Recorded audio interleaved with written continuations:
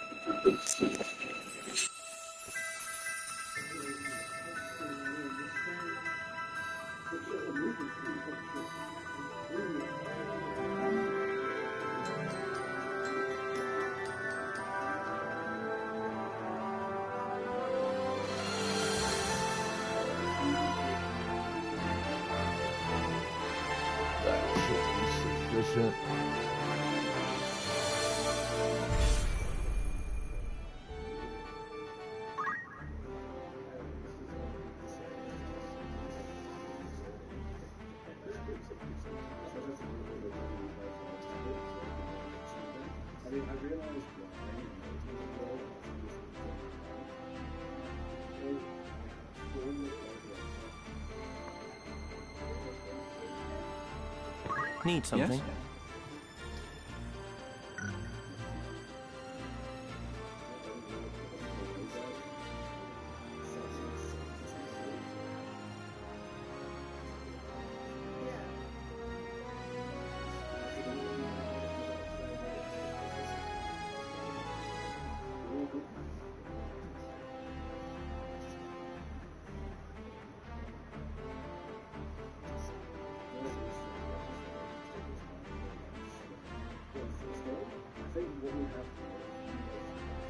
So first and foremost, I want to apologize to my viewers, my community, that I wasn't on Wednesday like I normally would be.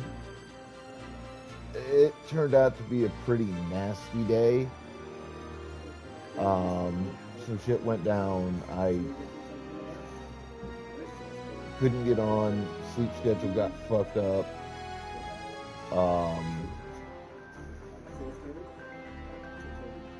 It's just pretty bad. Hang on.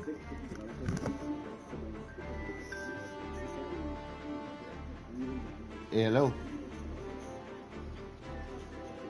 Yeah, did you check to see if the door's open first?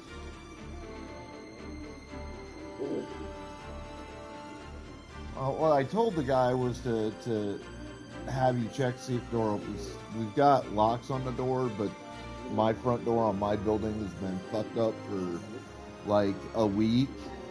It hasn't been closing properly, and I wasn't, I don't know if they fixed it. So I haven't been down there. I told him to have you check it first, then call me if you couldn't get in.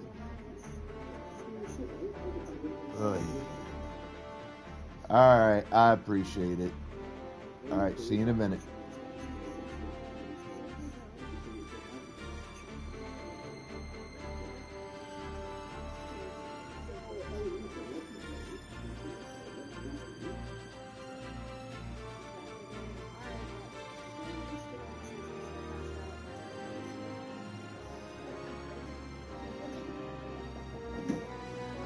Alright, hang on, chat. Be right back. Coming!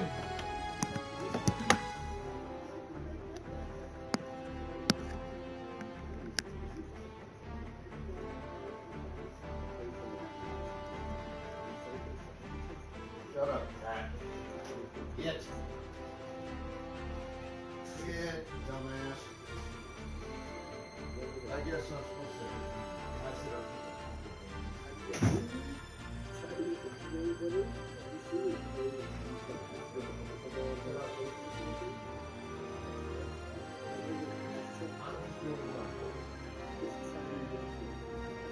They're not any good anymore. I use them, but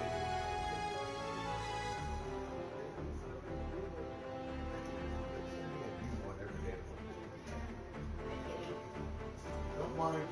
He's just looking for attention. He's just looking for attention.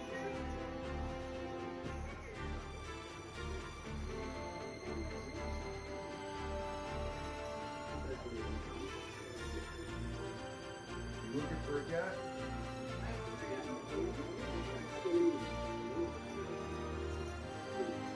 Anybody that might be? Glad to get rid of it.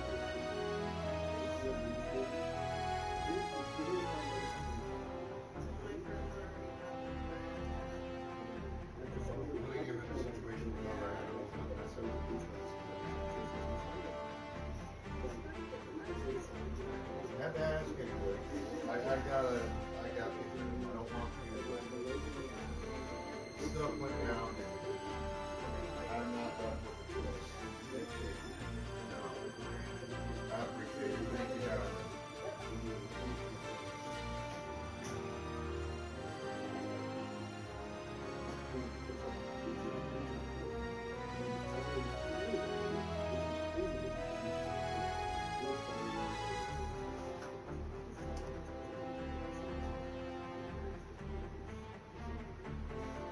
Harry, that's fucking attention. Shut up.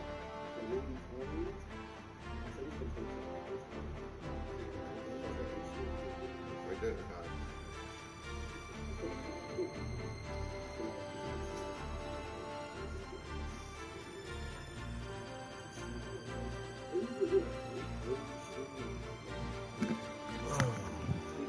All right, sorry about that. That was my pizza order.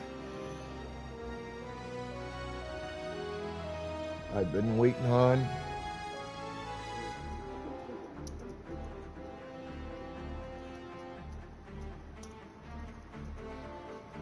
Hey, Lizard, welcome back in. I didn't see you on Tuesday, brother. You okay?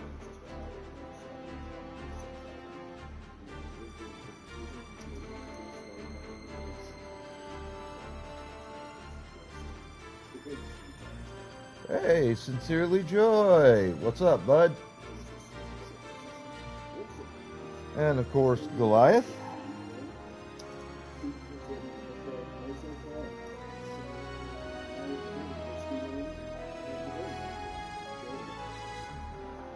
God damn it.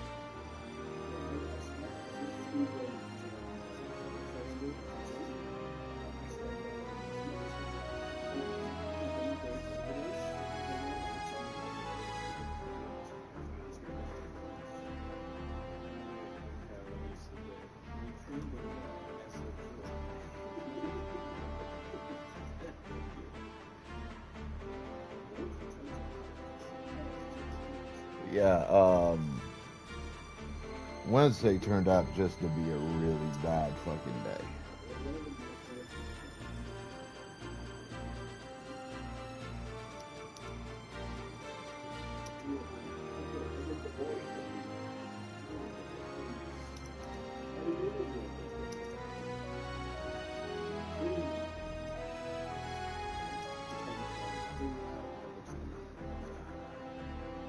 And I meant to get on yesterday, but what happened on Wednesday kind of fucked me up really bad. Like, I was up off and on yesterday and just didn't feel like it.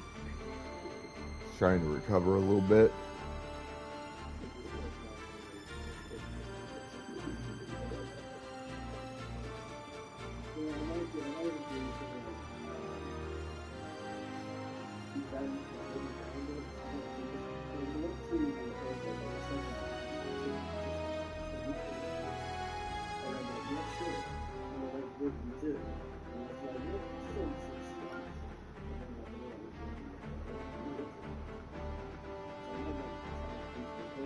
Yeah, I'll be honest, I'm not 100% fully recovered.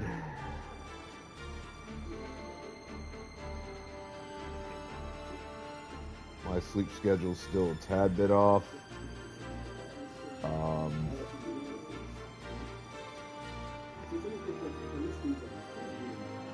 Dealing with some medication stuff.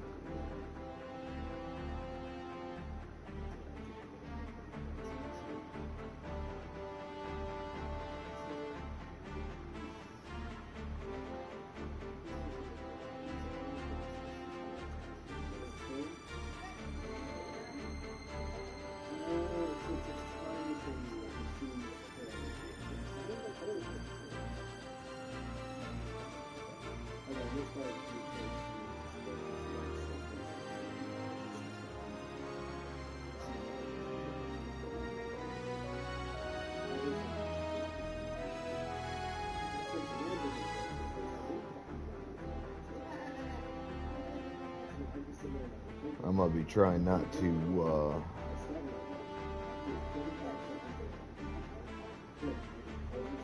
play much on here. It's going to be too complicated because part of the problem is one of my fingers got injured. My pointing finger on my hand during what happened Wednesday morning.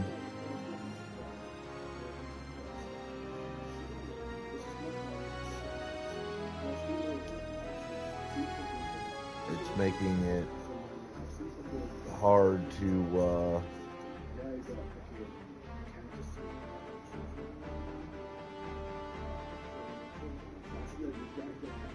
use the shoulder buttons on my controller.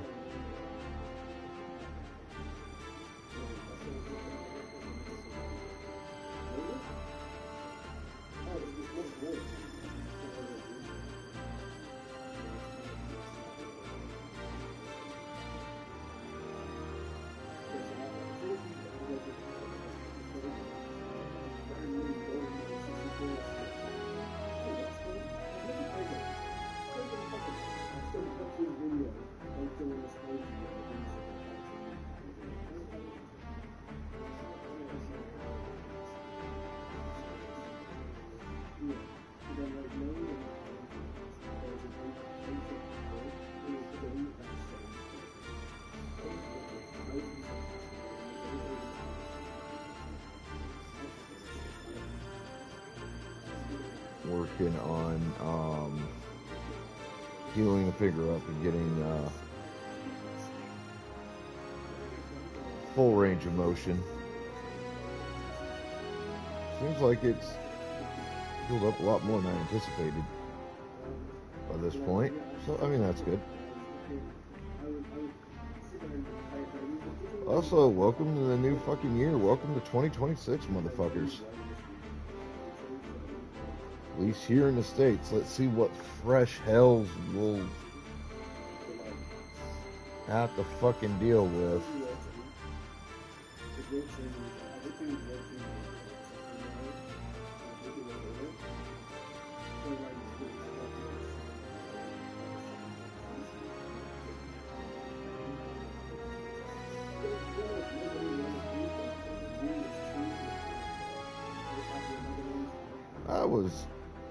I had some interesting thoughts this morning, though. Last couple of days I thought about this.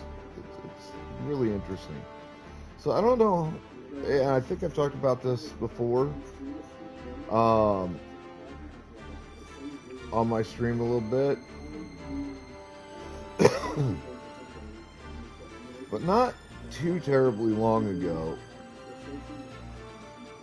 scientists had announced that they had allegedly brought back the dire wolf from extinction. It went extinct millions of years ago. Like, it was around during the same age as like the woolly mammoth, back when the age of mammals is considered to have officially begun, shortly after the extinction event that brought about the death and destruction of the majority of dinosaurs that were alive at the time. Turns out that what they did was they just genetically spliced direwolf DNA onto the DNA of existing wolves, and then claimed they brought back the dire wolf. So the claim itself was a little bit exaggerated, just a bit, not 100% truth.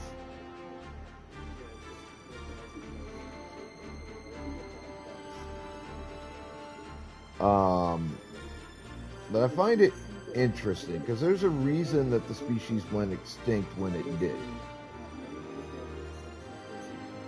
You know what I'm saying? Like, you understand where I'm coming from with that? And I'm thinking about, like, the potential impacts of reintroducing ancient species into the modern world. And yeah, I've been thinking about like would their systems, their immune systems and everything be able to handle the modern world versus the way things were when they were part of the food chain all those millennia ago. And the inevitable conclusion is, without a great deal of genetic manipulation,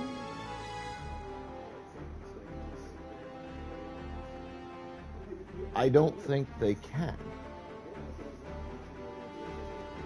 I sincerely don't think that species that lived during the end of the dinosaur age or, the ice age could actually survive in the modern era.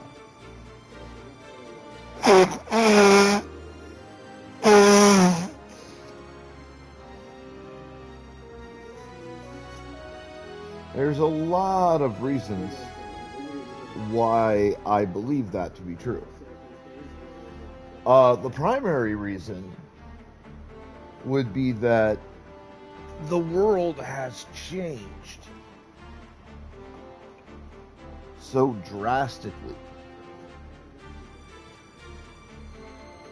on every level in every way from when these species were part of the food chain and in certain cases like dominant species on the food chain compared to today. For example, the overall climate of the world was considerably different. It went from a allegedly hot, vastly tropical setting pretty much worldwide to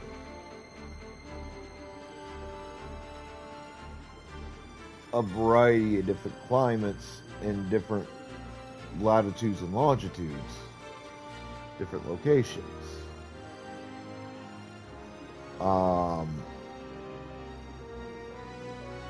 Radiation getting through has increased. It's a lot worse than it was during the era such creatures were alive. Like there's all these differences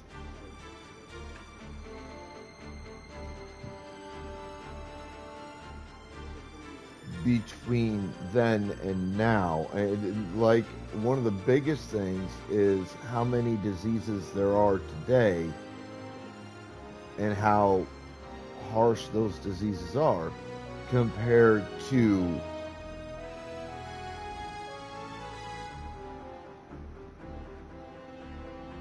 the era such creatures were alive in. And I find it interesting that scientists think for an instant that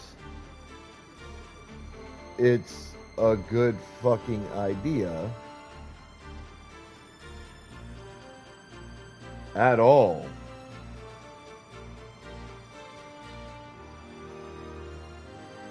to attempt to bring back these kind of ancient species and introduce them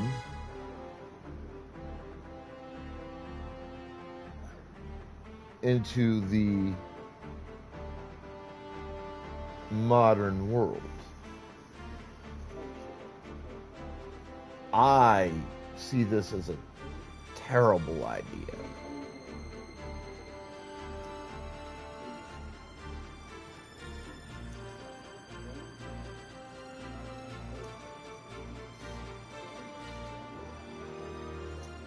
And it's not just the deal with like the change in climate and environment and food chain that makes me think it's a terrible idea. It's like everything. I don't think modern day food chains ecologically could support these creatures. There wouldn't be, in my mind, there wouldn't be enough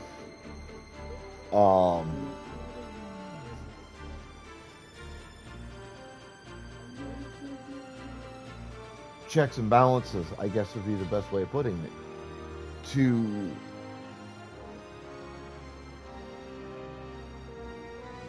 take these creatures and deal with them on a successful level.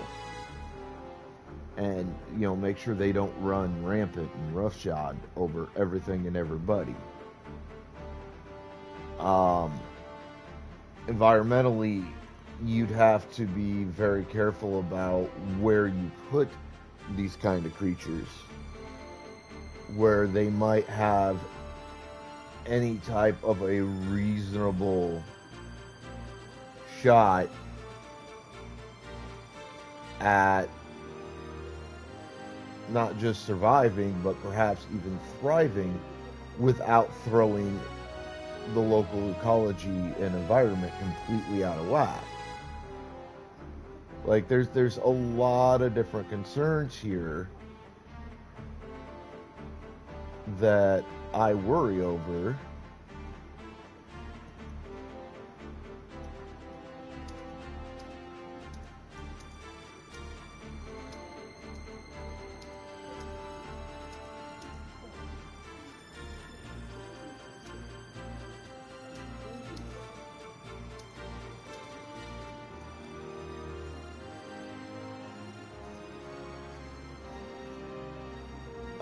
And then, you know, at the same time that the claim was made about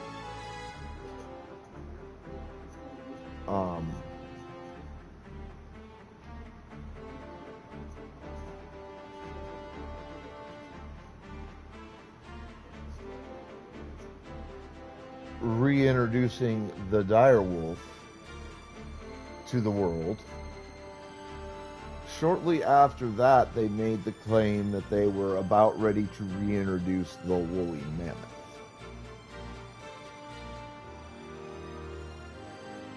Now, I read an article, this is kind of what got me thinking about this recently. I read an article the other day that kind of talked about these claims a little bit.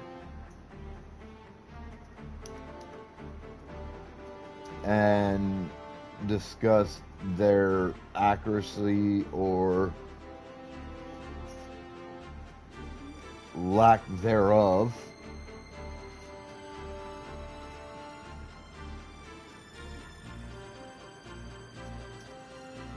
And the woolly mammoth claim, according to the article, is pretty much bullshit.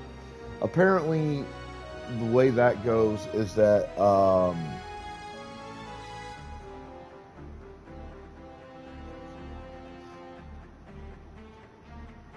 what happened is they experimented with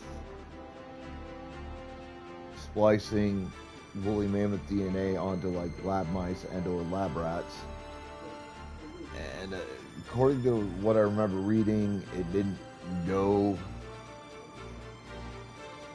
very well for the experiment. It also got me thinking, like, where'd they get the idea to do something like this? The only thing I could think of is the Jurassic Park / Jurassic World movie series. Which gets me thinking, like, what's the ultimate end goal for these scientists?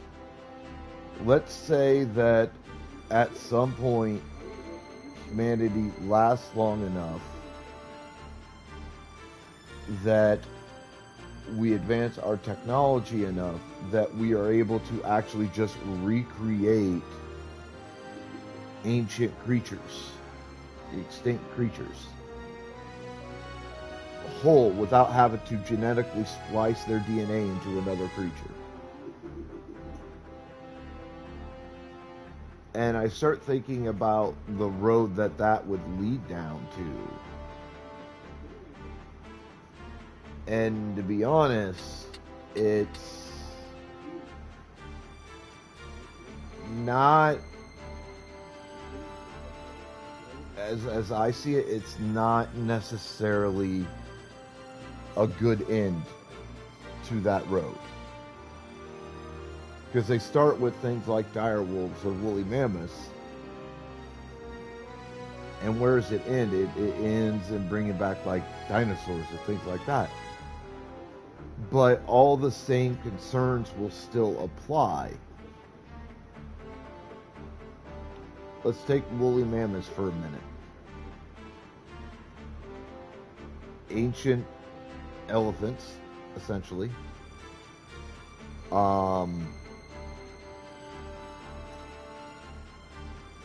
Massive. Much more massive than the modern day elephant that we see.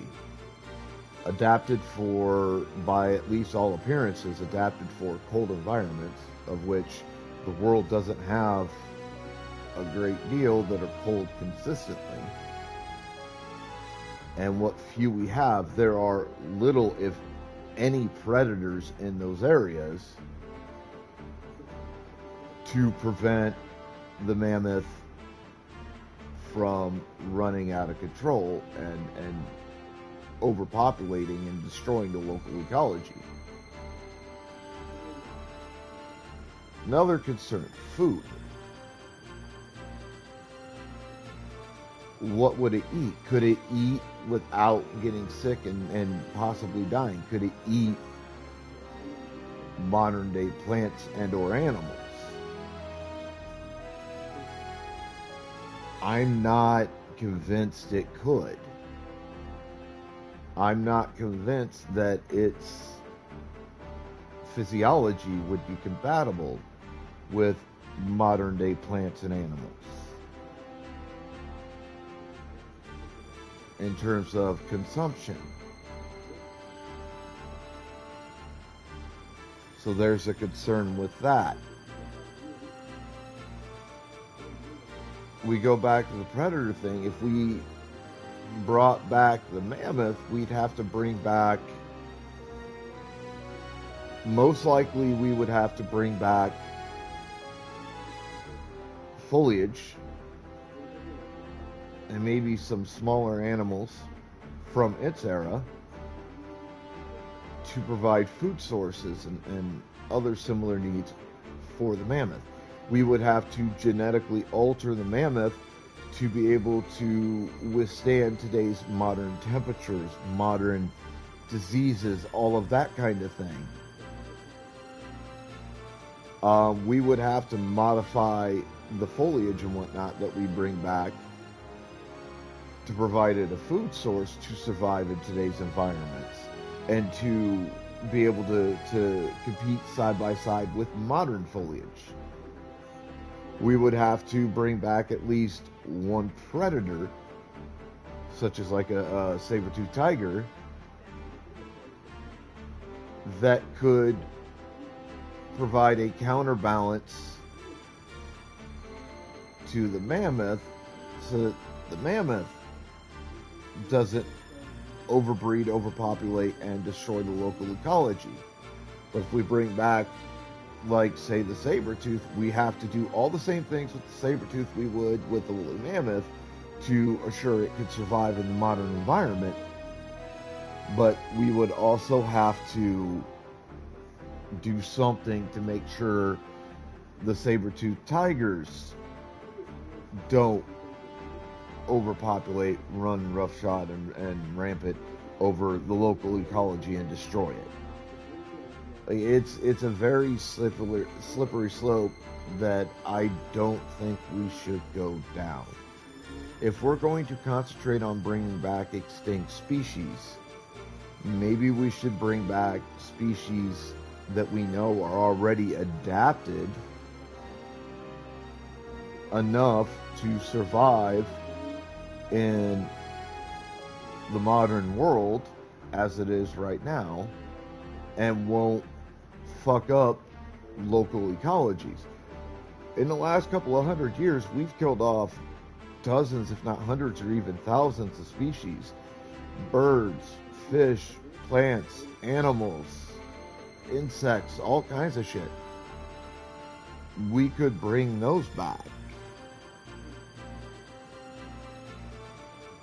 and reintroduce them to the environments that they're known to be in, and reset the ecological balance.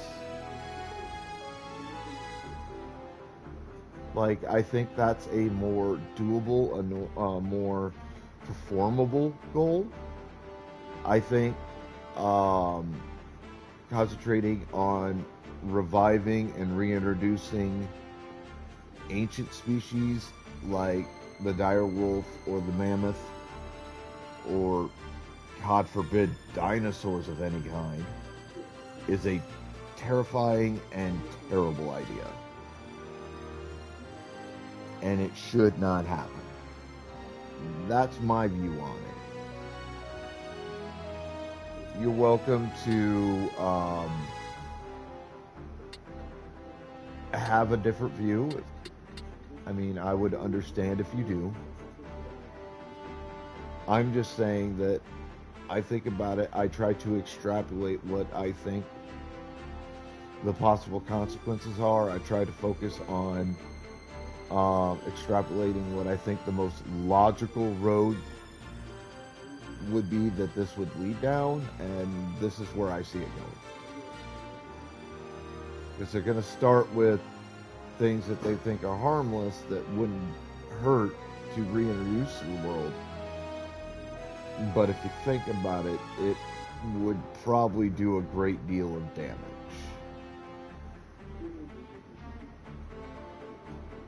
It's something you would have to be incredibly careful about, and I just don't think it's a good idea. It's my point of view. Again, you can agree, disagree, completely up to you. I understand either way.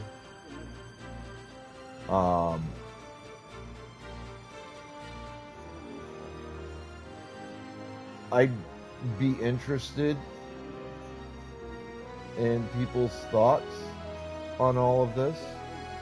I would. I think it would be an intriguing concept to get your points of view on. Especially since, scientifically speaking, we are already on the path to trying to do this. They've already done the gene splice on the dire wolf thing. Like, that's actually happened. I don't know how well it'll work out. And another thing you have to ask is, I was wondering about this too, because we know the parents pass on at least some of their genetics to their offspring. Like, this is scientifically proven to be true. So we have to ask, because they've already done this with the wolves and the dire wolf thing. They've already genetically spliced dire wolf DNA onto wolves, modern day wolves. If that wolf breeds, if that hybrid wolf breeds, would it pass on in any way, shape, or form, on any level, the dire wolf genetics that were gene spliced into the parent wolves to make them a hybrid form of a dire wolf?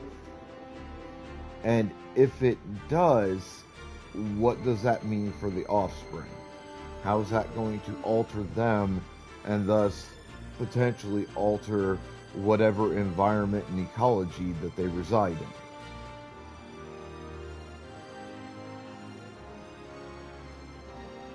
Kind of a scary potential series of consequences with that, if you sit and think about it. Alright, I gotta get up, and before we actually get to gameplay, I gotta get up and go take a piss. I'll be right back. Hang tight.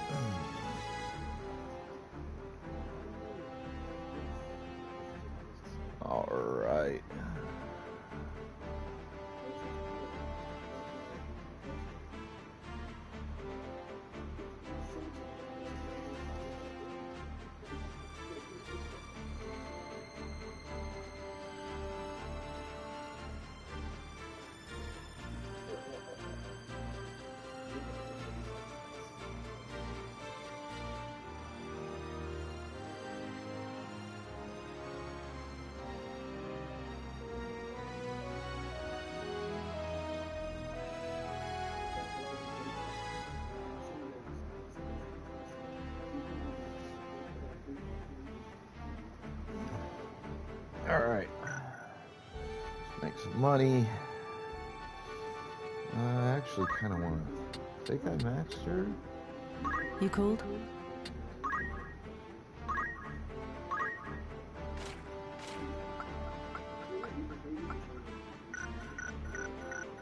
Yeah. Just need to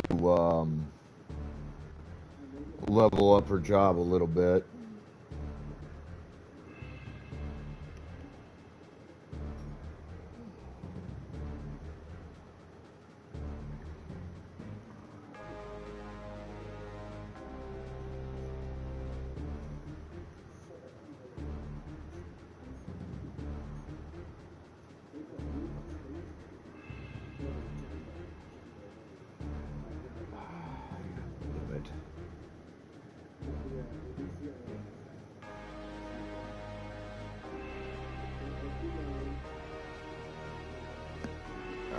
There we go.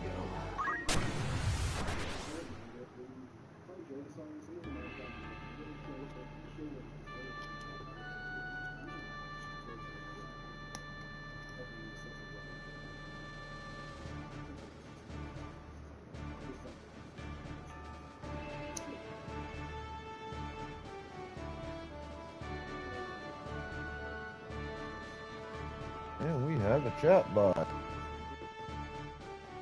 See you later, asshat.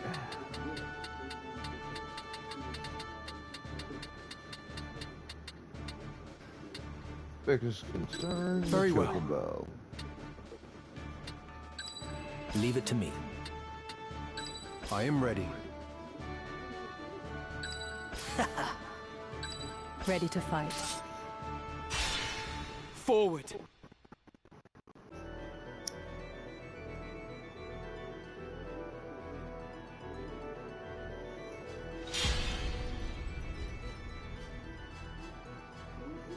My turn.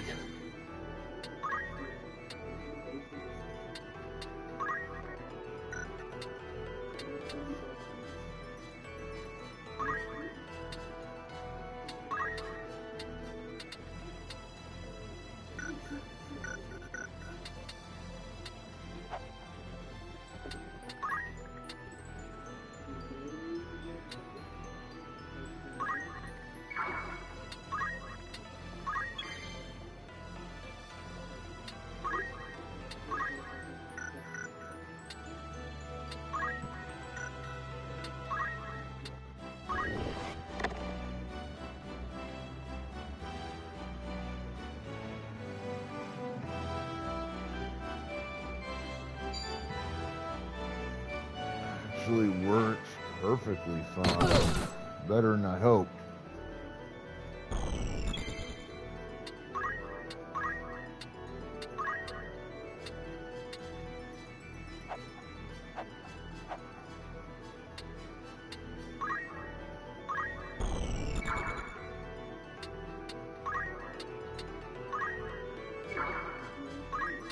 Leave it to me.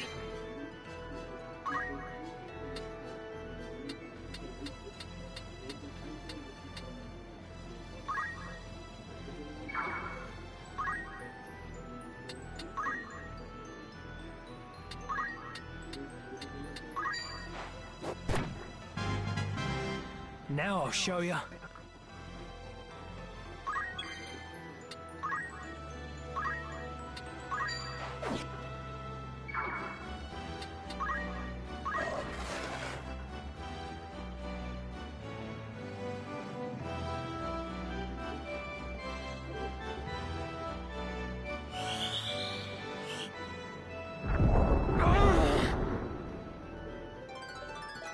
Good progress.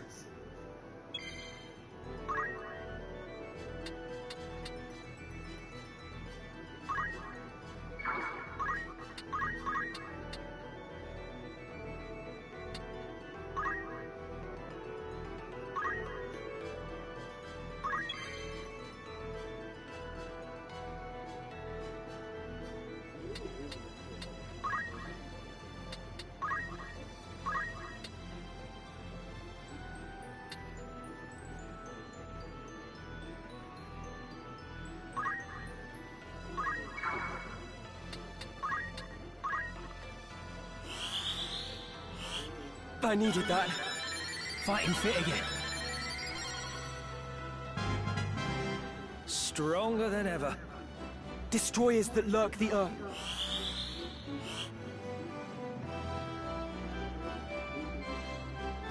Onward.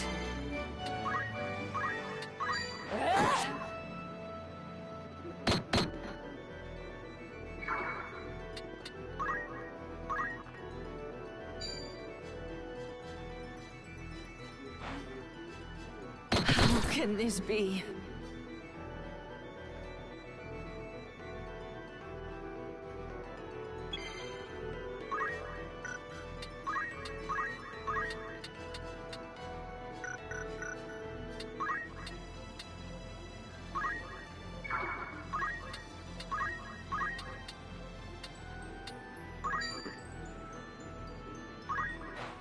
No turning back.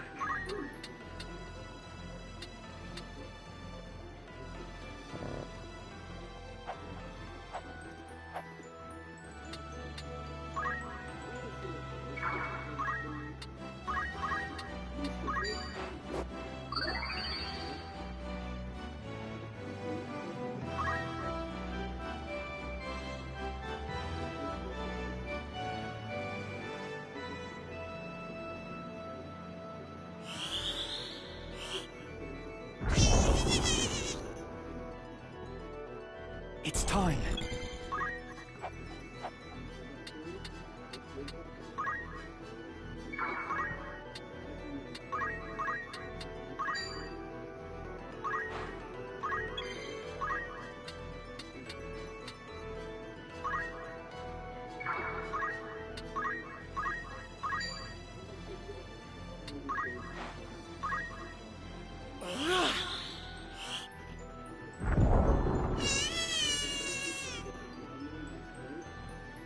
I'll see to that.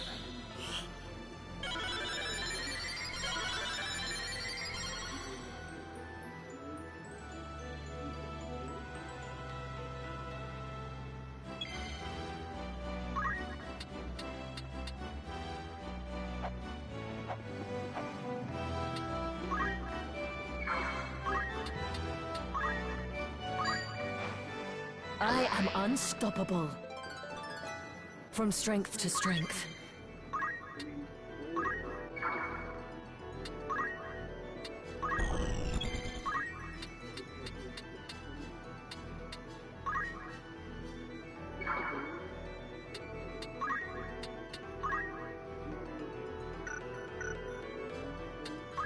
My turn.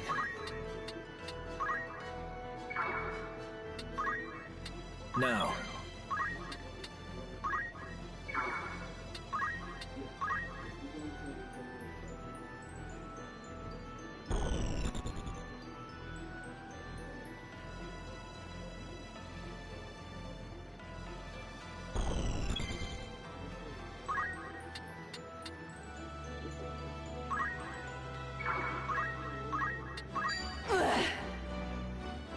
It's time.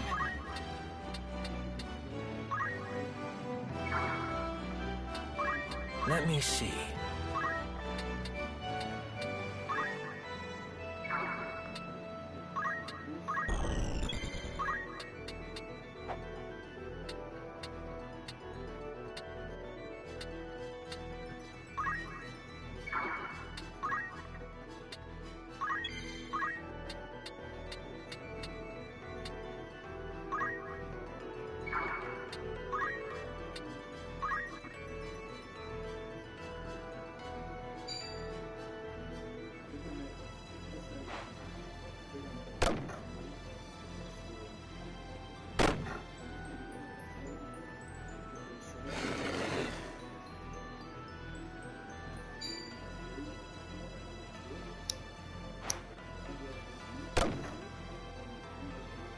You asked for it!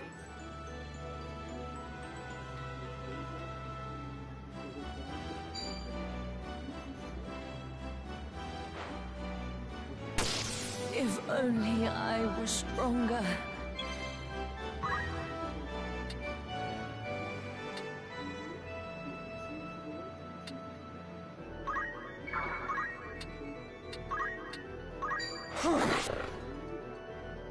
Too slow! Now.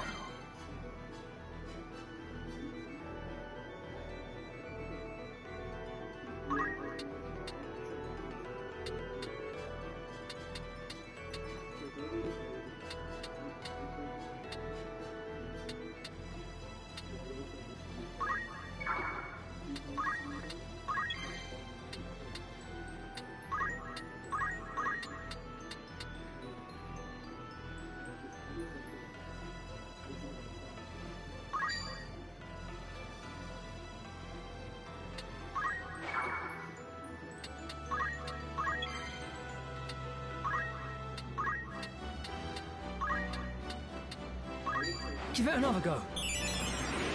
It's not over yet.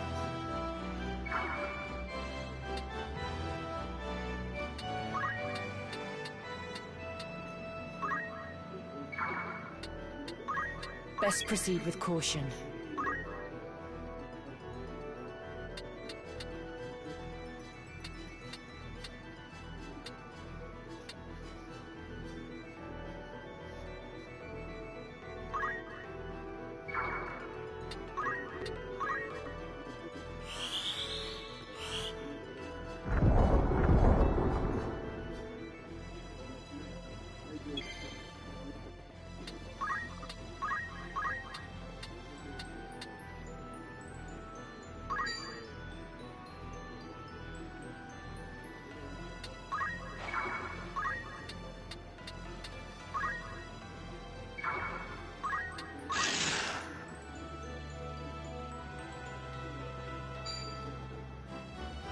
Come on, dodge the attack.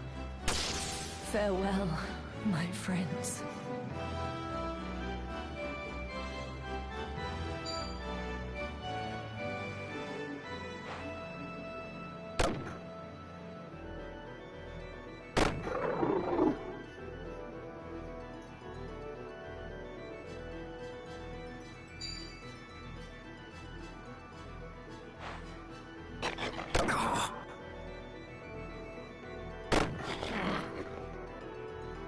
My turn.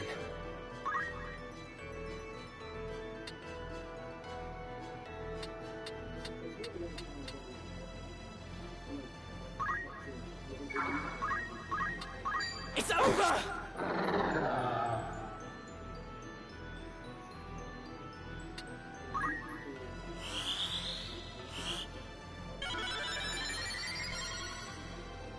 I fear nothing.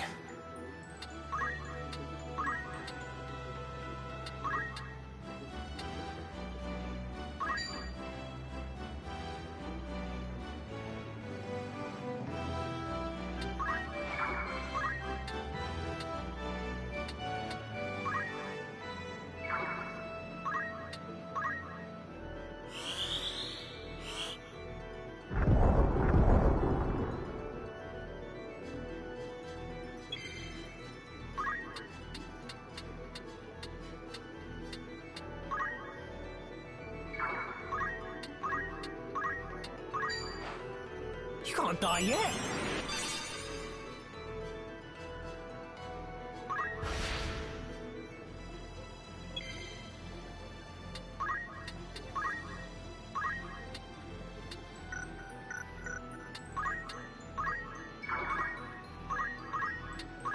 Fear not.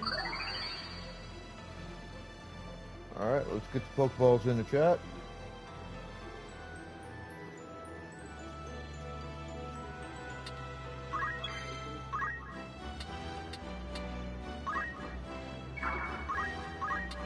I have you now!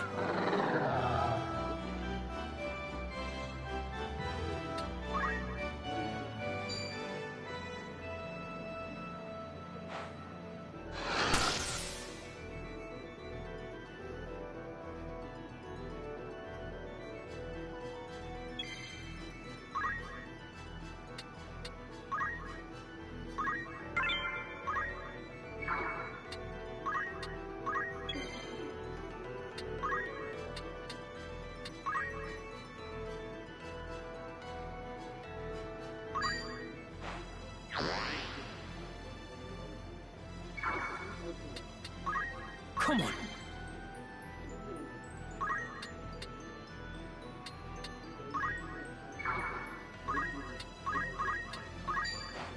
All right.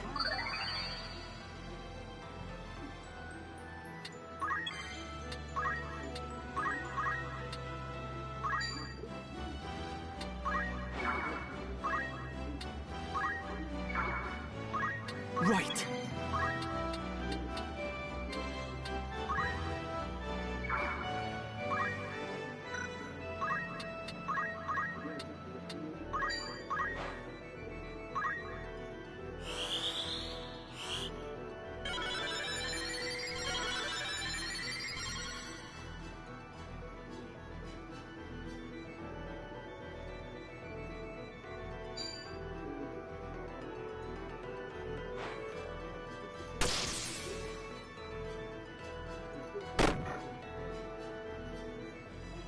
The battle is ours.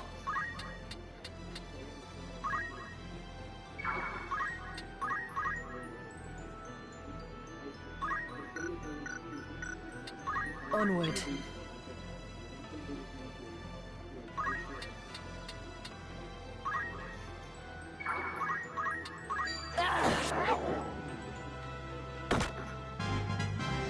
I'm not finished yet.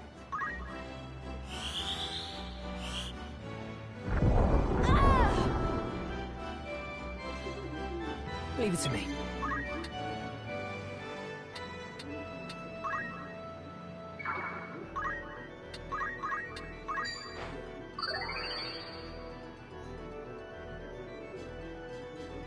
Let me see.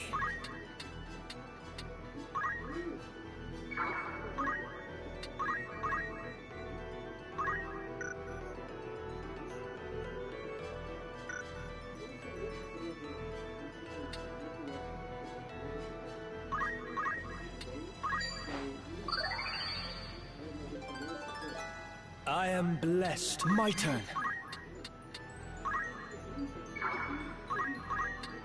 It's over! The fruit of my labors.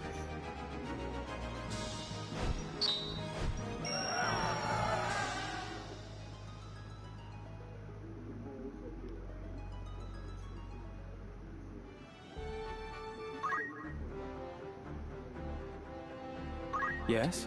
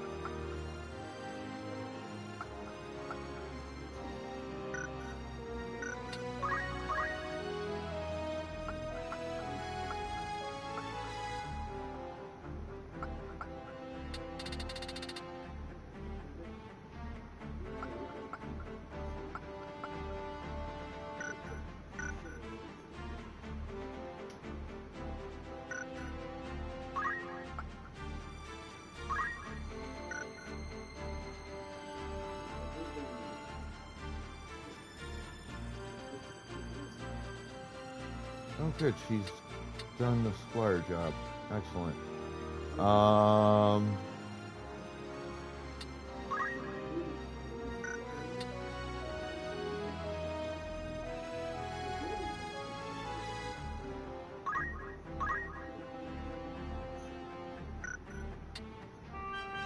How does it look?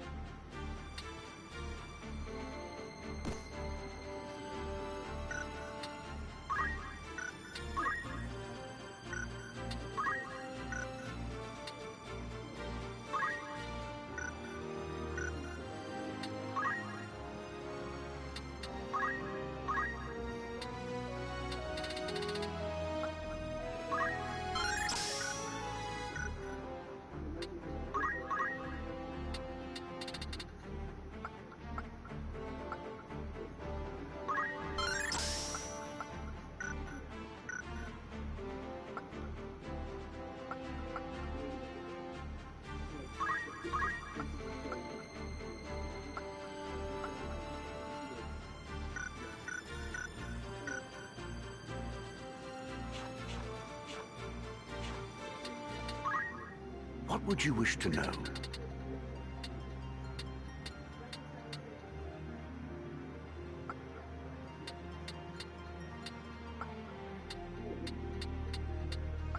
Safe travels.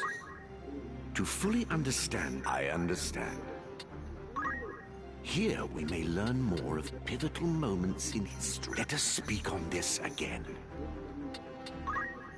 A deeper understanding may lead to fresh discoveries. By all means.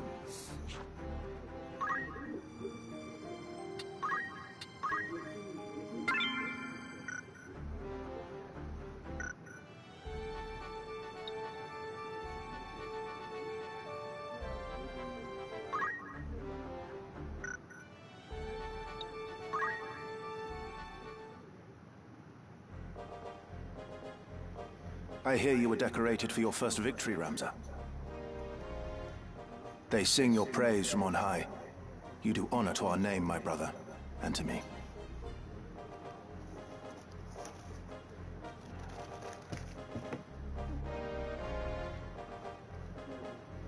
I am glad. Oh? You would not seem it. I am. Forgive me. Your words do me far more honor than I have done you.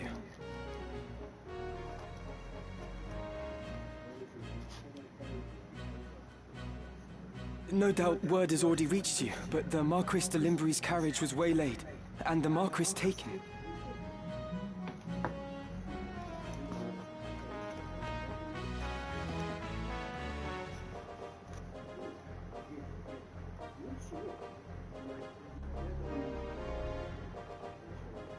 What have you in mind to do? I have already asked Zalbarg to dispatch a squad in pursuit. These brigands must eventually come forth to demand ransom. That is, assuming the Marquis yet lives. I beg of you, Count Beowulf. Lend me 100 men that I might hunt the Horsens down.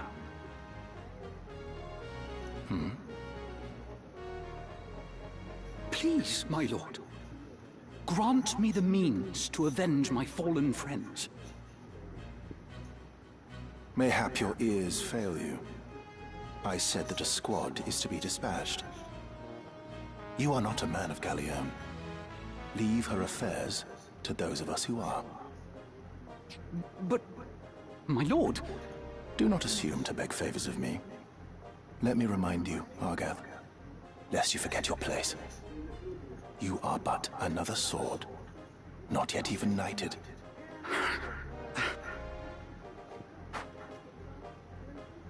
The two of you will remain here at the Ypres politics of this era and serve was among the castle guard. nasty.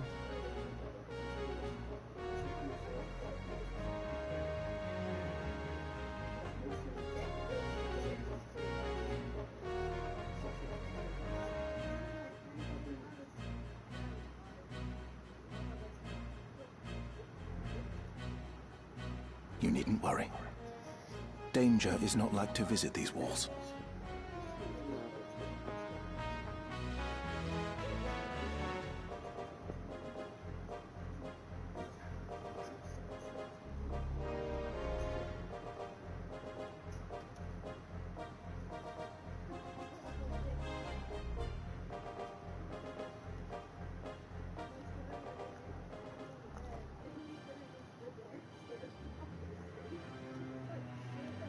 My own house was once respected as highly as House Beowulf, you know?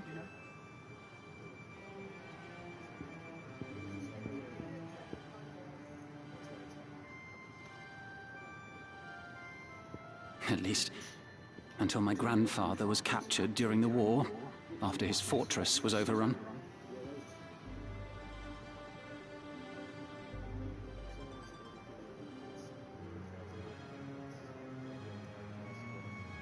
In hopes of saving his own hide, he divulged intelligence about our forces. Positions, numbers, supply routes, whatever it took, he rendered up to the enemy. He turned traitor, thinking to buy his freedom with the lives of his friends. But his freedom scarce outlived his honor. He was not a dozen paces out of the gate when the dagger found his back, killed by some common squire, no more a knight than I. One of his supposed comrades spread word of his misdeeds. My Lord Father would have none of it, of course. But he was the only one. Our bannerman deserted us. Our reputation ruined.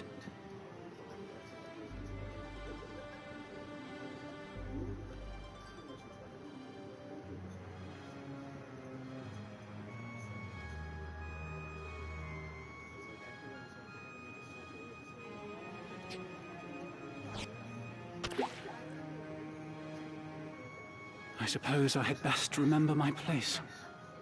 Your lord brother has no reason to lend ear to pleas from the likes of me.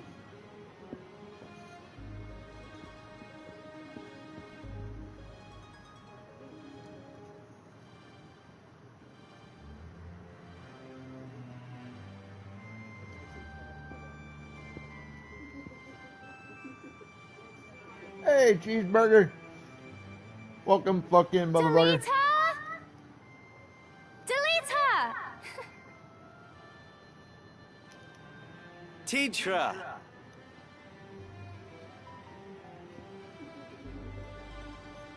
Alma! Zalbark!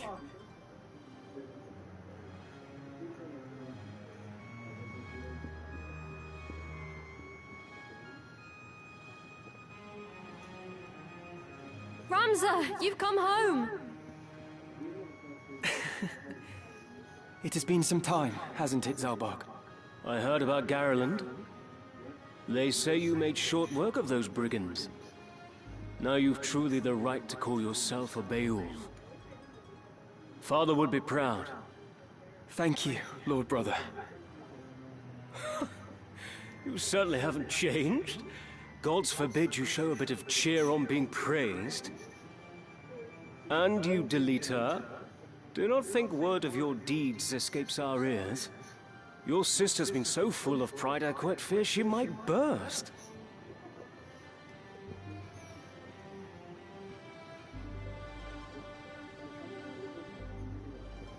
Worry not, my seams have held. Glad to see you looking so well, Delita.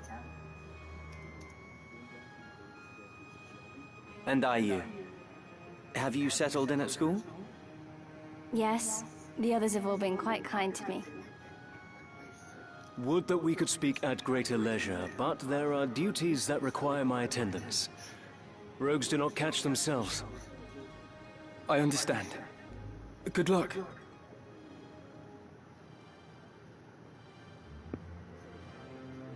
Oh, we received a note of ransom from the Corpse Brigade. What? Something about it sits unwell with me. They are anarchists, to be sure, bent on bringing down the aristocracy. But they fancy themselves righteous, and prey only on the nobility and those in our employ. Indeed, when they took hostages in the past, they demanded only in exchange for their captured brethren. Would such as they truly kidnap the Marquis for want of coin? Why wouldn't they? They're naught but common footpads. What would they know of honor? More than you. One of the men I dispatched to watch them has not returned. I suspect he learned something of import and was caught for it. However, there are those who do not think some mere spy worth a search party's efforts. Where was he last known to be? In Dorta, a merchant city east of Galleon. Guarding a castle grows dreadfully dull. Wouldn't you agree? Forgive us, Tetra. It seems we must be leaving sooner than we had planned. Don't worry about me. Just take care of yourself. I will. Mind your studies. I'll be back before you've even noticed I'm gone.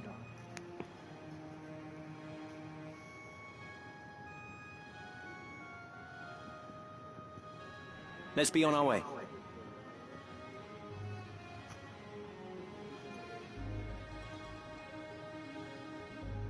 Tetra puts on a brave face, but the truth is not as honeyed as her words.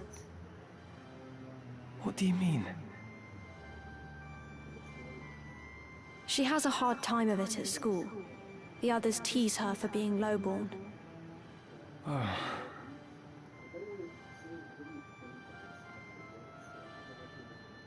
Forgive me. I shouldn't have said anything. I'm sure you have worries enough of your own. Tetra will be all right. I'm here to look after her. Then there is naught to worry about. But mind your own limits. You can't be responsible for everything. Says the brother who never fails to do any and all that is expected of him. Unless you forget, I'm no less a Beowulf than you. It'll take more than a few mean-spirited school peers to get the better of me. But please, don't lose sight of yourself, Ramza. You needn't let your life be ruled by the fact you were born a Beowulf. Now you're starting to sound like Mother.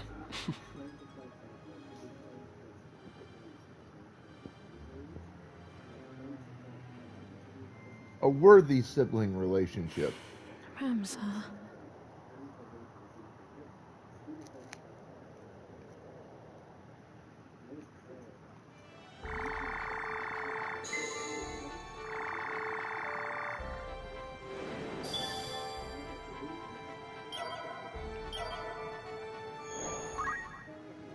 Welcome. Take as long as you need. You're in safe hands with me. This is your grand total. Is all too many thanks.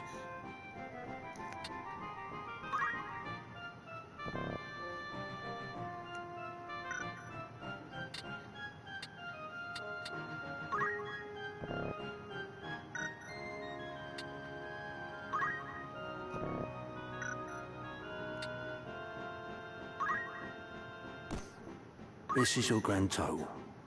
Is all the fine choice.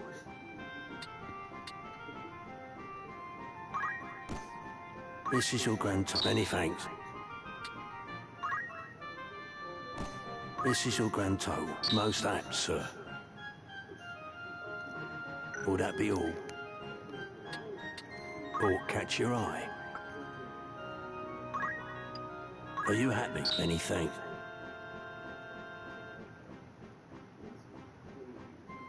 May I be of further assistance? After all, in particular.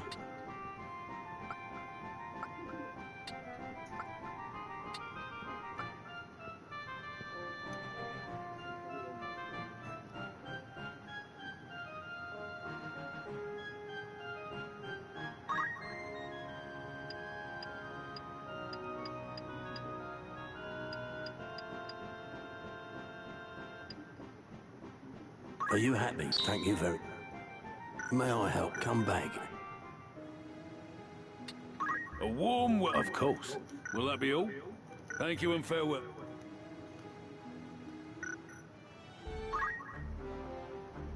Yes?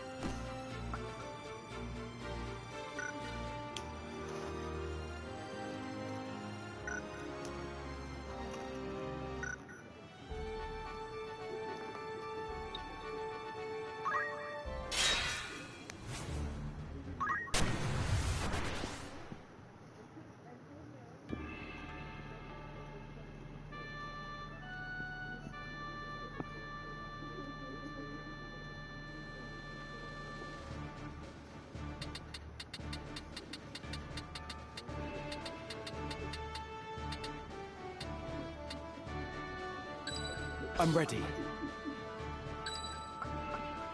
Onward. I am ready. Leave it to me.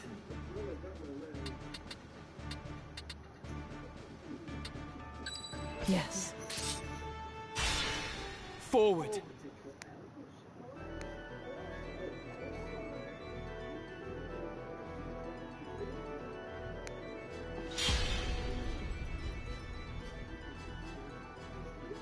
My turn.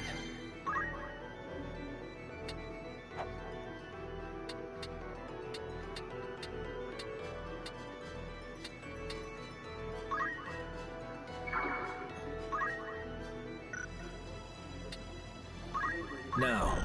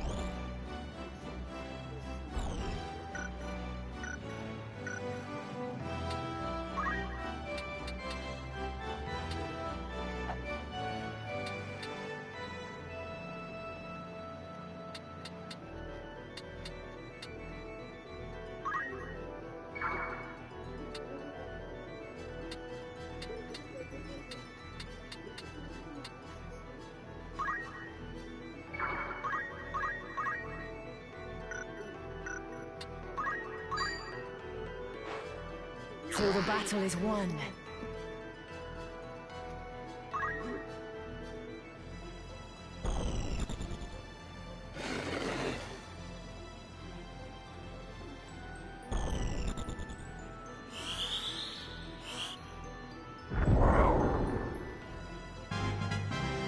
Good progress. It's time.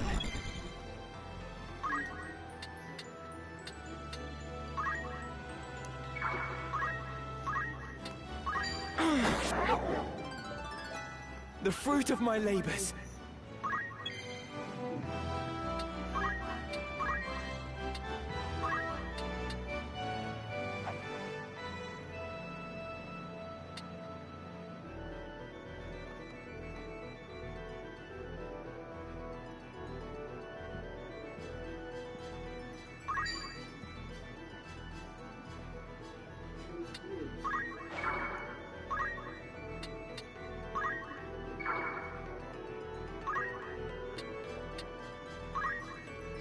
I trust in your strength.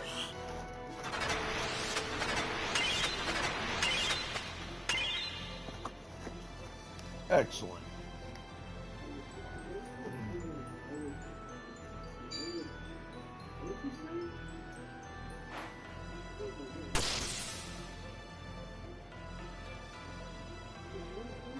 He didn't get the counter tackle. I'm upset.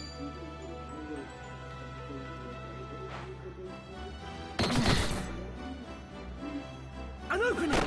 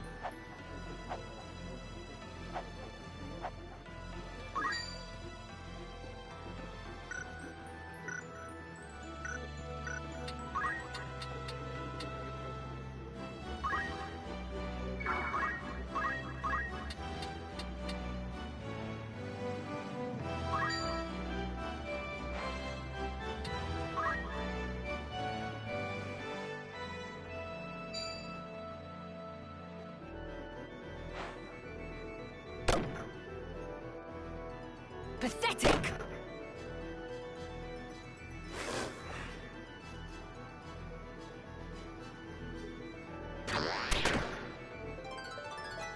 I'm not finished yet.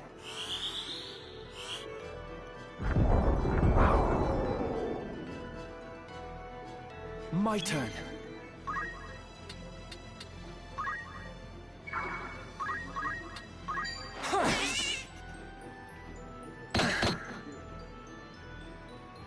Let me see.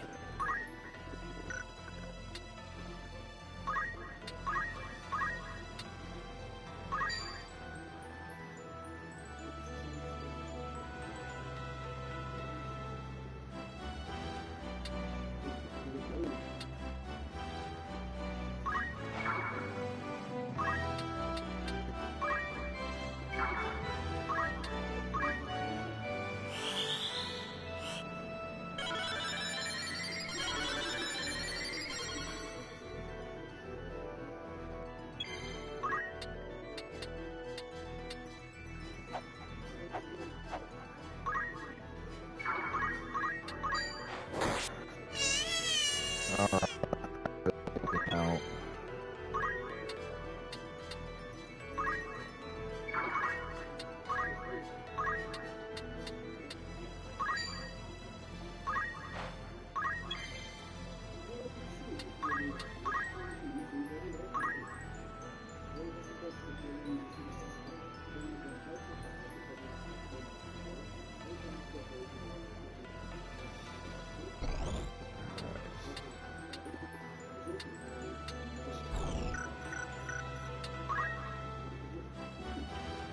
Except he's gonna move, isn't he?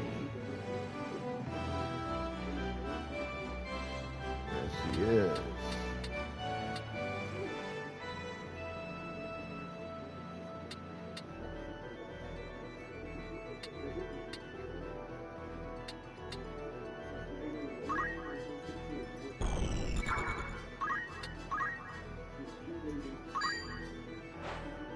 I cannot fail.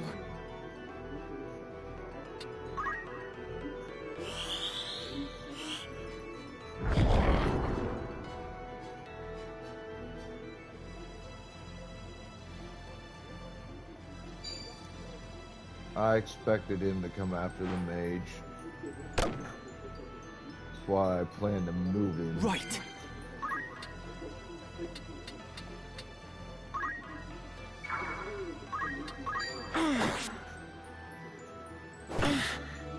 Oh, it's a Regigigas.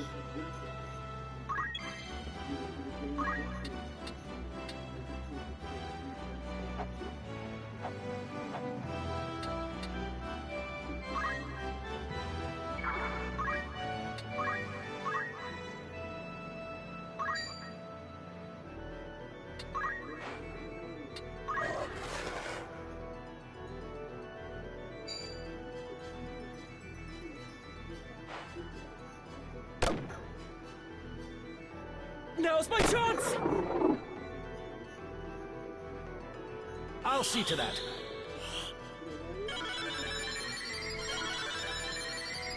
There we go.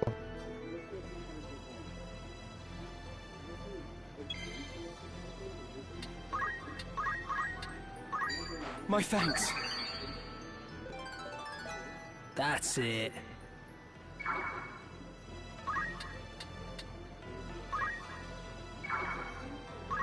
The next move is key.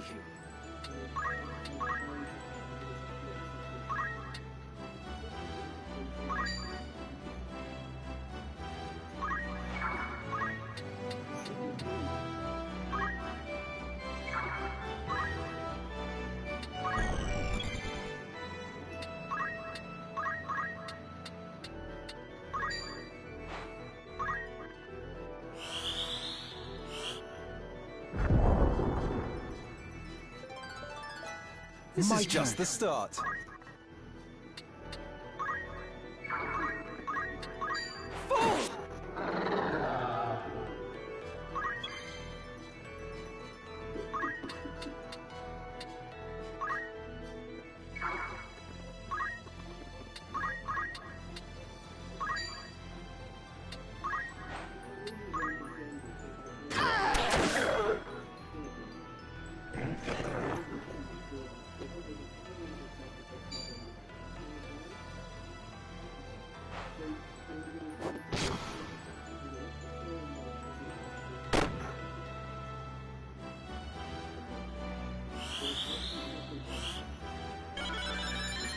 My eternal thanks.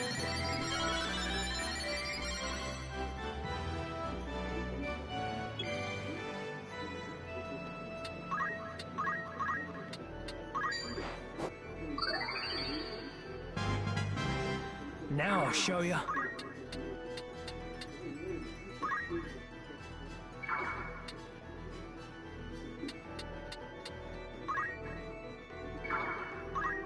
I fear nothing.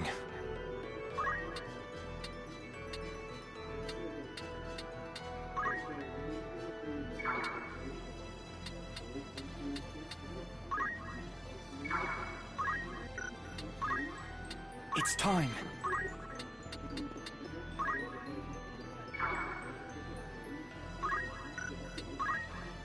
We will triumph.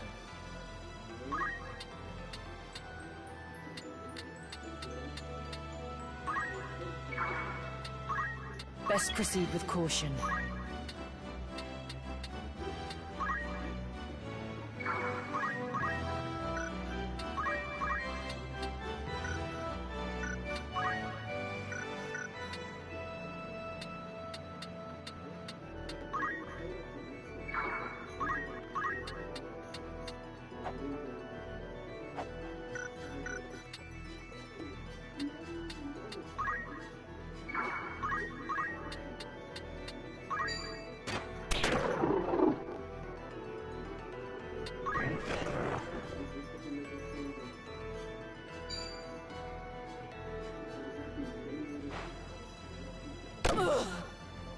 Boy, he really wants the archer.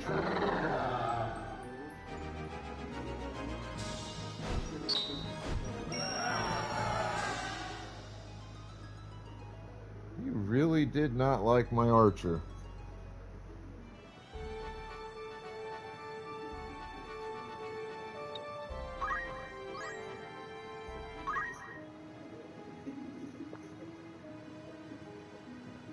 Looking for aught in particular? Who needs outfitting?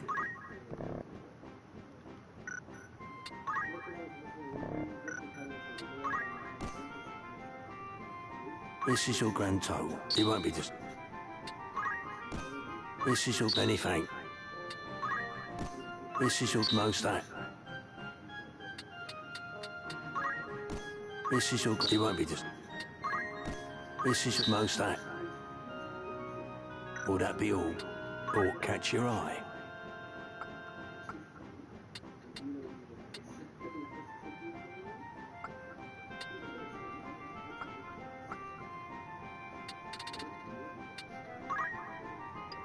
Are you happy? Thank you for your... May I be of further assistance? Come back any... A warm welcome. Thank you and farewell. Good day. It's just room. Need anything to come back?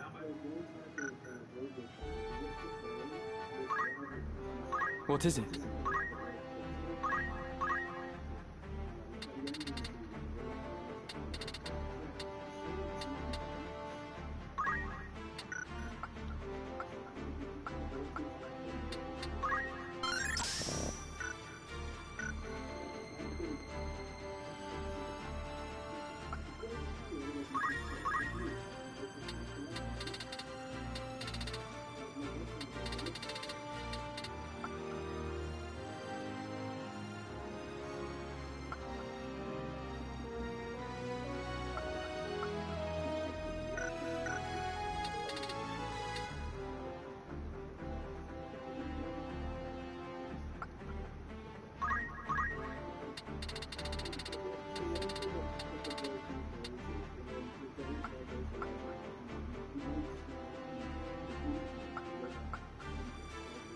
We're gonna save for that 400.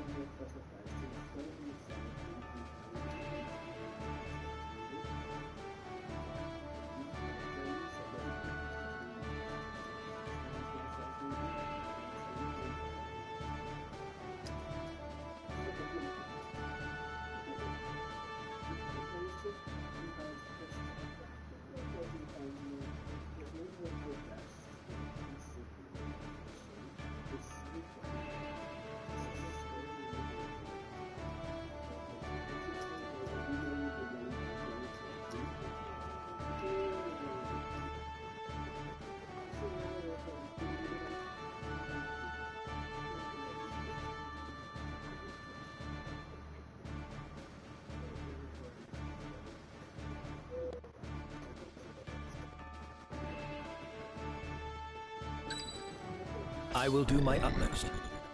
Actually, now that I think about it. I am ready. Yes. To battle!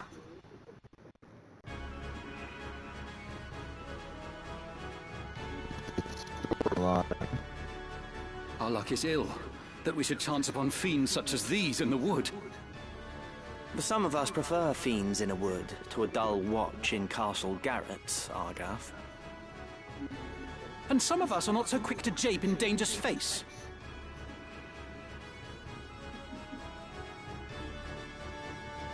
Enough talk. They come.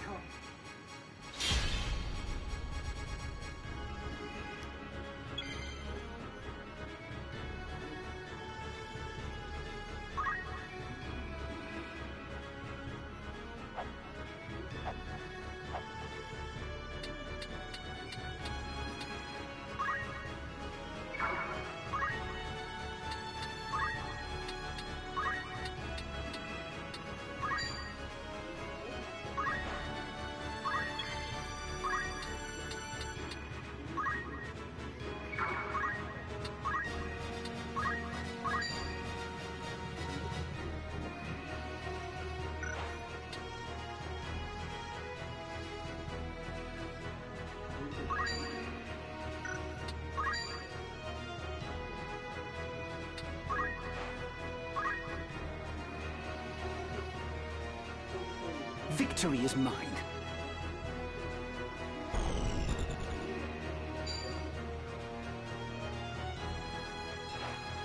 I see you.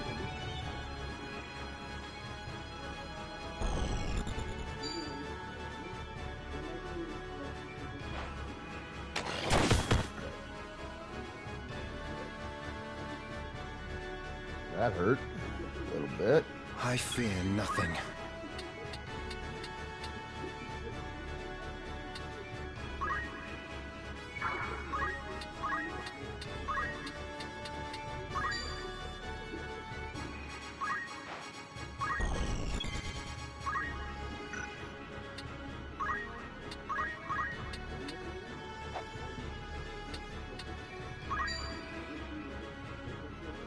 How will that not hit the target? Within range.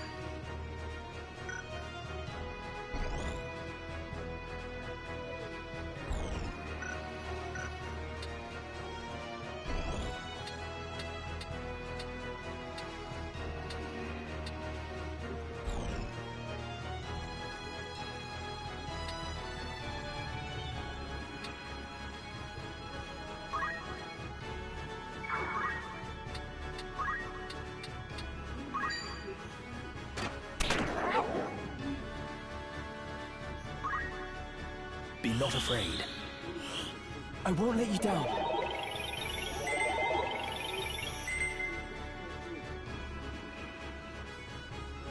There!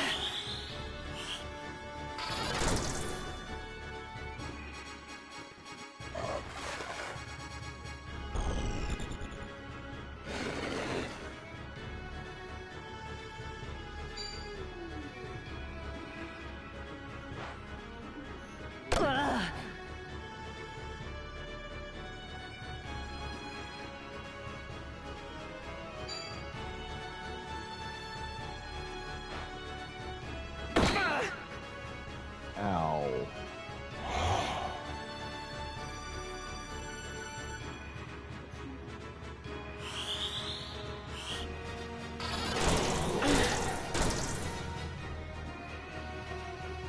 Right.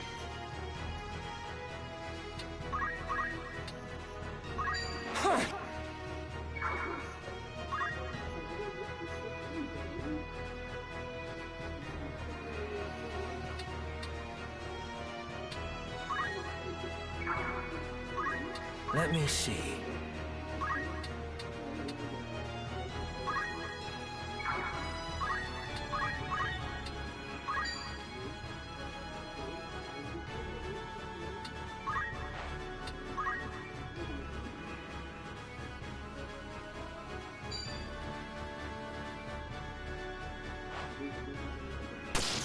I let my guard down. You'll soon feel better.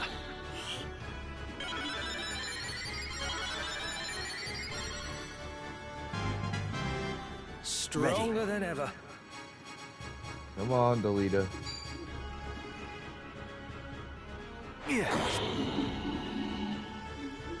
My turn.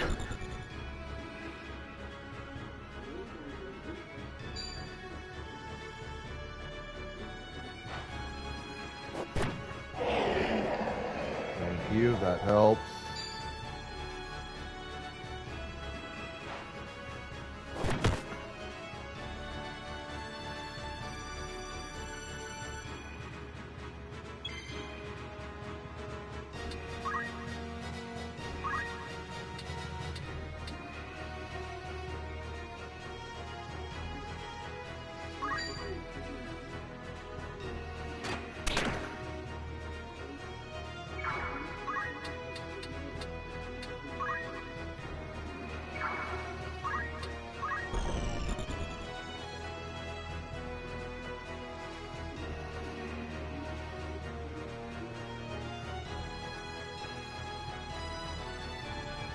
My turn.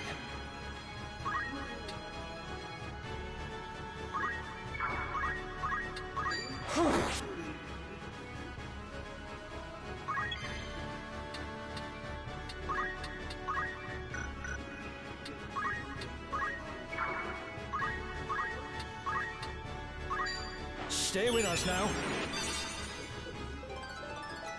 I've earned this.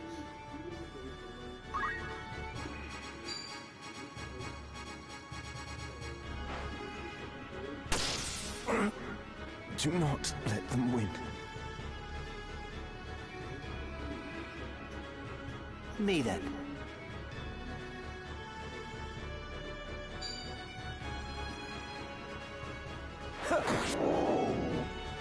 Excellent. Victory is mine.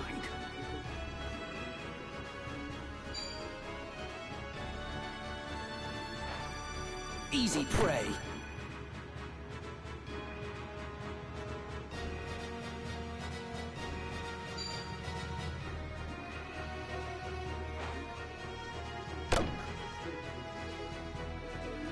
Where am I needed?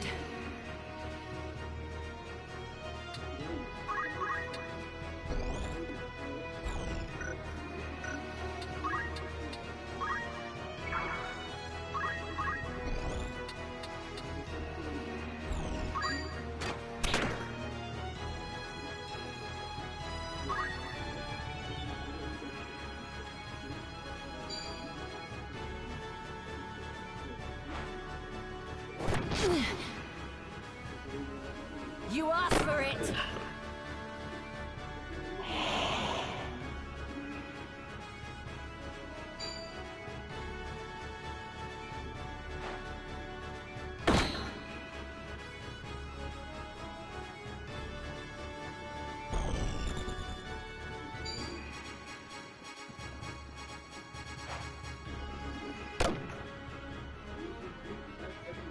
Right.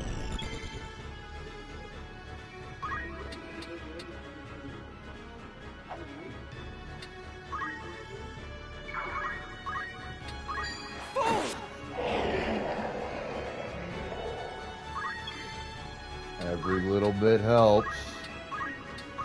Allow me.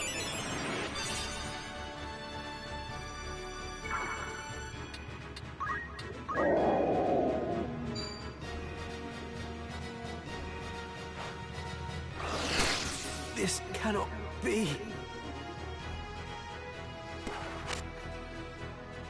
I shall win glory.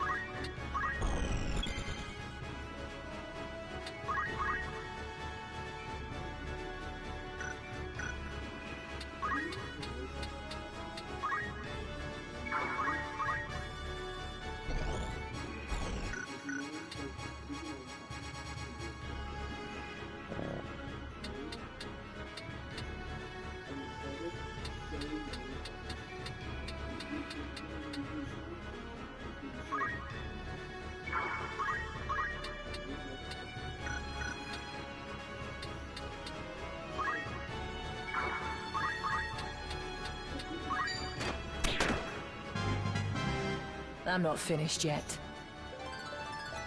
My efforts are rewarded. No.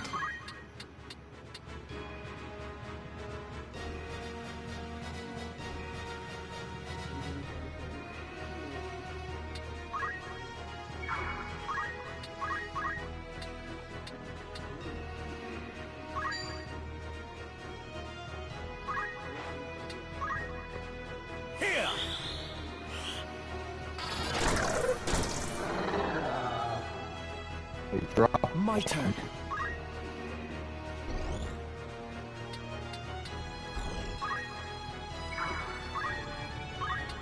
It's over! The fruit of my labors.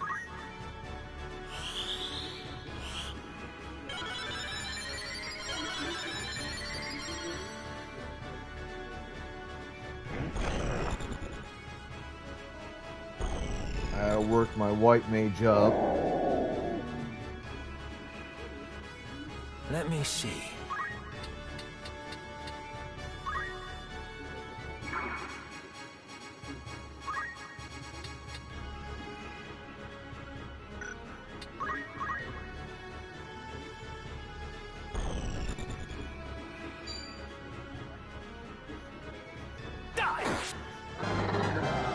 Huzzah!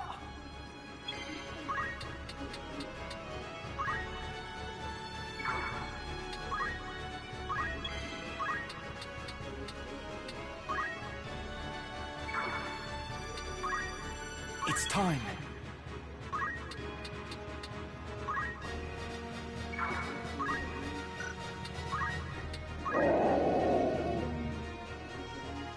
Now.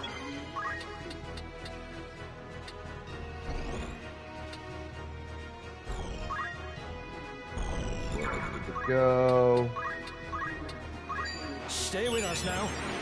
I'm in your debt. The next move is key.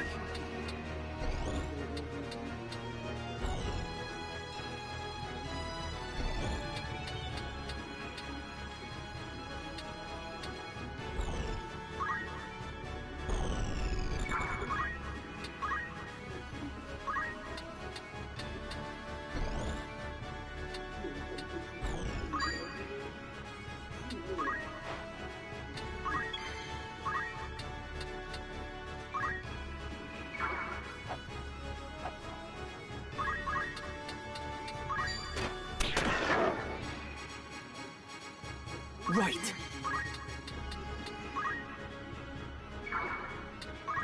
Ready.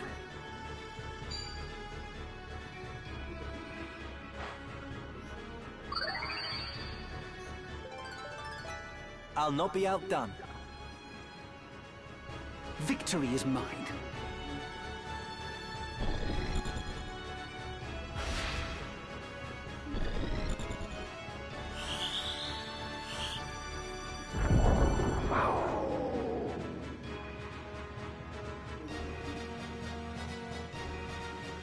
Once we are clear of the Weald, we should soon reach Daughter.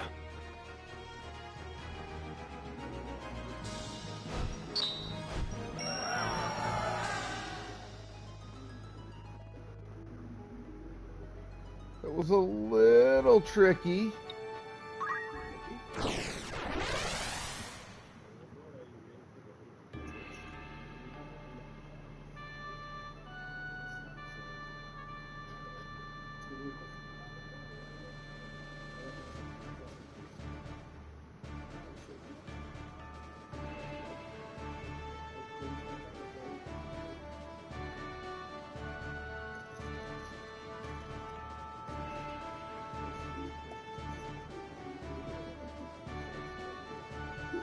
Alright, I need to go to the restroom, grab coffee. I'll be back. Hang tight.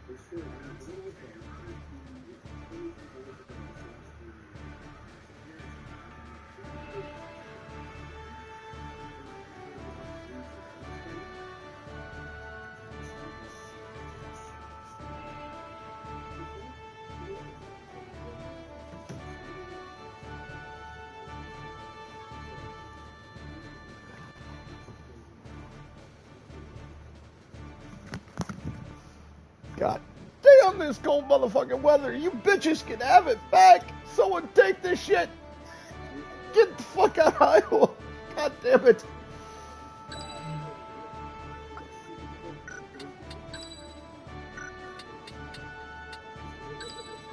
I will do my utmost.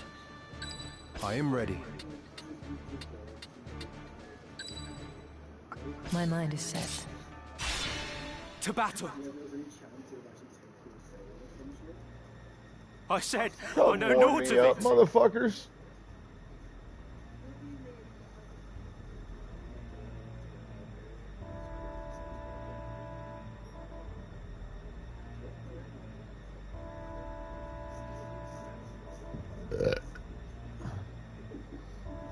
Do not speak false to me. I know what you've done. Where is Gustav?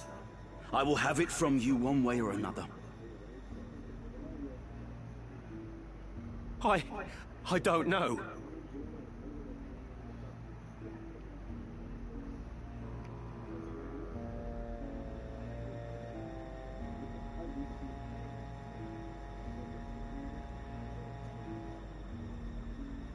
What of the Marquis?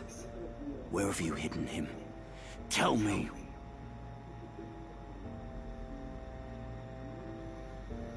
Cleaning glasses.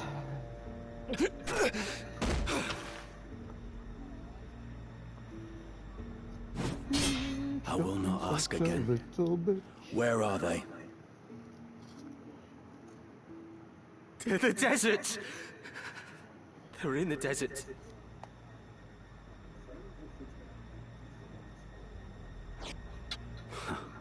The Sanrat Siege.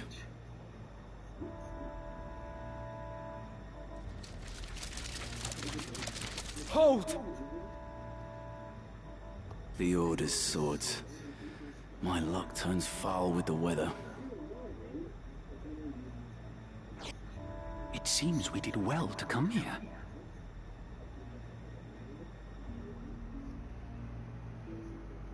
Have I not seen that man before? You know him, Delita? I have seen his face, I'm sure of it. It was at Egros, just after the war's end. You'll pardon me my misgivings, but this has not the look of any joyous reunion. To arms! To arms! And 2 legs! My turn. Sorry, I'm a smartass. You know what? No, fuck you. I ain't sorry to be a smartass. Fuck all y'all bitches. Can't fucking handle that. Welcome to my Gen X attitude. Y'all can suck a dick. You know what? No.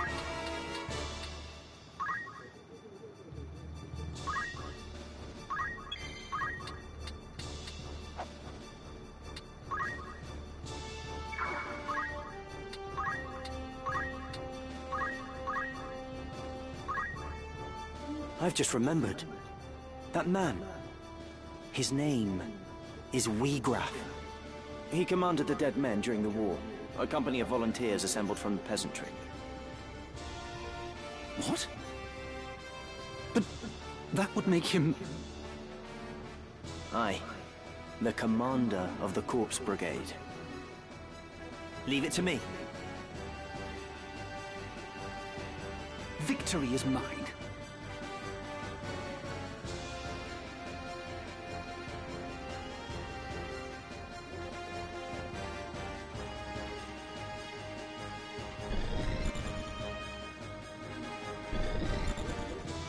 I fear nothing.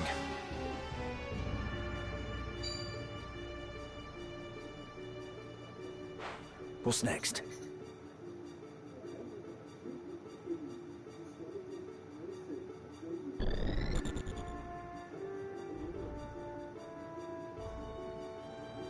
The battle is ours.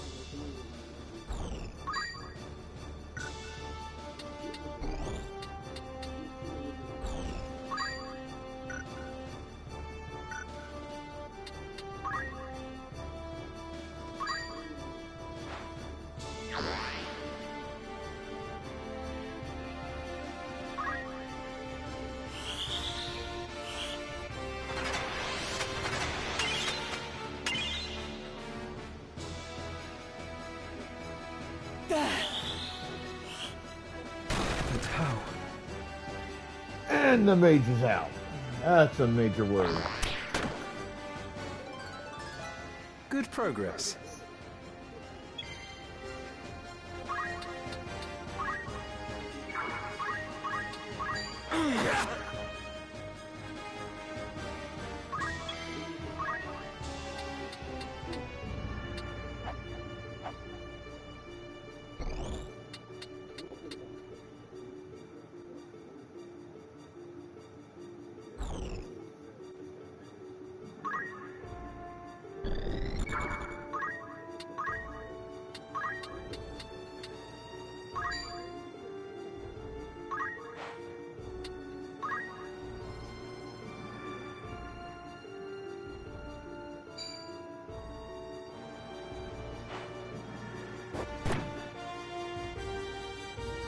Leave it to me.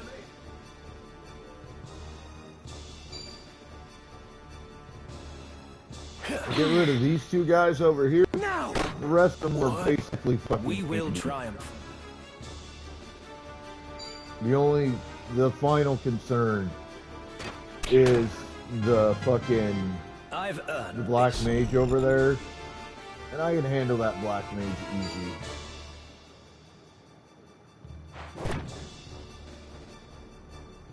The next move is key.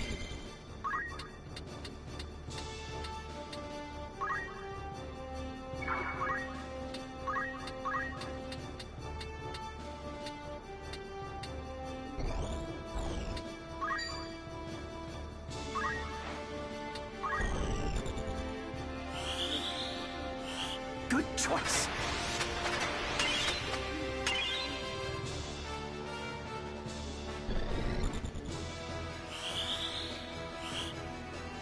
My fate is sealed. See, the archers are nothing. This is just the start. Ready.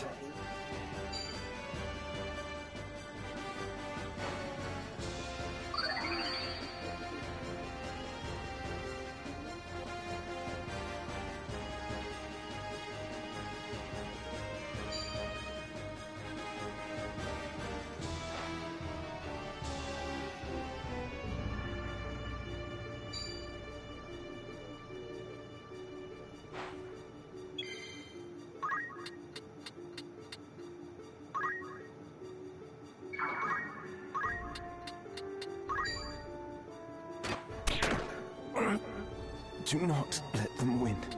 Do not target Delita.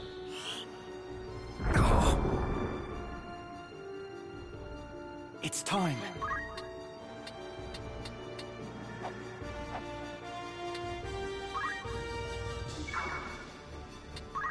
Let me see.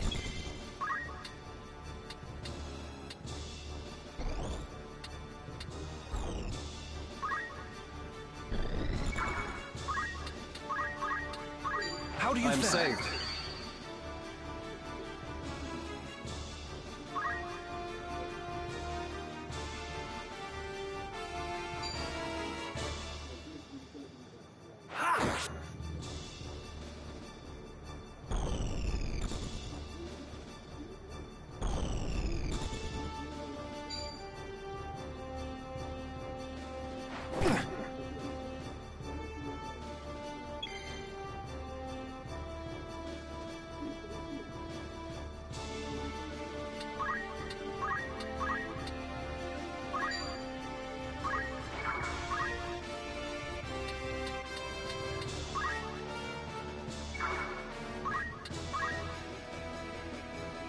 Me then.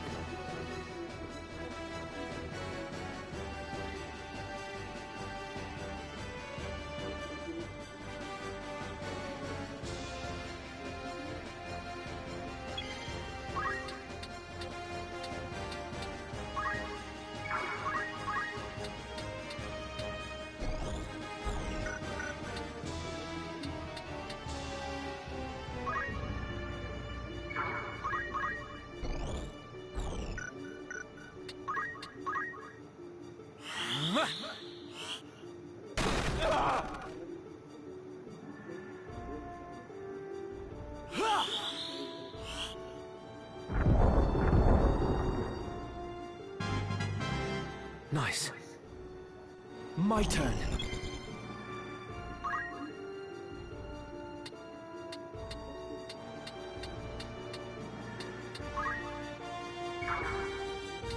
We will triumph.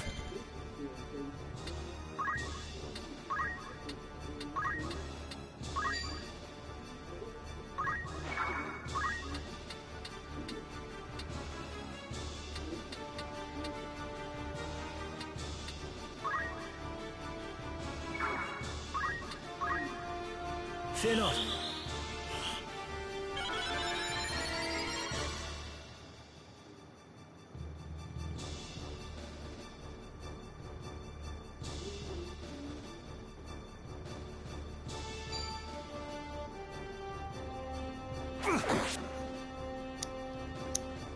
The battle is ours.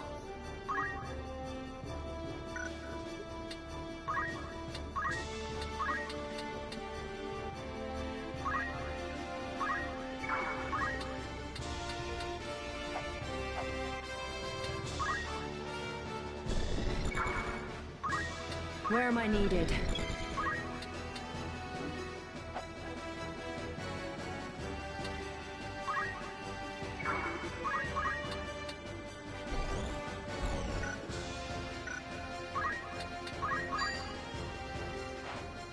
I am unstoppable. It's time.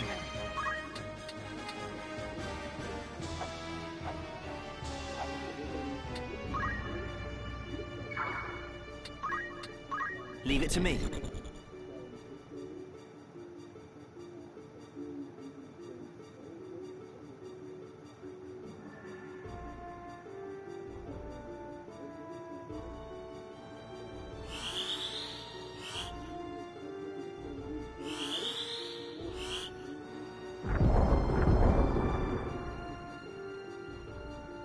Now.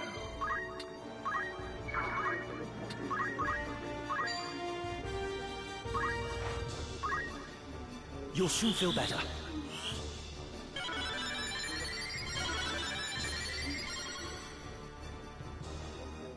Right.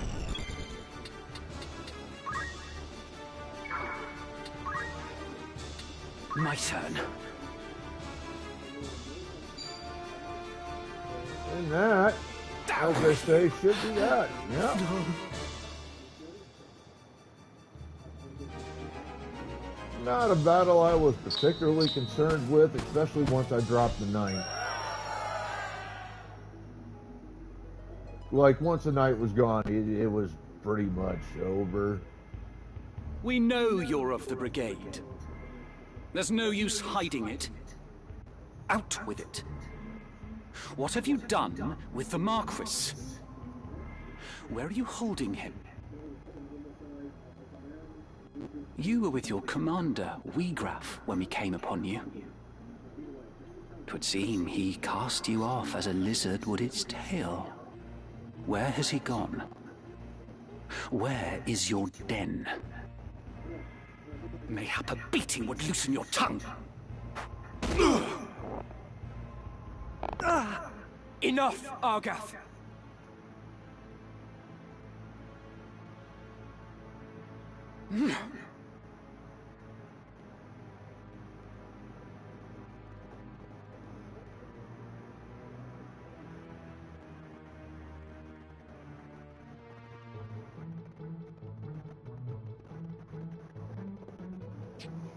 Listen well. A great host with the Order at its van, prepares a sweeping campaign that will bring to book your Turncloak Brigade.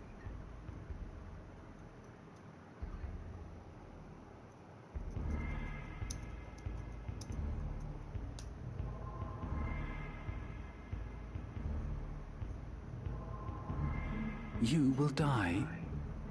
You will be hunted down to the last and slaughtered like the swine you are. For such is brigandry's reward.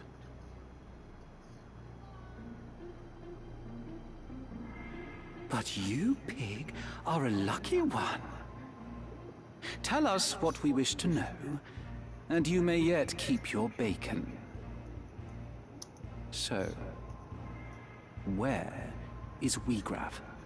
How the bloody hell should I know?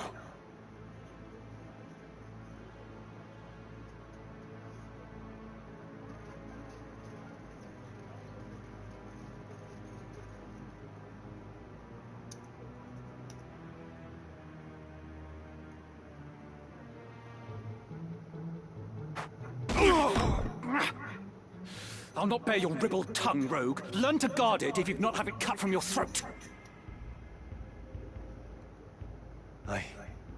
I am no rogue. Tell that to the men you've robbed. You nobles Hey, Wandering Feet, are all the welcome same. in. You think every man How you born doing, outside a motherfucker? castle's walls less than human.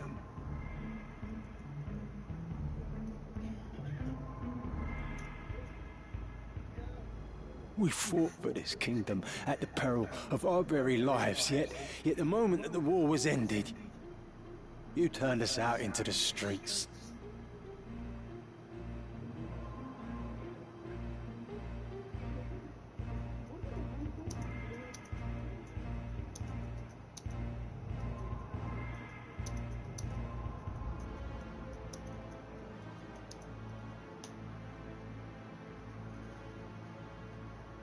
What do you think makes you so special?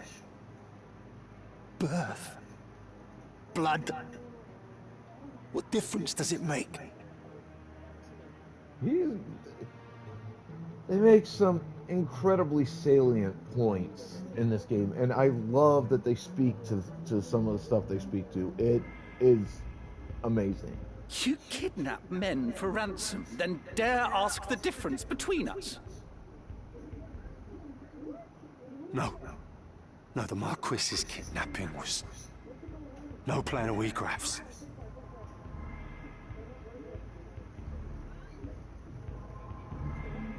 What? He would never hold a man for ransom. Such a lowly act goes against all we believe in.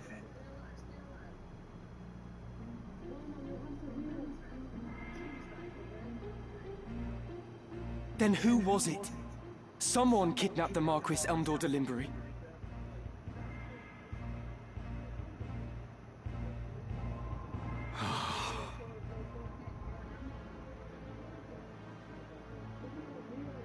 Speak. If not you, then on whom would you pin the deed?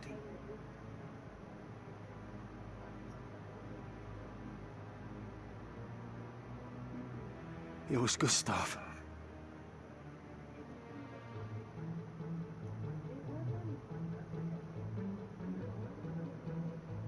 You're welcome, Wandering. Who's Gustav? So how the fuck are you? Gustav Margrave, Lieutenant Commander of the Dead Men. So the Corpse Brigade was behind the kidnapping? No! We're not like Gustav. We fight to end the aristocracy, not to become it. To be treated as equals, as the men of honor we are. Do maggots know of honor?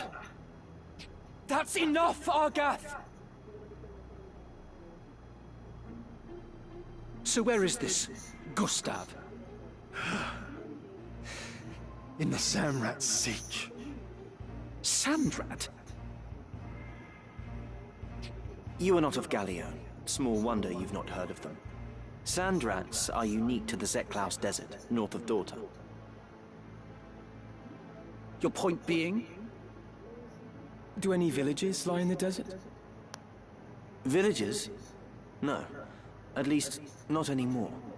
But the Desertmen once built a settlement by an oasis, and its ruins remain. Then that's where we'll find Gustav and the Marquis. Aye, like as not. How can you be so certain? Asich is a Sandrat's burrow. It's home. Hmm?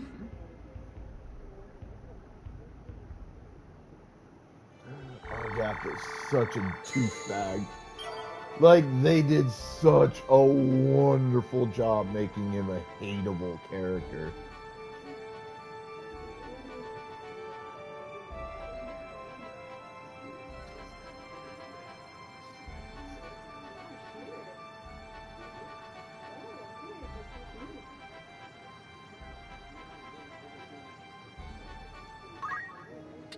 Good day to you. It's just rumour. Will that be all? Thank you and farewell. Welcome. Good choice.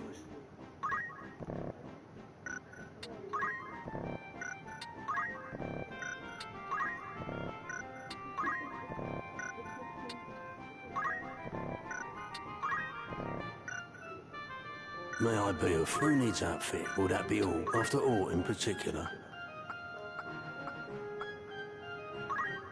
Are you happy? Thank you very... May I help with aught else? Come back. Hmm?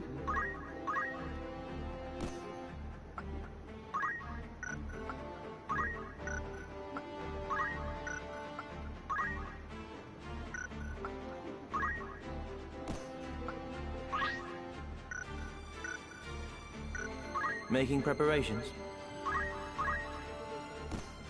Yes?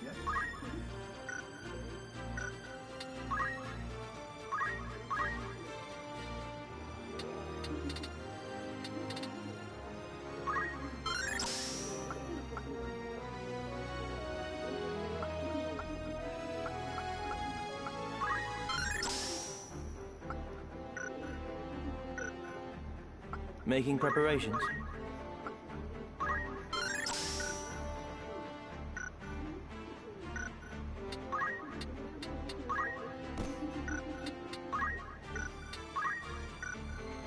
What do you want?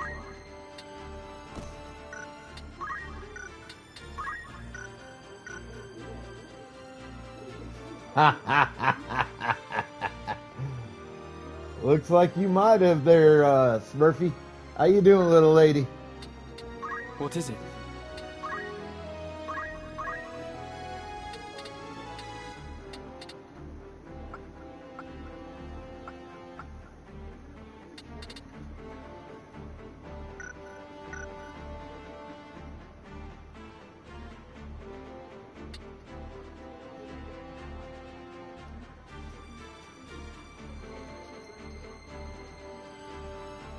Oh, your time's an hour behind mine then, Smurfy, because it's about 6:30 my time.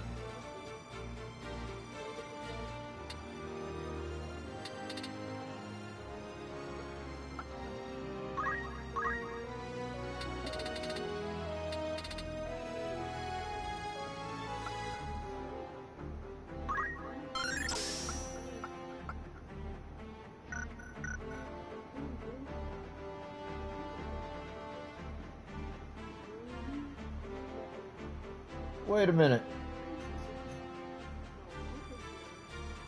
Oh, so I'd be an hour behind you then. I misread what you said. Thought I was an hour ahead of you.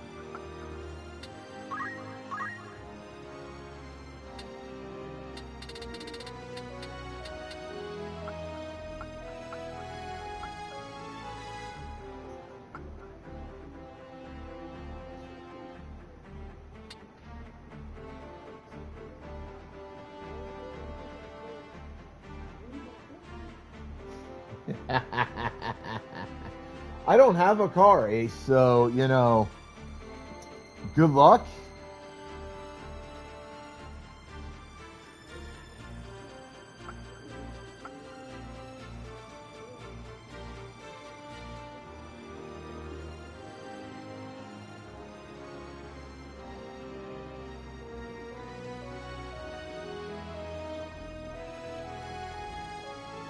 Yeah.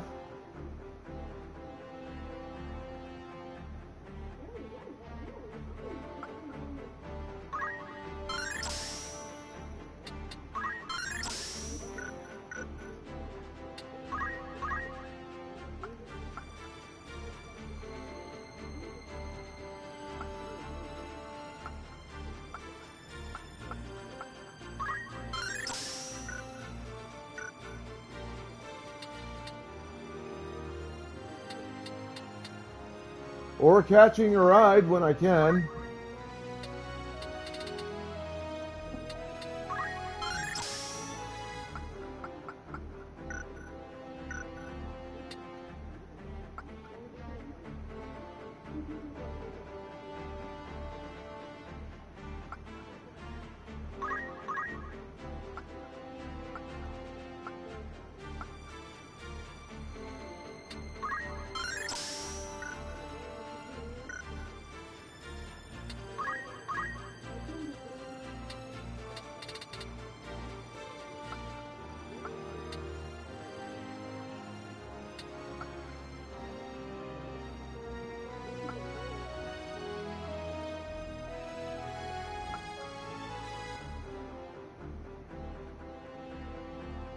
Nah, I don't really hitchhike.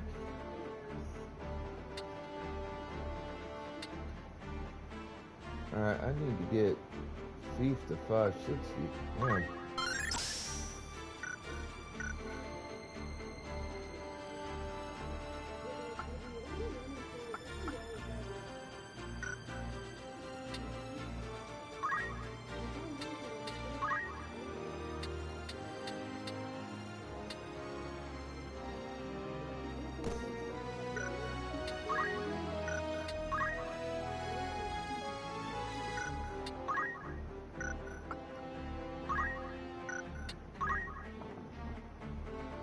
Ooh.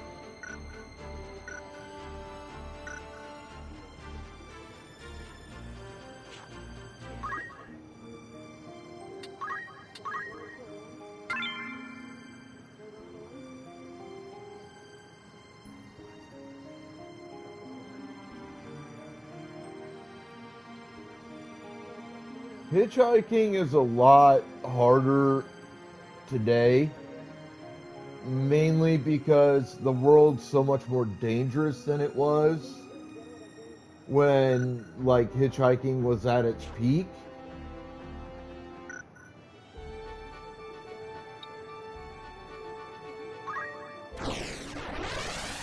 If you understand what I'm saying.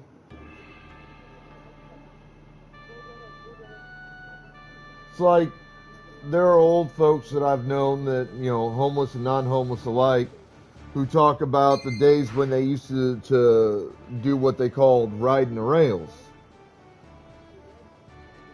If you know what that is.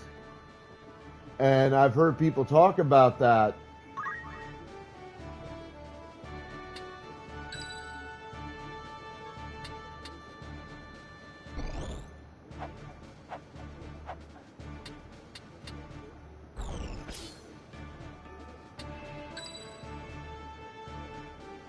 Very well.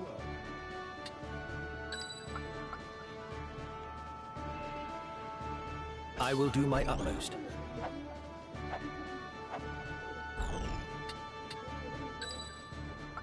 And they talk about like how easy it used to be because people didn't like. And you've heard. Riding the rails used to be easy because they didn't guard train yards and shit all that much. Security was pretty light. You could just sneak on, and I mean, you know, if they caught you, they might call the police, or kick you out or whatever. But that was pretty rare because back then people didn't give a shit because the world wasn't that bad off. Today, it's we can't afford it. We can't have people doing this. They're more likely to damage property. I say we forget this business and run. Or steal shit or whatever, you know, and they don't. The rail yards and stuff just don't want to deal with it. And it's gotten that bad because times have gotten hard enough that you're kind of like, we follow Wheatgrass, what do we do? How do we do it? That kind of thing.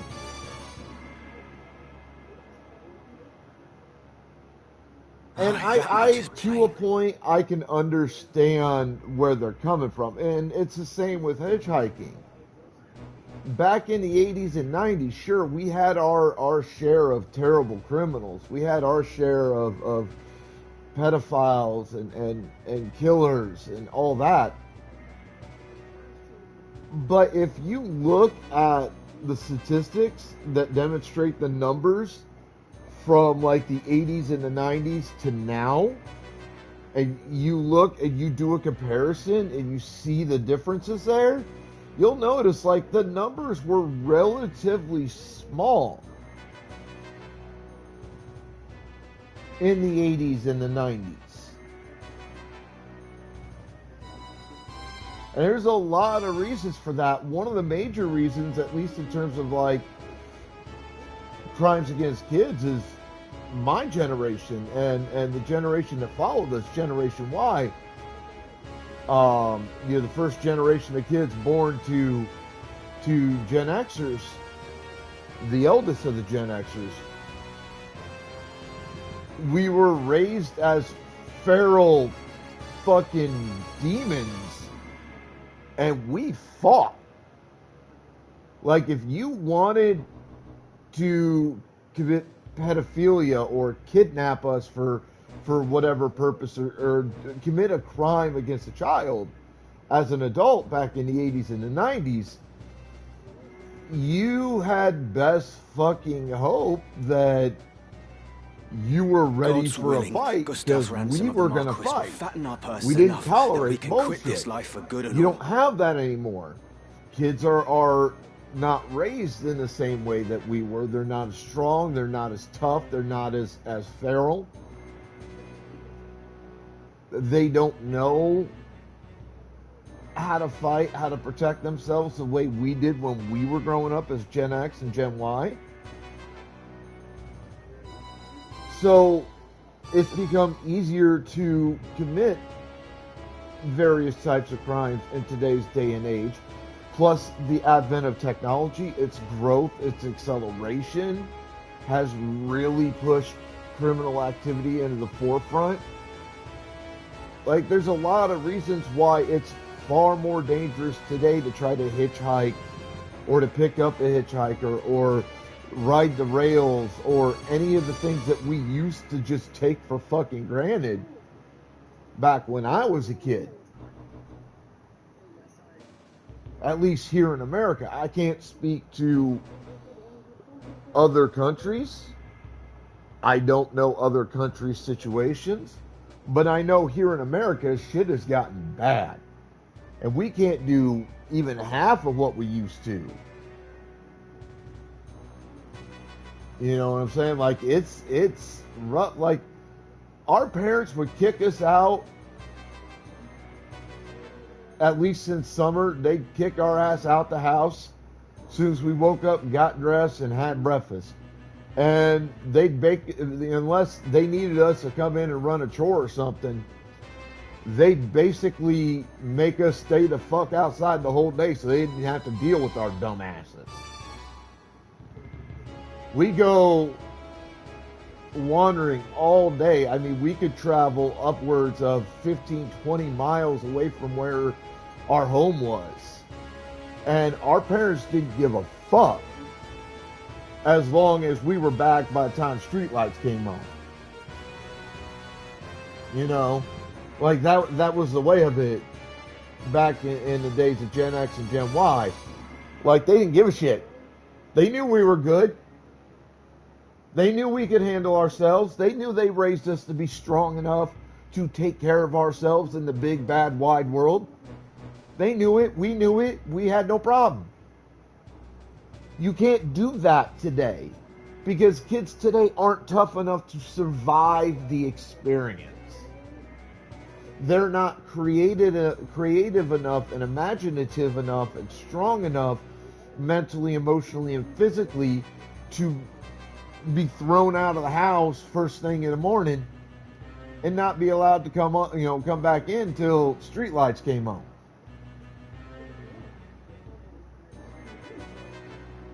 Or, if it's like wintertime and part of the school year, be thrown out first thing in the morning on weekends, Saturday, Sunday, and told, don't bring your ass back in the house till dinner unless we call for you. Kids today can't do it. They don't have the same set of tools and the same degree of self-reliance that we had when I was a kid. I mean, I'll give you the biggest difference. Or I'll give you, like, one of the best examples of the difference between my age when I was a kid and today's kids. I remember, because I grew up out in the farm on a gravel road. Alright? This is important to the story here. I grew up on a farm on a gravel road out in the country in the 80s and the 90s. And we used to ride, me and my 7 siblings would ride our bikes like madmen and madwomen, off and on, all day, all over that gravel road. Didn't give a fuck. And trust me, we got straight to hell and back doing it. But I remember this one particular incident. Oh, and it's also important to realize we were doing this without wearing socks and shoes or any type of footwear. We were running around on that gravel road barefoot. Us male kids were out there in basically just shorts and underwear and maybe a ball cap. That's it. My sisters weren't wearing a whole lot more than us. Like a small, tight, skinny t-shirt and a bra. That'd be about as much else as they'd wear.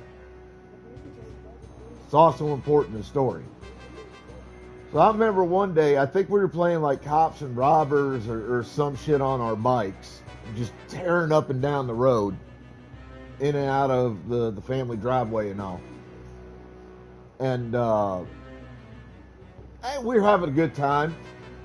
A couple of my brothers were sitting off to the side of where my dad's shop used to be. Where the old house used to sit on the property. He had a little shop area set up in one section of the old house because they live in a house that's built in the ground now. It's where they've lived for years, but they used to live in a house that was built above ground. And that was off to the side of where the new house is, right by the driveway. Just to kind of give you an idea.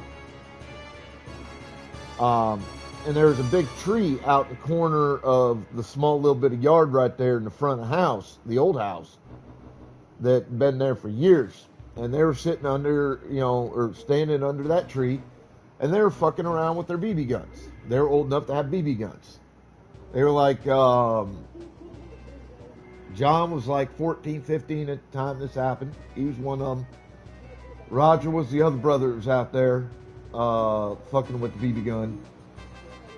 He would have been, I think, 12 or 13.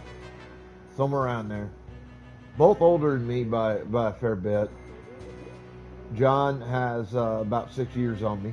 Roger, I think, had 4 or 5, somewhere around there. I was like 8 years old at the time. 8, maybe 9. And I'm not paying them any. I knew they were there. I'd seen them there. They'd been there for a while. But I wasn't really paying attention to them or what they were doing. So I'm tearing by them on the road on my bike, just having a good old time. Playing with several of my other siblings. And as I start to pass by the tree that they're standing under, I feel a sharp pain in my lower right calf. I still have a bruise mark from like where they hit me here. And remember, I am literally in a baseball hat, shorts, and underwear. That's all I'm wearing. I ain't wearing nothing else. And I'm on a gravel road. Okay, that's why I said these, those two things are important to this story. I'm basically buck naked, on a type of road that's going to tear you up if you go down wrong.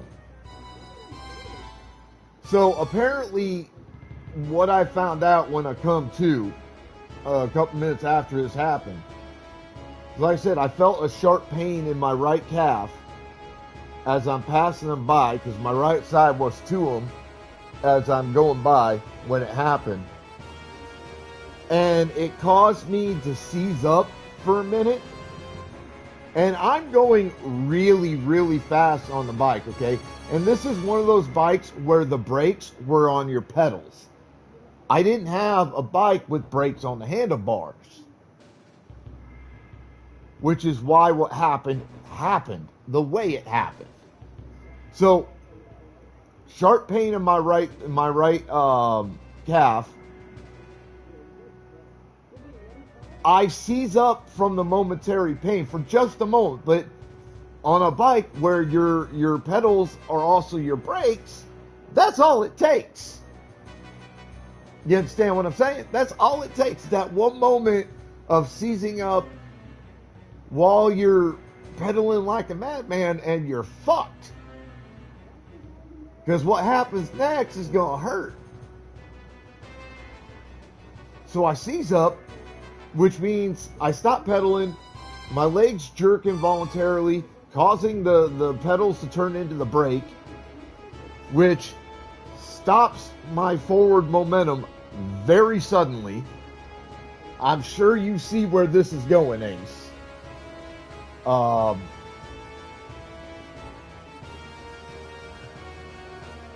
So I flip, basically. I flip over the front end of the bike, and I take the bike with me. I'm lucky when I come down that by some miracle the bike didn't slam down on top of me and break a rib or something. It was bad. The bike flew because momentum and the laws of physics or whatever that apply in that particular situation. The bike flies on down the road in front of me and lands several feet off from me. I, on the other hand, land straight on my back, less than 6 or 7 inches from where I initially got hit by the BB, because that's what hit me. My brother's fucking around with BB guns, and I got hit by a BB pellet. And I slide behind my bike, probably a good 6 to 12 inches, on a gravel road. And like I said, I am more or less naked. I'm only wearing shorts and an underwear and I think a baseball cap at the time. That's all the clothing I'm wearing. I ain't wearing nothing else. So I slide a good 6-12 inches. The landing knocks me out for, I don't know, somewhere between probably 30 seconds to maybe a couple of minutes. Because I land hard. Like, I'm already, 3 or 4 foot, my waistline is already 3 or 4 foot off the ground while I'm riding the bike. Then I go airborne for probably another 6 or 12 inches more. So I'm coming down at least 3 to 4 feet in the air when I hit. And I hit, do you remember the Lipton tea commercials where, the guys, people in the commercial would like spread out their arms and then they just fall straight to fucking back, flat as a fucking plank, straight as goddamn plank. Yeah, that's kind of how I fell unintentionally. Like, this all happens in the course of like half a second. Like, it's pretty much instantaneous. I fall flat as a fucking board. Hit the goddamn ground, and momentum keeps me skidding up a little bit. My bike keeps skidding up a little bit from where it hits. Luckily, the bike didn't get ruined too bad. Dad was able to make sure she was working order when I come back out a little bit later. I'm not gonna lie, I was knocked flat the fuck out for a little bit, short period of time from the impact. I get back up like at the my brothers Roger and John come over as soon as because they hear, I guess, a screech or something out of me when I get hit and I start flipping on the bike. They also heard, like, less than a second or whatever later, they hear the bike hit and start sliding. Then they hear me hit and start sliding. So, like, they take that couple of seconds or whatever, turn around, and then several more to travel the 6 or 7 feet from me that they were to where I'm lying on the ground now. And they start, I guess, jostling me or whatever. No, just a regular bike. I was 8 or 9. No, I'm not going to be riding a fucking motorcycle by myself at that point. No, it's just a regular bike. But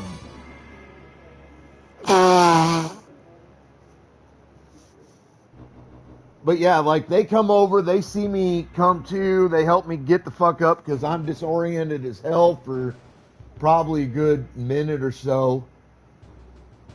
And as soon as they get me up, all they see on the back side of me, from my ankle to my head, was just blood, dust, and fucking gravel from the road. Like, I was tore up from the floor up from the thing. And, that's when the pain hits. So I start bawling. I'm not gonna lie, I bawled. It hurt like a bitch. And I come running down the house where I knew Mom was. Dad was either in the shop or out on the farm doing something somewhere. I don't remember what the hell he was doing. But he wasn't, like, right by me when this happened. Oh, the house was not that far. This happened, like, right by the driveway to the house. So I was maybe 15 to 25 feet, all told, from the front door. Like I said, not too far. I mean, this could have happened a mile up the road. That would have been a hell of a lot worse. I still would have run right back to the house, though. It would have hurt every step of the fucking way, but I would have done it because that's just who Gen X is. You know, situation like that, we got to get the wound tended to, and it's one of those few situations at the time where we were allowed back in the house before Mom and Dad said we could come back in. So I go running down the house, and Roger and John come running back in with me. And like, we're all, motherfucker.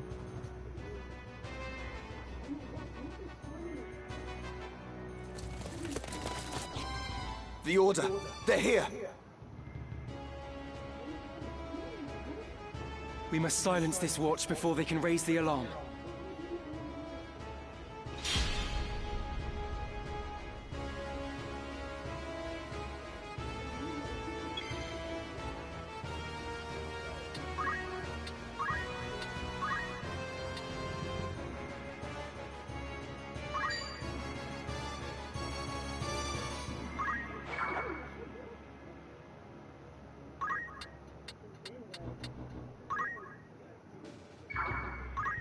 Ready. Like I was saying, you know, we all come, me, Roger, and John all come screaming in the house. Mom hears us tear into the house. My turn. Here's all of us hollering about what had happened. Like, we're all screaming. This is what happened. You know how kids can be, especially when it's 3, 4, 5 of us at one time and something bad like this happens. You know how it is. We were all kids once in a situation like that. Like, you know how it goes. So Mom, you know, obviously can't make heads or tails of anything we're fucking saying at the time. She's got to holler at us to get us to shut the fuck up and speak one at a goddamn time. And then before that can happen, she sees my back. And that's when she's like protective mama bear mode. Like, what the hell happened to my boy? Like, Mom doesn't cuss. Like, the worst she'd ever cuss most of the time back when I was knee-high to a grasshopper would be like, maybe say damn or, you know, hell, or is something mild was basically how Mama cussed back when I was a kid. It's over! I can't go on. I think it's about the same today. I think she cusses about the same type anymore. Like, she don't like cussing. So for her to come out and be like, damn, I got to deal with this first, then I'll figure out from you 3 idiots what happened. So she takes me in, she fucking peroxides the shit out of me. Which, of course, hurts like fucking hell if you've ever had peroxide applied. It is not a pleasant fucking experience. Best proceed with it hurts like the devil himself.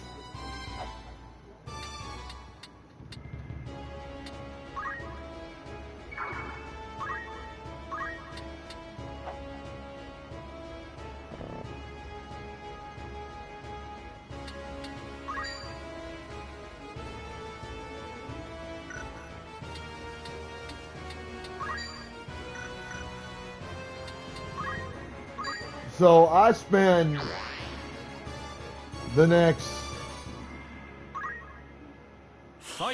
probably 20 minutes getting treated by Mama.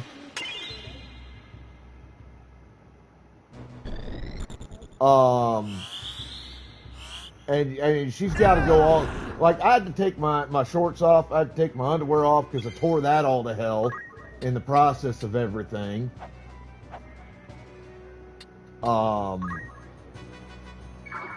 Like it was really bad.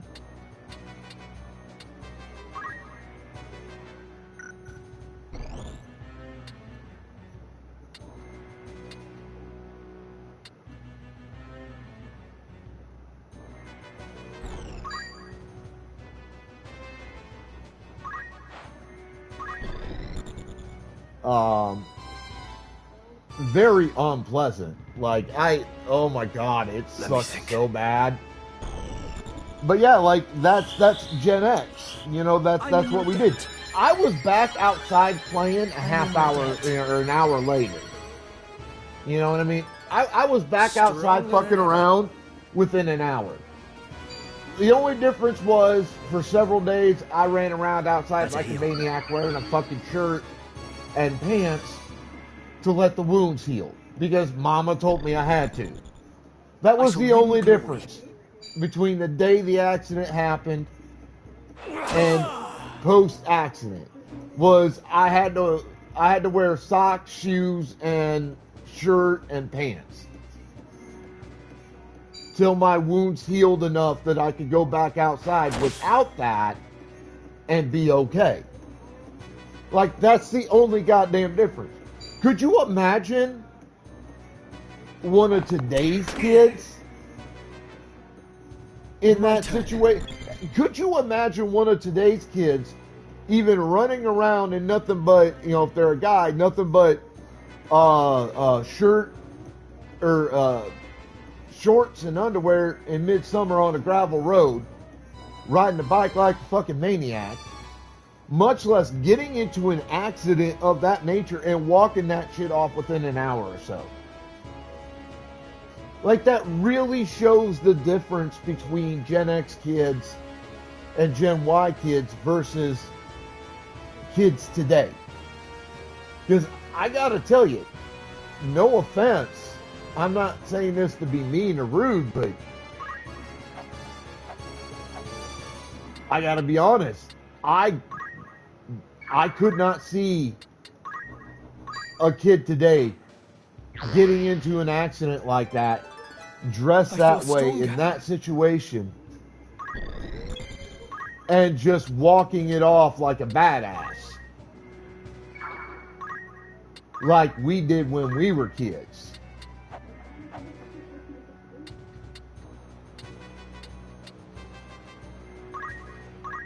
It's not gonna fucking happen.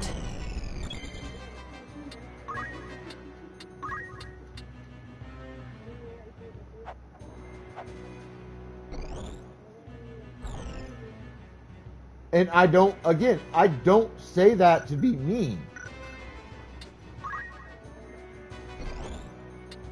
I'm not trying to be an asshole about it. But I'm also not gonna fucking lie and be like, oh yeah, they totally just walk it off. No, they wouldn't. That's not how today's kids work. They're just not that tough mentally and physically and emotionally to get into that kind of an accident, because that was a really severe accident for me.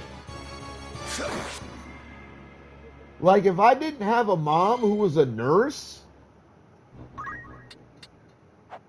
that could have been really, really bad for me. If I didn't have a mom who knew what to do in that situation, I could have been in a world of trouble. I'm ready to fight. I won't die here. Because of that accident, that could have resulted in a visit to a hospital.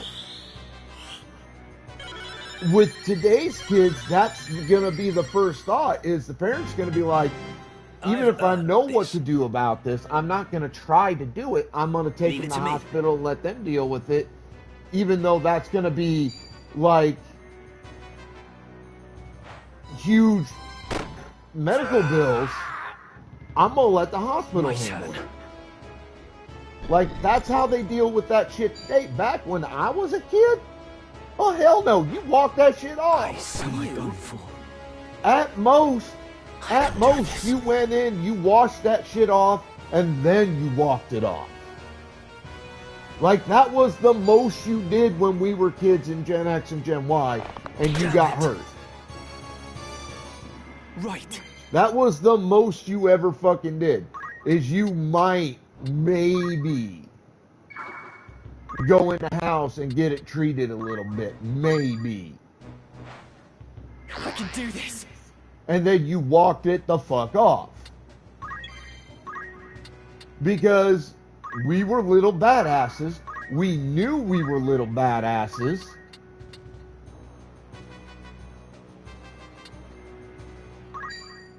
No. No.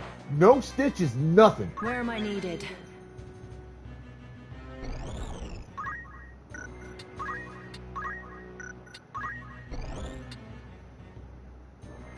Not a single fucking stitch.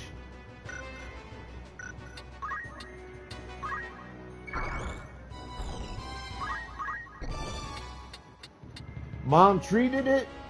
Mom bandaged it up a little bit. I put a full set of clothes on, and I went right the fuck back out and played. That was it. So here it ends. Let's go. I disagree. I disagree that the way things are today is probably for the best. And here's why. What we endured as kids in Gen X really put us in a position to be able to handle anything and everything that the world threw at us, no matter what. Thoughtful of you. There is not a goddamn thing this world can throw at Gen X that's gonna stop us. Need to recover. It might slow us down, it might, for a little while, but it's damn sure not gonna stop us. Ain't nothing on the planet gonna stop us. We're Gen motherfucking X and Gen motherfucking Y. This is how we were raised to be. We don't give a fuck. We didn't have anything to lose back then either. If you think about it. I have you now! We really didn't. We had just as little to lose back then as, you know, kids today have. That's the simple truth.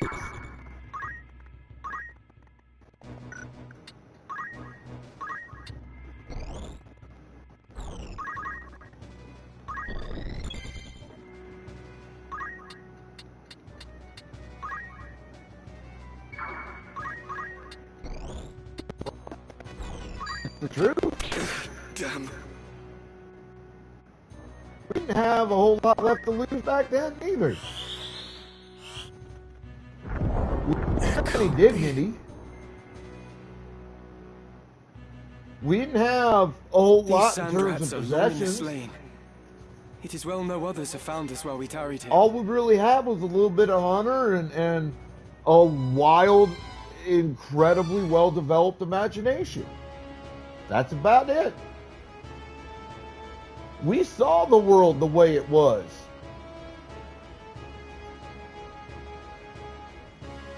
We saw the world for exactly what it was. I mean, we grew up, whether, you know, people want to admit to it or not here in America, but we grew up watching all the classic horror movies. All the rough stuff. A lot of members of my generation as kids saw movies like God,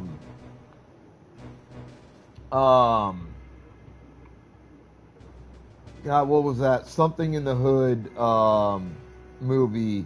It was about like drugs and gangs and shit. Like, we saw all that on TV. We saw the sex, the drugs, the rock and roll, the fame lifestyle, all of that kind of nonsense. We grew up watching this every single day on TV. We watched the news. Like, we saw the horrors of war. We saw space shuttles blow up mid-flight.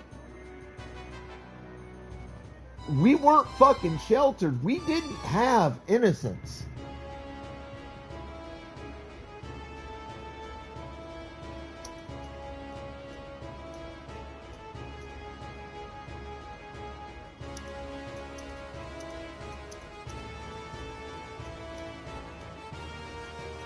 And to be honest, and to be completely 100% fair to the modern kids, to modern day kids, they see all of that growing up from day one too. I'm not going to try to lie about it. It's not like we hide, despite the fact we allegedly have censorship here in America. It's not like we really fucking hide any of that from today's kids either. Today's kids have just about the same amount of innocence that kids in my day had, which is to say they really ain't got shit.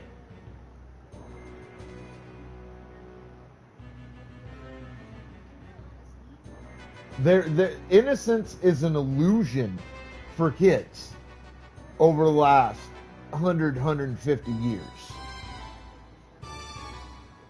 It doesn't fucking exist. We see the drugs, we see the alcohol, we see the abuses, we see all of that all the time. We grow up seeing this one way or another. We grow up knowing that this is what happens in the world. We don't have innocence. Innocence doesn't fucking exist for kids. And I think that's a good thing. I do. Because it starts preparing us early, or at least it's supposed to start preparing us early, mentally and emotionally, to be strong enough to deal with a world that day in and day out pretty much shows us it doesn't want nothing to do with us. It teaches us to fight mentally and emotionally, as well as physically when we have to survive in what realistically is probably the harshest environment that we could possibly survive in, and even thrive in that environment. It's supposed to teach us to have the necessary mental and emotional toughness foundation to survive as adults in this world. That's why not having innocence, in my mind, is a good thing.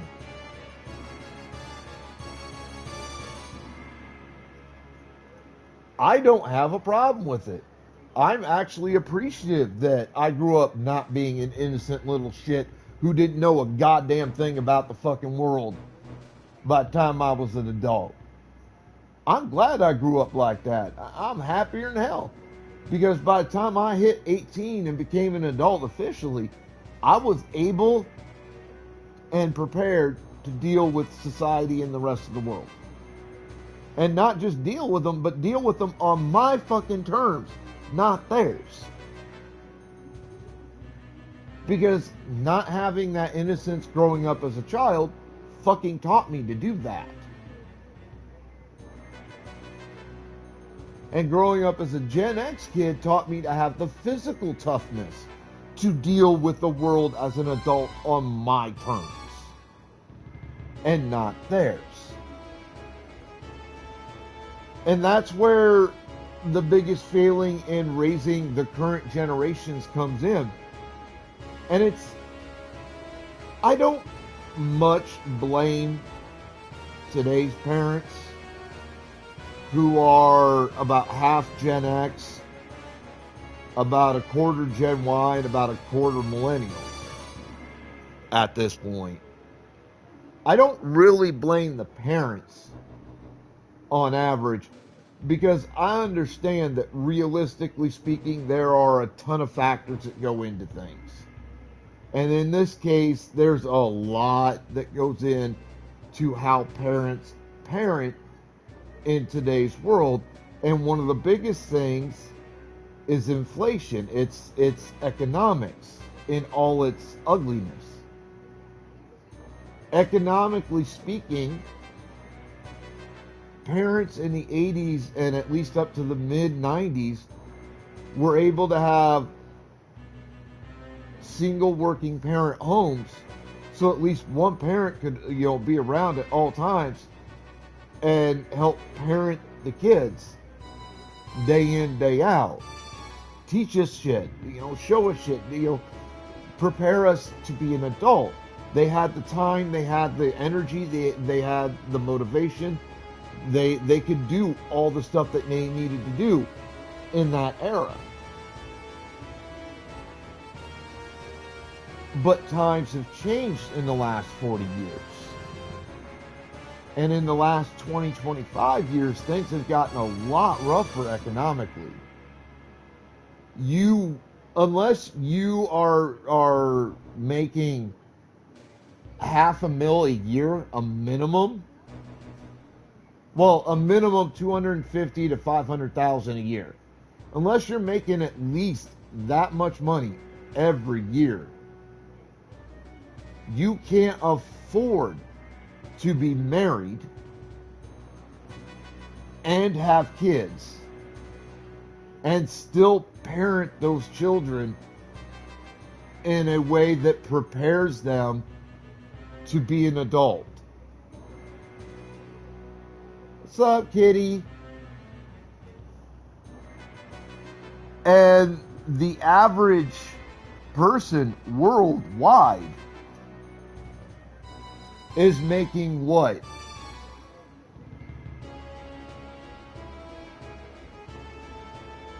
$80,000 a year, maybe, if they're lucky. I think the average is like 40 to 50 grand a year.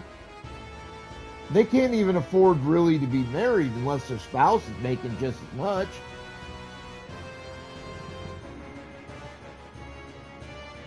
I mean, a married couple has to make at least, and this is just to rent apartments, rent a place to live, and be able to pay their bills and shit. A married couple has to make at least 70 to 80 grand in a year between the two of them. So they both have to work. There's no question of that. It's not like it was when I was knee-high to a grasshopper. When you only needed one parent in the home to work in your average household of like 2.5, 3 kids.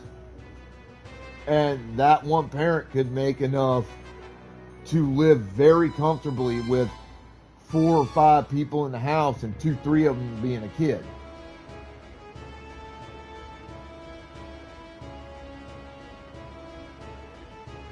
Like, when I was a kid, you could do that very comfortably. It wasn't a problem. Now, both my parents worked. But my parents also only have one biological child that's theirs. The rest of us are legally adopted into the family. So I grew up in a house with me and 6 of my 7 siblings being adopted in the house. Then my 7th sibling was biologically our parents. And then our parents. We grew up in a house of 10 folks. Plus, Grandma lived just on the other side of the yard. And we helped her out with shit too. So, growing up in the house, 11 people were being taken care of. And yeah, mom and dad, you know, being foster parents and being in the foster care system as foster parents and adoptive parents and shit, yeah, they got government checks to help out because they had a lot of us there. And it helped with food and all that. Because their 2 jobs wasn't gonna help raise that many and take care of that many people. It just wasn't gonna cut it. Not for that many folks at home. You know. But I mean, they made good money. Mom drove bus 9 months of the year for the local school district. Dad worked all year at the Iowa State Men's Reformatory. He was a prison guard. You know, it's not like they didn't make good money, just not good enough money even in that era to raise or take care of 11 different people, including themselves. You know, the extra income helped, and it made sure that we were good, that we were comfortable, that we had whatever we needed, and plus some stuff that we wanted but didn't necessarily need, you know, when they could get it. Plus, we grew up, we fished, and I think Dad may have hunted a little bit here and there. So we had alternative food supplies. We had a garden that we grow stuff in, and there were fruit trees out in the yard, and, you know, alternative food supplies when we needed it. We got, like, nuts and berries. We had neighbors that give us corn and shit during harvest time. You know, that kind of a tight-knit farm community that we were back in the day, that you used to hear about, you don't hear about worth a shit no more. Because again, times changed. Situations changed. We can't do now what we used to be able to do then. We can't live in the same way today that we could during, like, the 80s and the 90s. Because economically, and economics really is the biggest, you know, the most important change that's occurred. Economically speaking, it's just not feasible to live like that anymore. And that means that parents today don't have the time, they don't have the energy to try to properly raise kids the way we were raised in Gen X and Gen Y.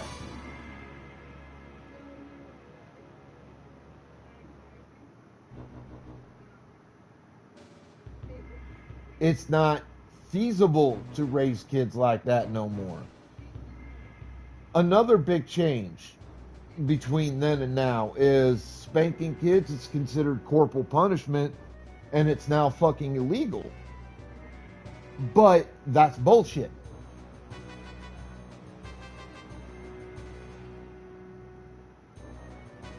I was spanked as a kid. I'll tell you what, tell you two things. A, the behaviors I got my ass whipped for, I never did them again. At least I didn't do them and got caught doing them. I'll tell you what. And two, it straightened me the fuck out. I needed that to happen. I'm not gonna lie. Given my somewhat more unique than average circumstances and situation, I needed that discipline. A lot of kids need that discipline. Like, I go on fucking TikTok or YouTube or fucking Facebook, and I see these videos of these kids that, I'll tell you what, if they acted that way around the folk I grew up around back when I was a kid, ooh, they would not be sitting right for a month. I tell you what. People think we're joking when we Gen Xers and members of Gen Y come out and go, man, I remember the day when, mama or grandma or pops would tell me to go out and pick my switch, and if they didn't like the fucking switch I picked for them to beat me with, they'd make me keep going back until I picked one they liked. That ain't a lie. And it ain't no joke. That really happened. If you misbehaved enough and pissed your parents off enough in the process of doing it, that they told you to go pick a switch, you best pick one that they're going to approve of. And you know damn good and well which one they're going to approve of. But when you're a kid, you try to get away with shit. Even when you're in trouble, you're trying to get away with shit. So you try to pick one that you think you can handle, and that you hope mom or dad or grandma or whoever is going to approve of. And you do that 3-4 times before you finally break down and shut your mouth and just pick the one you know they want you to pick. But the problem with that is, the more you dick around, the more you dilly-dally in doing it, the worse the whooping's going to be once it finally starts. See, what we didn't realize as kids when this situation came around is if we pick the right switch the right goddamn, the first goddamn time, we might not sit comfortable for a couple days, but that's all it was going to be. The longer we dicked around picking the one that we know the parents want us to pick, or the adult wants us to pick, the worse the ass whooping got. Because now we're not only in trouble for whatever it was we got in trouble for to begin with, maybe beating the shit out of a kid, maybe putting them in a hospital or something like that, or theft, or some other severe crime you could commit as a child, or act you could do as a child. But now we're disobeying the adult and not doing what we're told so that we just get this shit the fuck over with. We're trying to draw it out. We're trying to get them to come down to our level and take our picks, not their pick. We're fucking around, and we found out. So the longer you dicked around in a situation like that, the worse your whooping got. And kids today could use a whooping or two every now and then. I mean, there's a video that sticks in my mind. I'm sure a lot of you have seen it, or some variation of it. You have this kid in a house. He's like somewhere between about 6 and 8 years old. So he's definitely old enough to know that the type of behavior he demonstrates in the video is absolutely not to be tolerated. It is inappropriate, bad behavior. But he's throwing this tantrum, I guess, over being told he has to go eat or go to bed or something. And he doesn't want to do it. And he starts throwing this tantrum, and in the process of doing it, he destroys what looks to be at least a 30 to 35 inch flat screen TV. We all know these types of TVs are not cheap. This is probably a $200 to $300 piece of equipment at a minimum. And he just like straight wrecks it.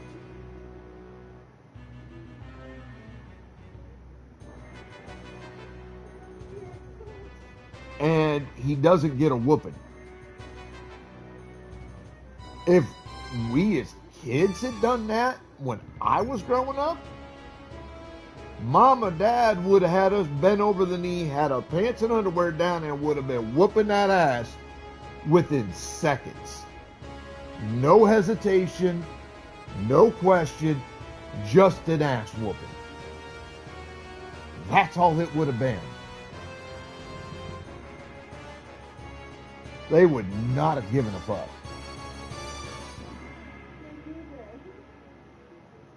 And we would never have done that again. I promise you that much. It would never happen again. Because we know better. And not only would we have gotten our ass beat for it, they would have made us work it the fuck off, too. Whatever the cost of having to replace that piece of electronic equipment in house, we'd have to do chores and manual labor to pay that the fuck off. For however long it took. If that meant that, you know, in the summer we spent our days going around the neighborhood doing odd jobs for neighbors and shit, and then we had to come home with the money that we earned and give it to mom and dad to pay that off, that's what we did. If that meant we did that after school every day, spent our weekends during the school year doing it all year until we paid it off, we paid that shit the fuck off. Every fucking cent of it. If it meant we didn't get allowance and what allowance we would have gotten went towards paying that debt, that's the way it was. Doesn't happen with kids today.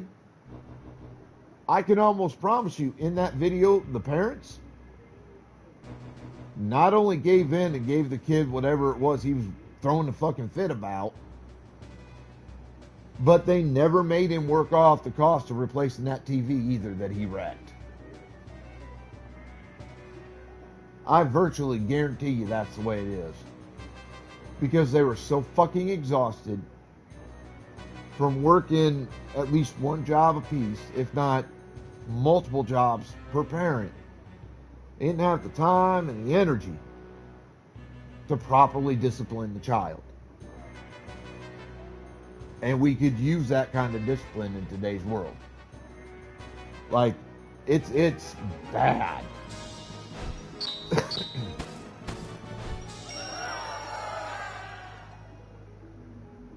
It's real bad.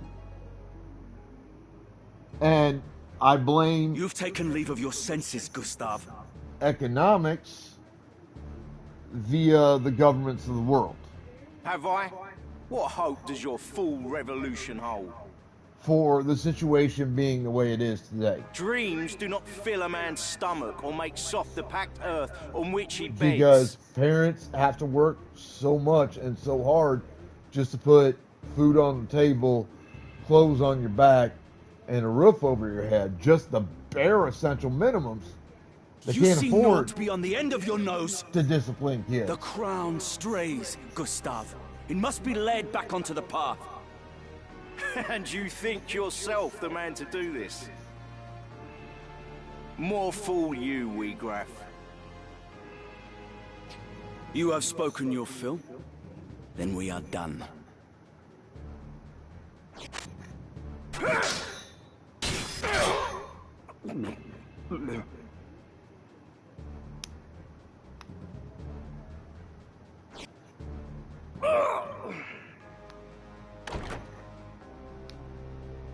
Wiegraf! The Marquis. No further. You vermin! Stay yourself, Argath. The Marquis is unharmed. You are free to return him to Egros. Why release him? The Marquis's abduction was ill done. Such craven methods serve not our ends. Let me walk free, and I will release the Marquis to your care. A fair bargain. You mock us. You are in no position to bargain. Enough, Argath. He speaks the truth. Put your backs to that wall. Give me no cause to doubt your sincerity.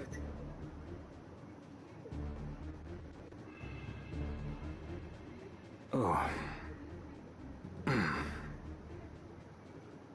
And Feet is back in. Let him go, Argath. Why do you stay me? The Corpse Brigade is finished, in any case. There is naught to be gained by a quarrel here.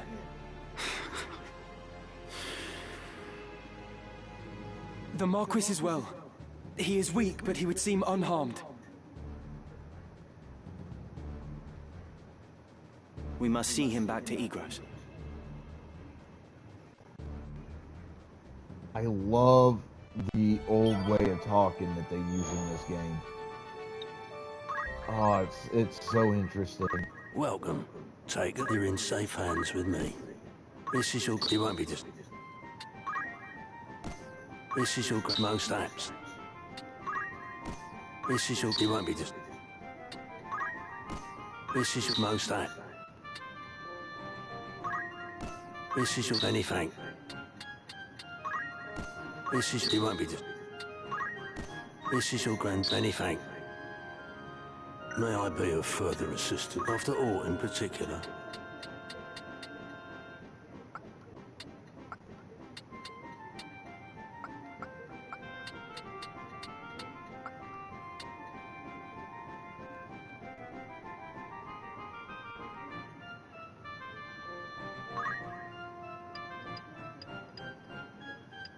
Are you happy? Anything? Are you happy? Thank you for...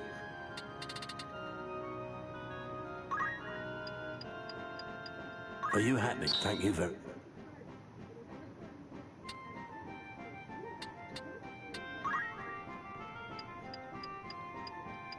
Are you happy? Thank you. Are you happy? Thank you. Are you happy? Anything? Are you happy? Thank you. Are you happy? Thank you for... Are you happy? Thank you.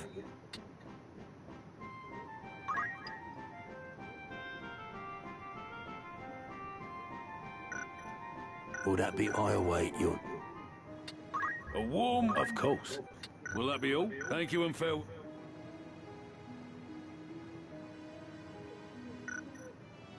Alright, we can...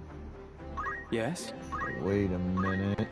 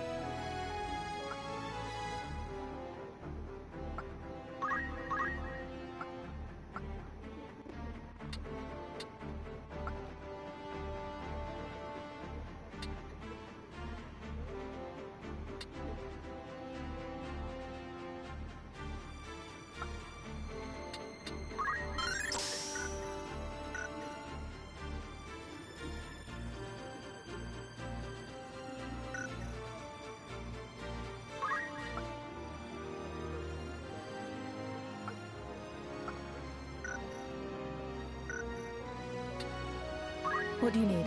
What if a knight were to use aim?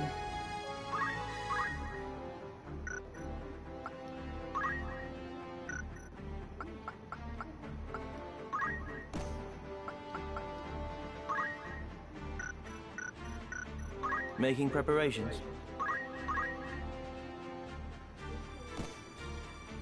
Yes?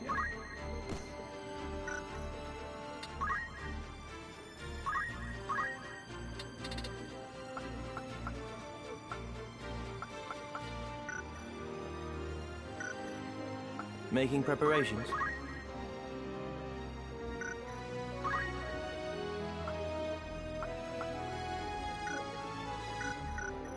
I'm getting some work in.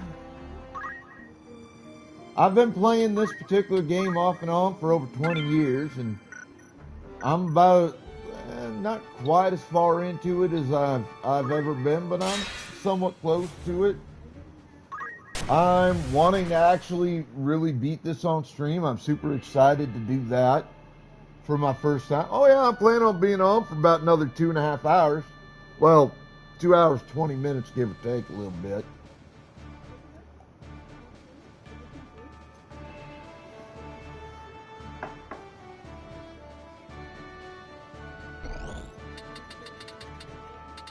Alright, 1 bomb, 3 goblins. Very well. Ready and able. I am ready. Yes. I know, it's been a while now. A couple of years at least. 2-3 years.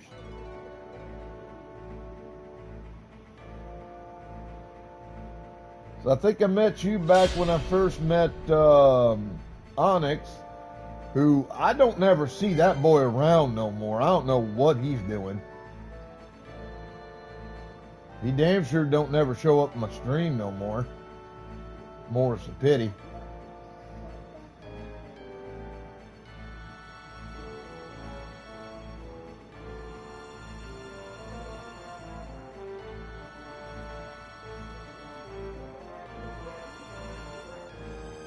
Yeah. I don't know what the hell he's doing. I just know that I've seen hide and hair of him in a dog's age. He don't come around here no more.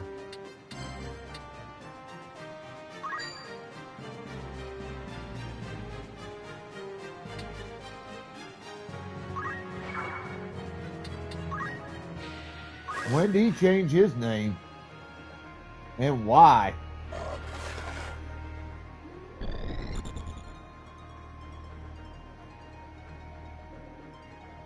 Right.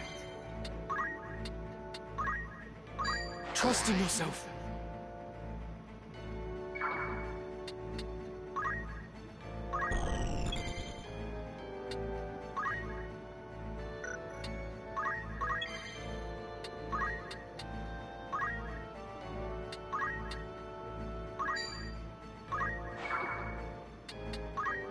Best proceed with caution. I'll tell you, that boy worries me.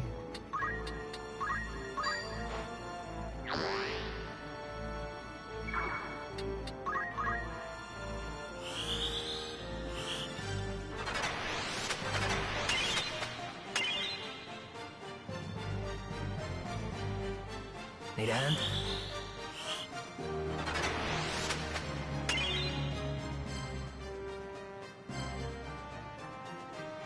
I mean, he's a good enough boy at heart, but he concerns me a great deal.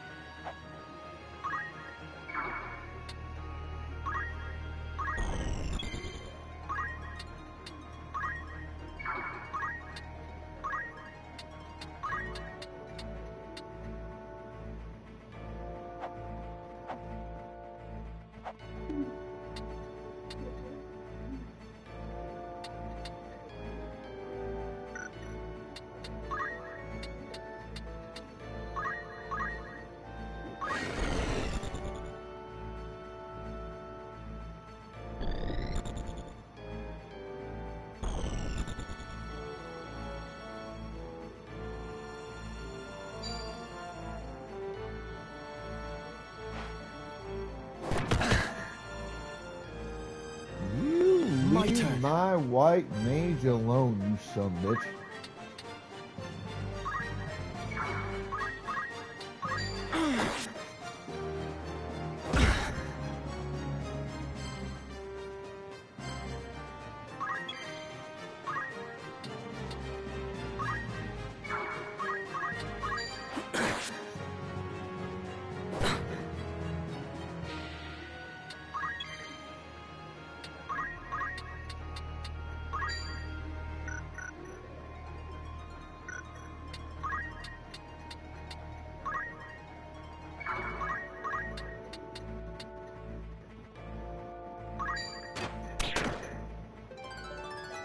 I'm not finished yet.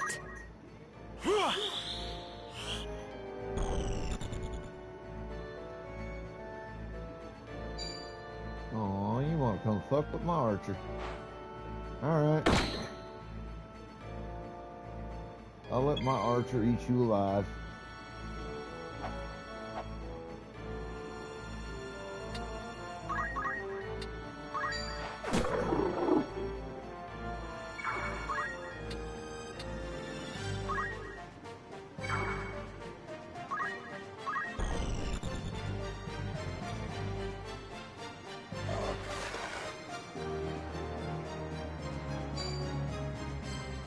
Uh-oh.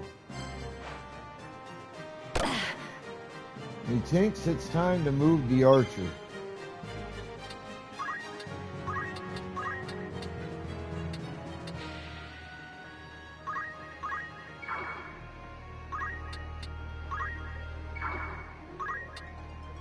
Hello, Ghosty Bee.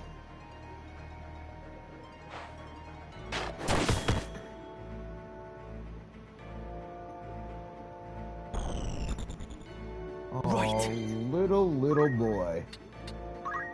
You can't run from me that goddamn easy.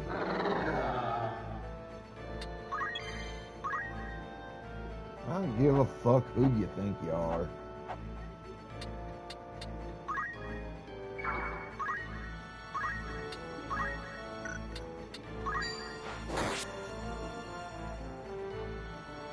Onward.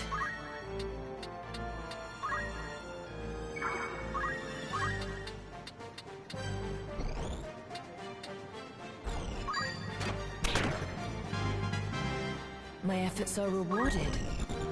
Here!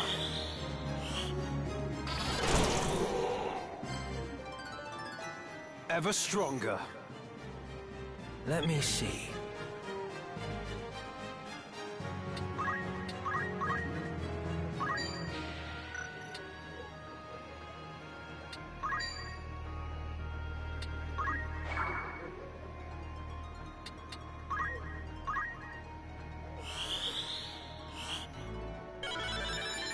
I'm saved.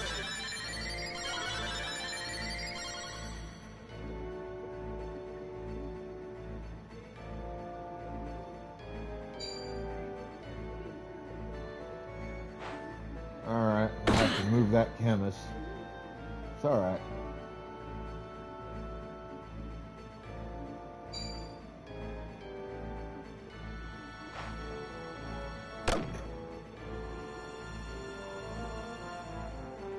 He might survive. And if he don't, I just blow up everything in the area and end the fight quick.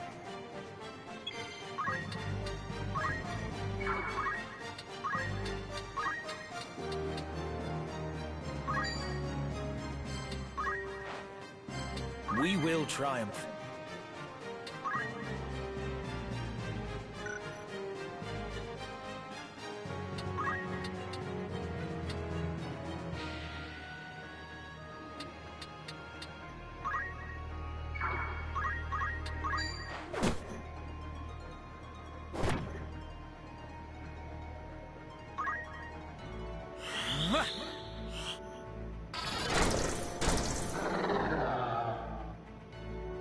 It's time.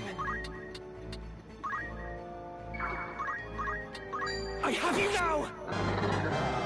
I must keep moving forward.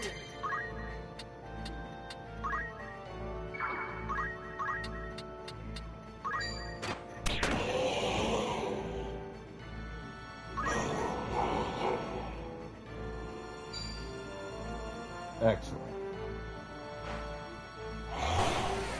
Damn it all.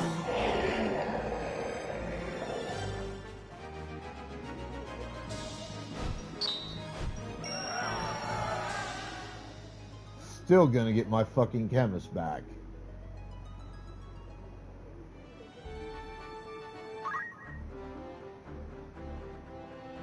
What is it?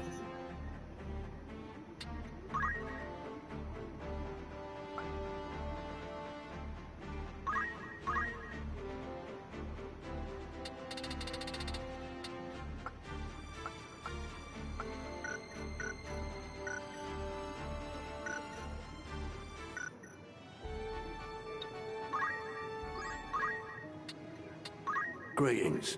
Who needs outfitting?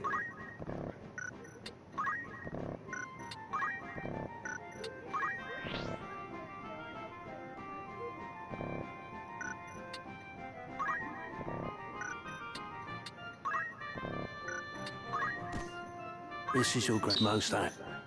May I help with aught else, or catch your eye?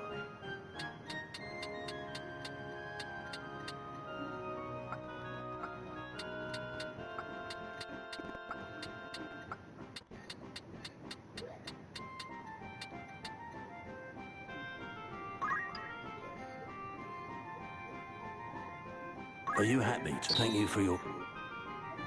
Excellent. Will that be all? After aught in particular, may I help come back? Welcome. Make yourself at home. It's just we'll have to come back.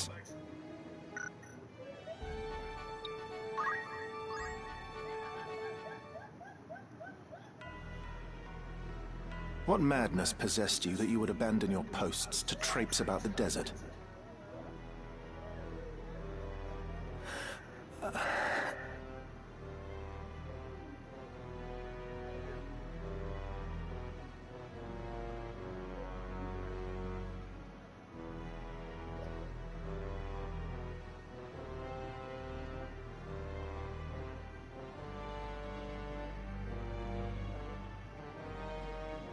Silence is not the answer I seek.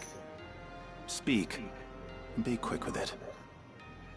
'Twas I forced Ramza to go. Was that the way of it, Ramza?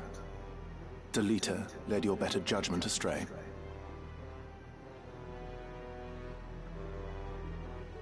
No. I went of my own choosing. The fault lies not with him. 'Tis Ramza's noble disposition that guides his tongue, my lord. It is not as he...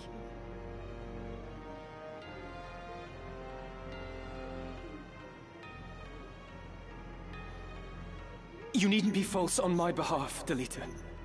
It was I who chose to disregard orders.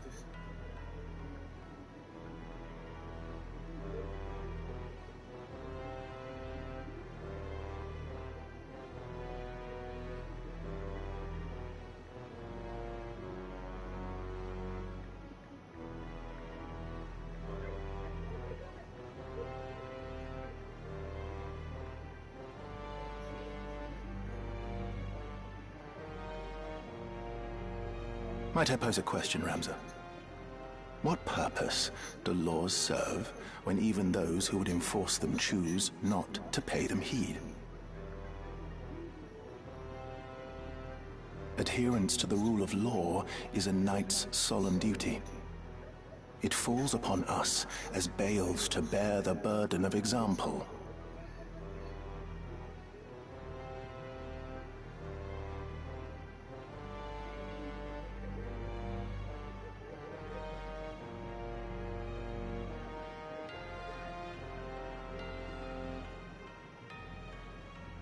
Is it your intent to live up to your name? Or to drag it with you through the mire?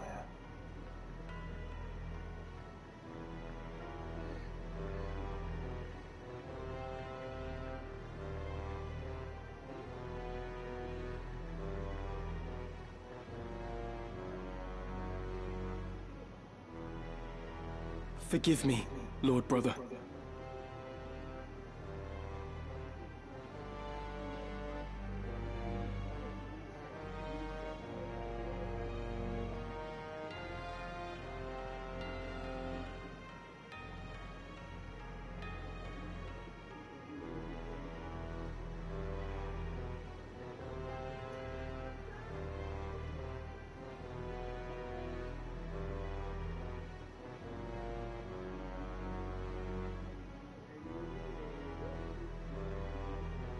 I believe the point is made, is it not, Dyerstarg?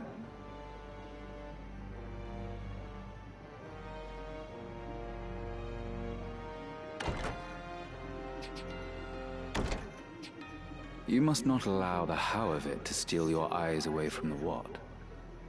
Their rescue of the Marquis was no small feat.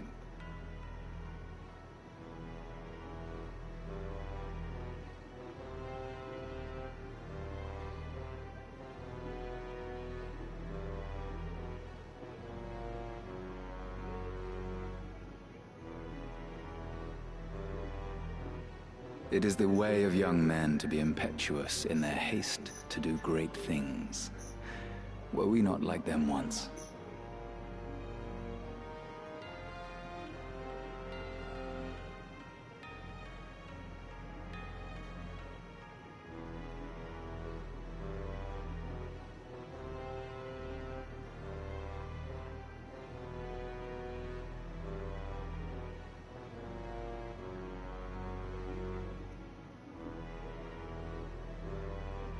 To coddle them is to do them disservice, Your Grace.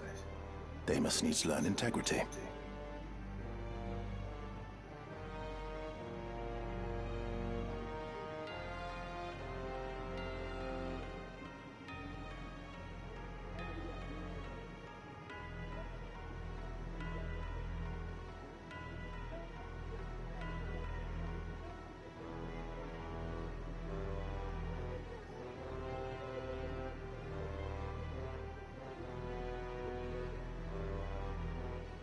So, you are Count Dystag's younger brother.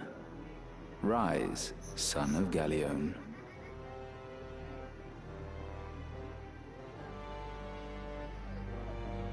Indeed, you are the very image of Barbeneth. His fire burns in your eyes. I can see it.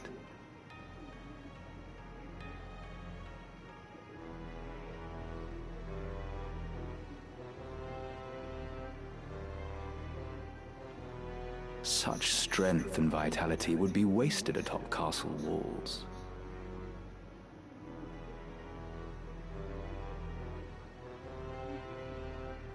Our campaign against the Corpse Brigade draws near its end.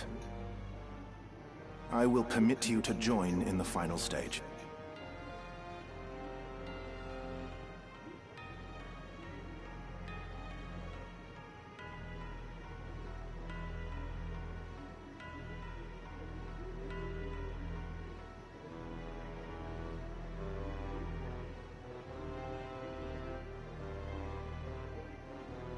Coordinated strikes are to be made on a number of their dens ere long.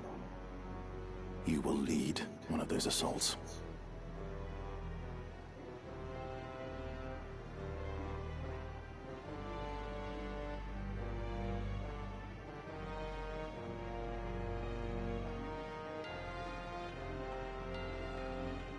Very well, Lord Brother.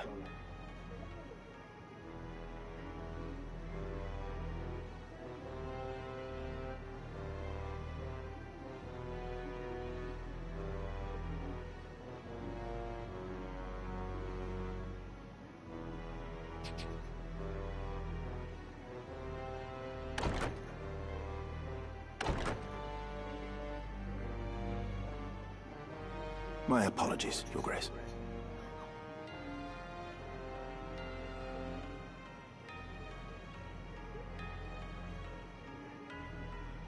It was not of your doing, Dystag. In truth, it serves only to show the caliber of man we were dealing with in Gustav.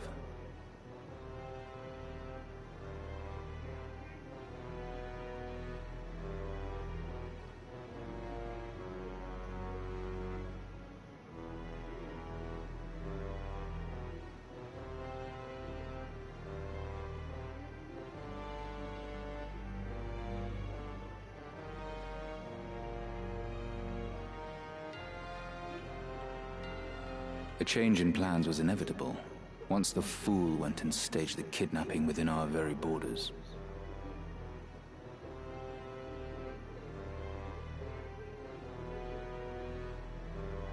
And let us not forget, they did save the Marquis's life. He will now be honor-bound to acquiesce.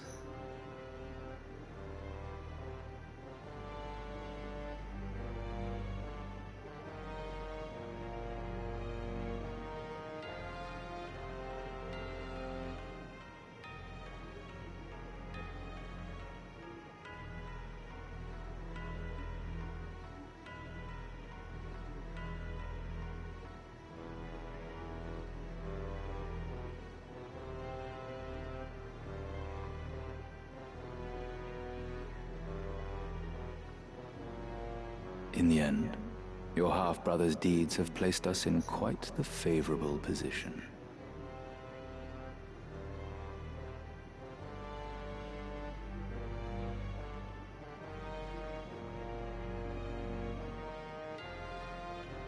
The king's life hangs by a thread.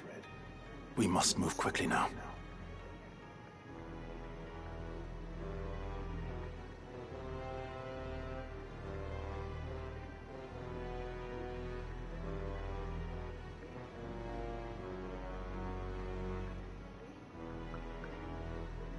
Indeed, my dear friend. I trust you will not fail me.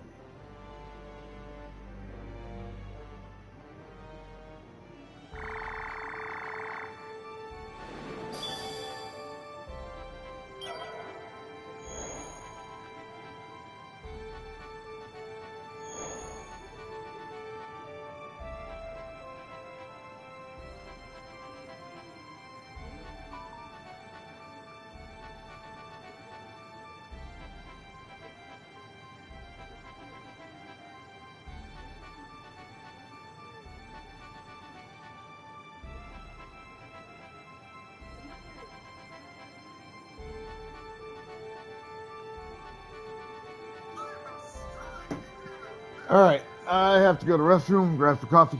I'll be back. Hang tight.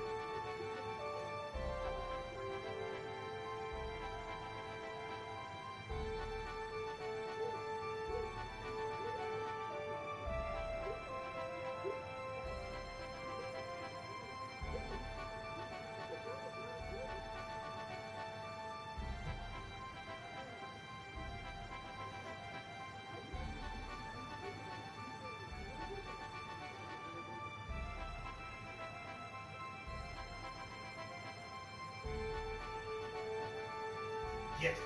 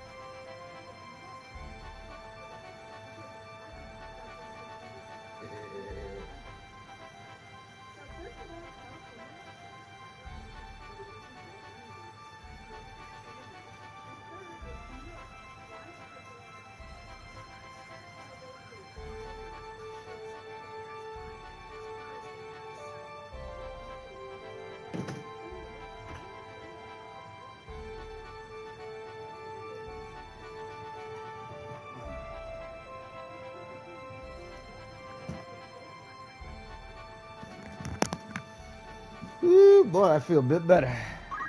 Tell you what. Looking for aught in particular? Good choice. May I come back? I need to go make some money. Good day to you. Rumors, eh? Anything else, sir? Thank you.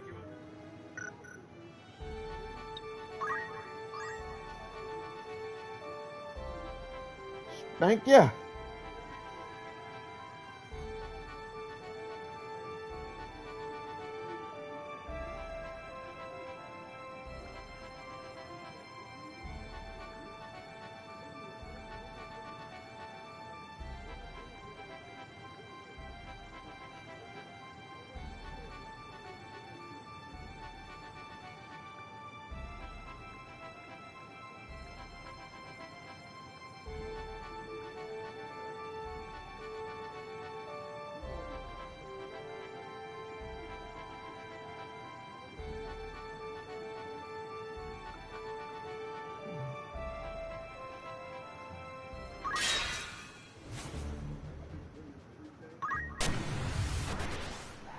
Motherfucker, stop trying to make me jealous. I'm gonna stick my foot in your ass. I won't fucking hear it, asshole.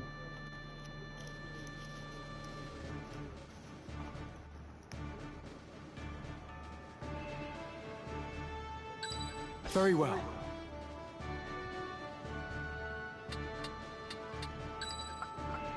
Onward. My mind is set. Ready and able. You can rely on me. Forward.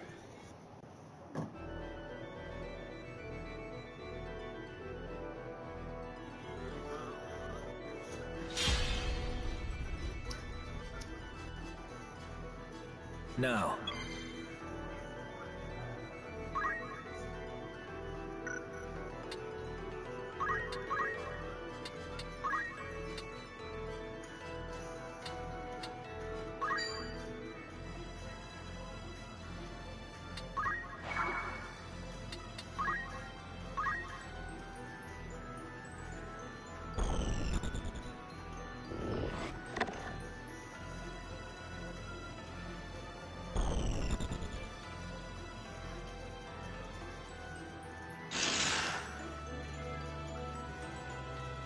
Right.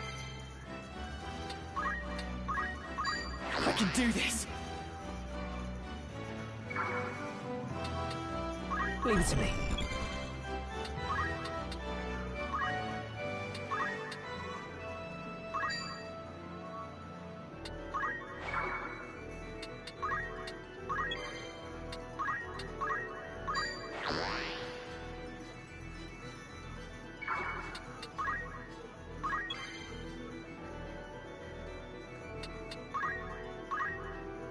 Be not afraid.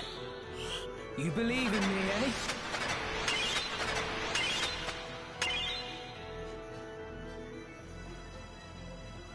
Show me what you've got.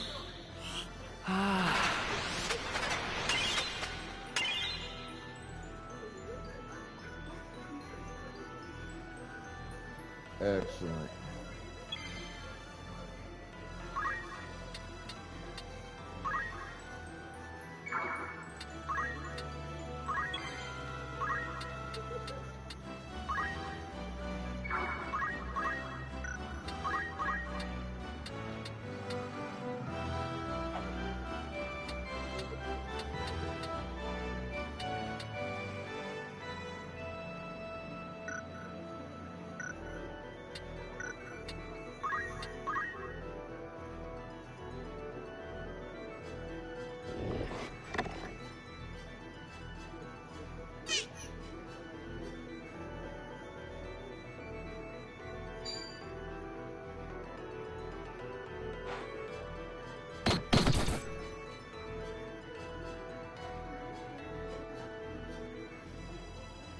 My turn.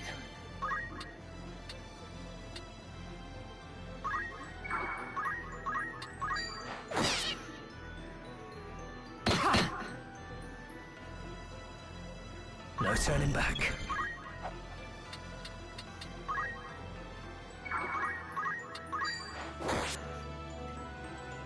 Too slow.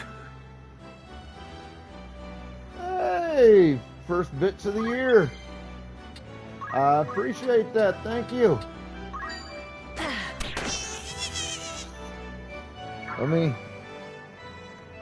go ahead and get that shit written on down.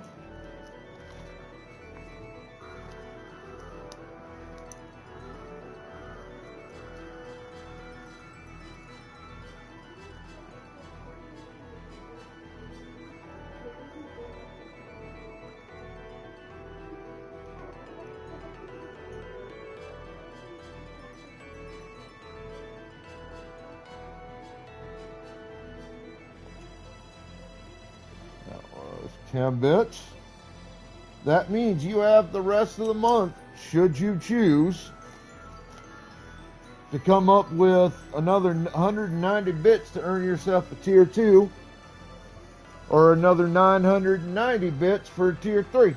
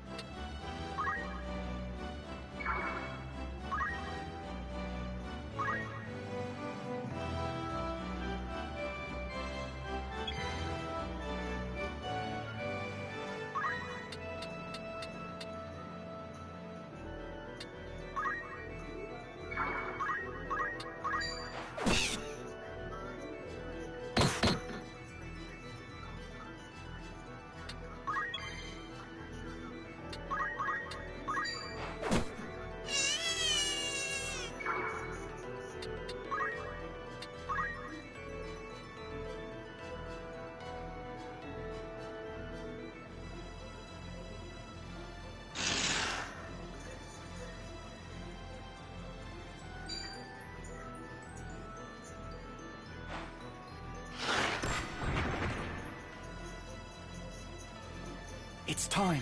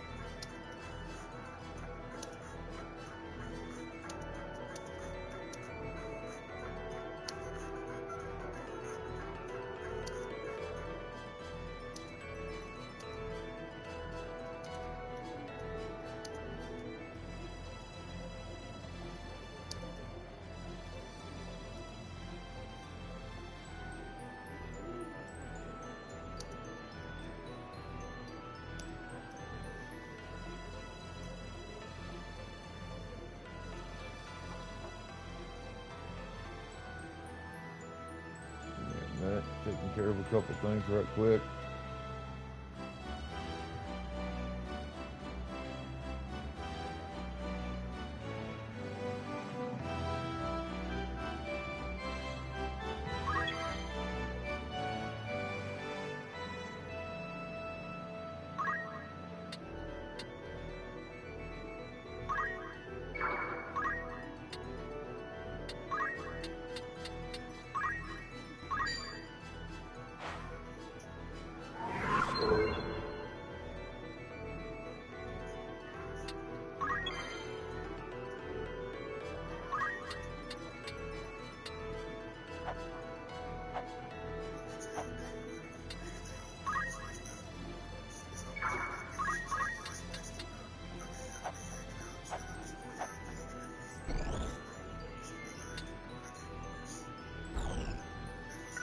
Good.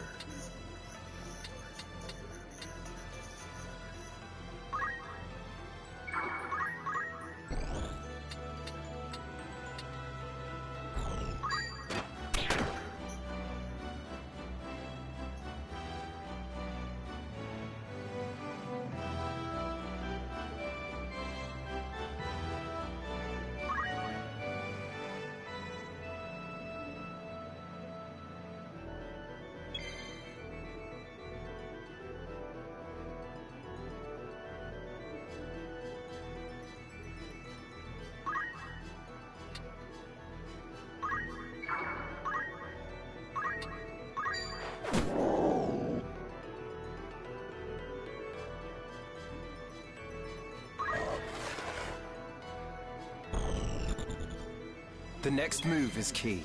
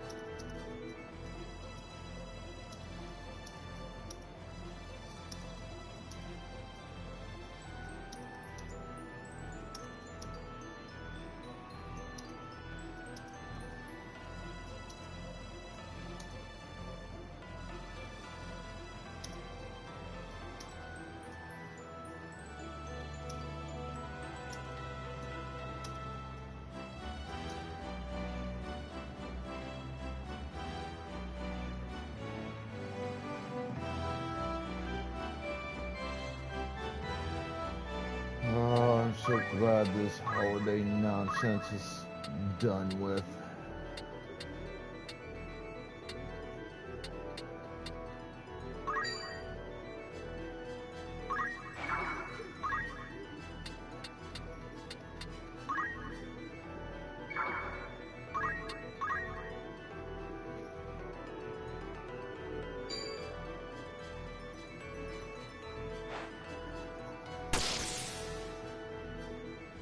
I think not. I have to retreat my white mage.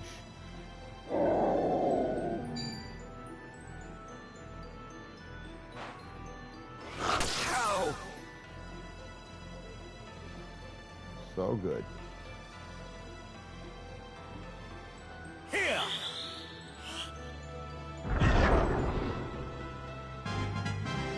Ever stronger.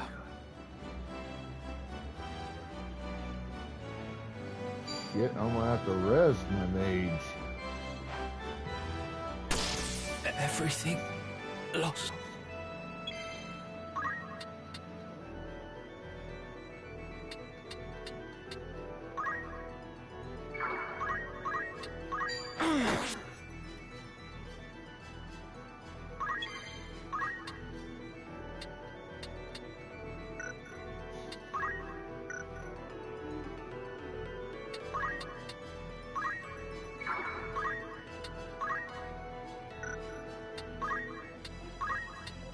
I'll save you.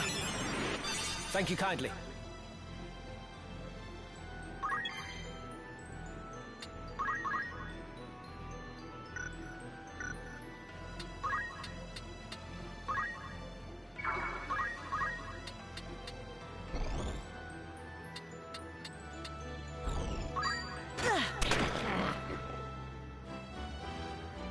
I will make you pay.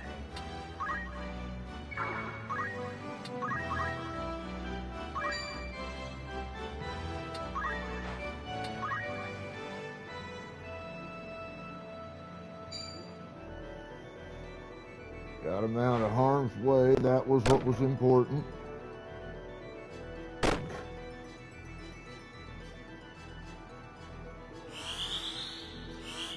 I'm in your debt.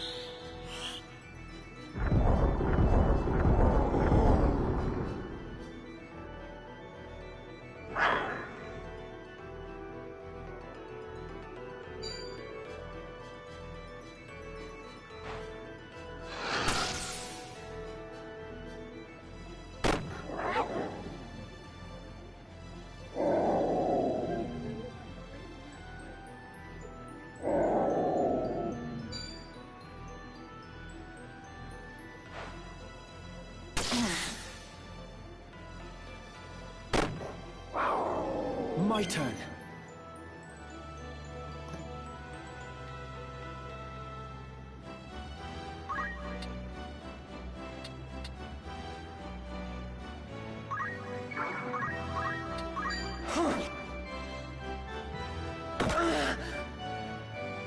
Leave it to me.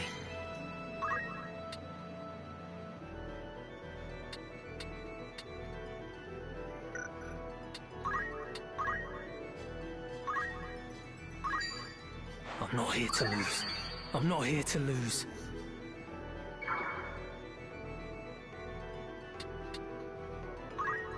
Onward.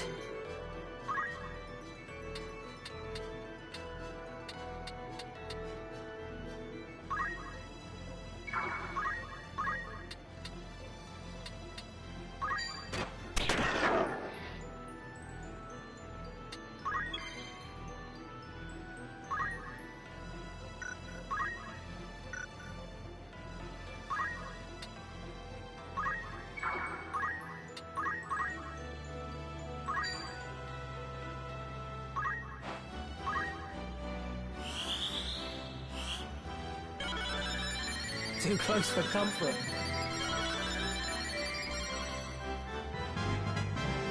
I am blessed.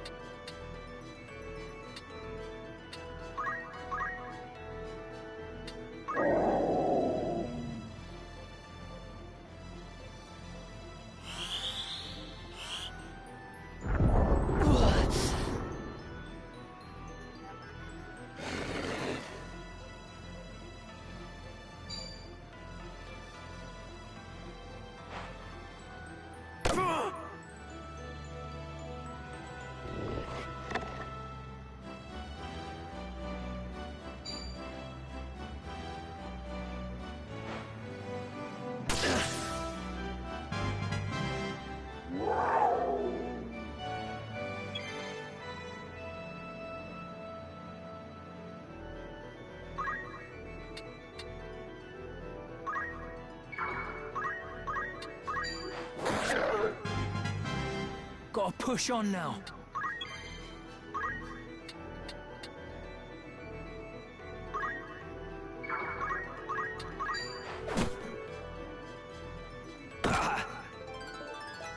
Stronger than ever.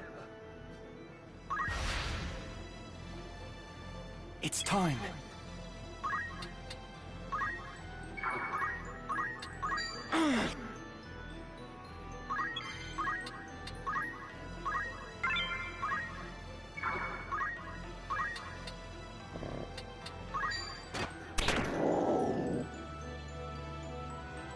Hit the target I was initially trying to fucking hit, so I'm okay with this.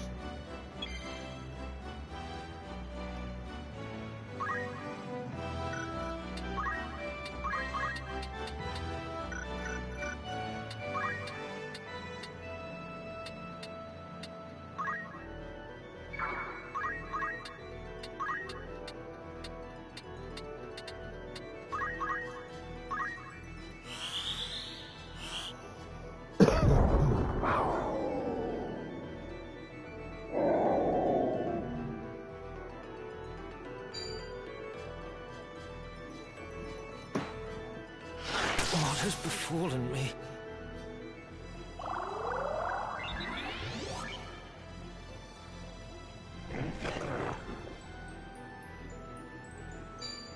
Yeah, of course he's gonna go there. I am sorry.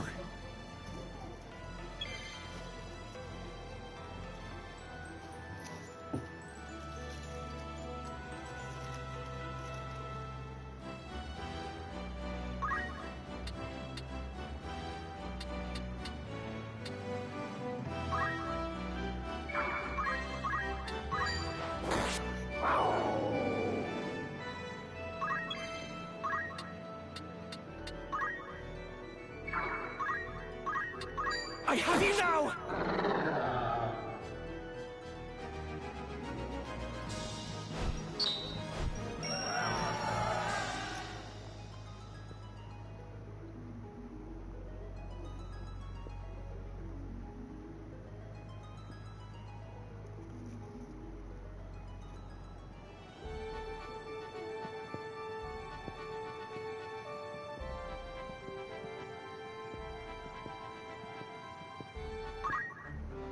What is it?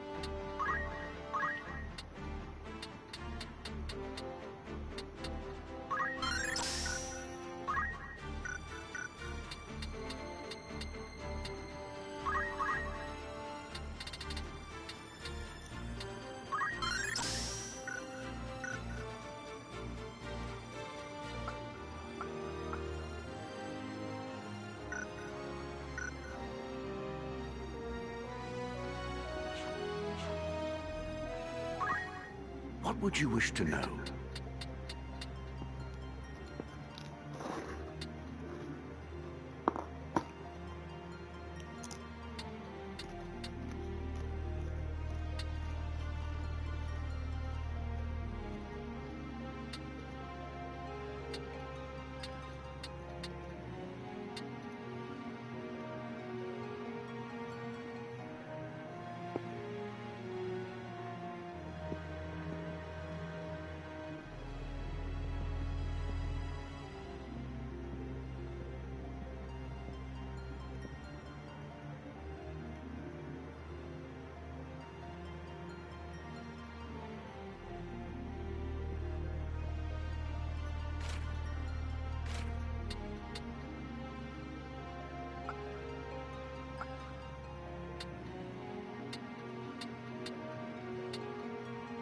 You are always welcome. To safe travels. Let us trace the journeys of those who shaped history.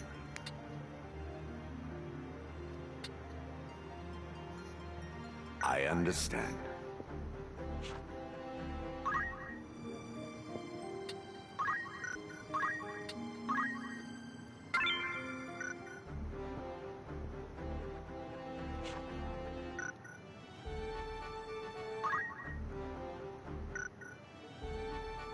I'm only at 7,300.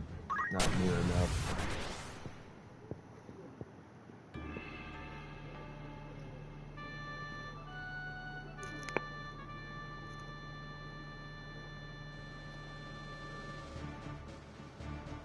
Hard dicks, helicopters, airplanes in the sky, but not me, Ace. I'm ready. I will do my utmost. You can rely on me. Onward. My mind is set. Forward.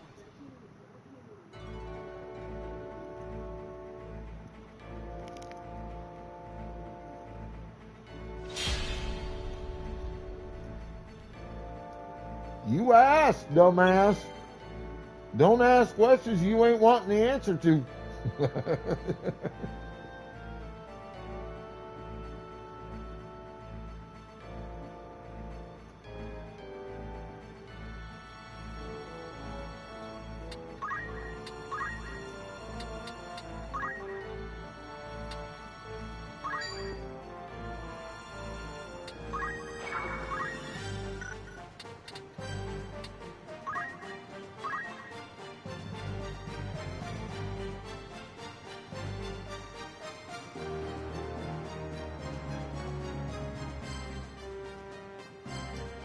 All right, Ace. Later. My turn.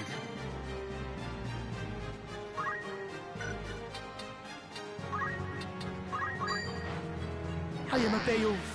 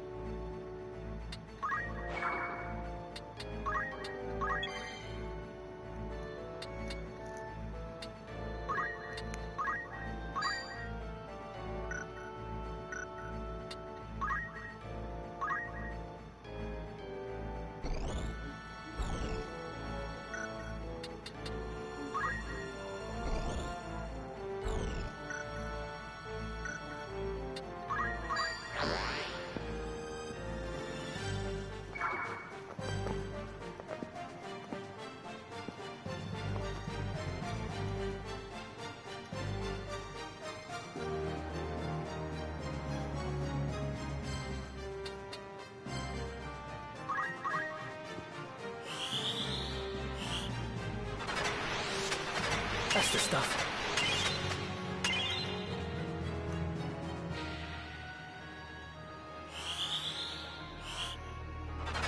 To victory.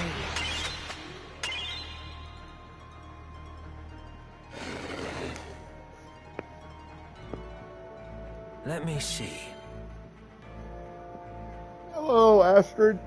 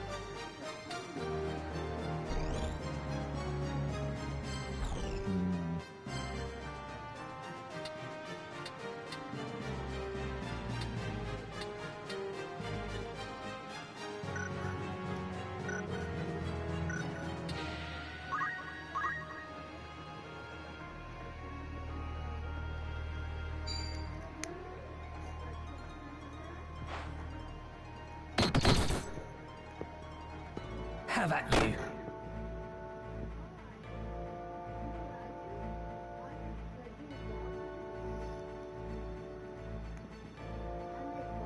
Right.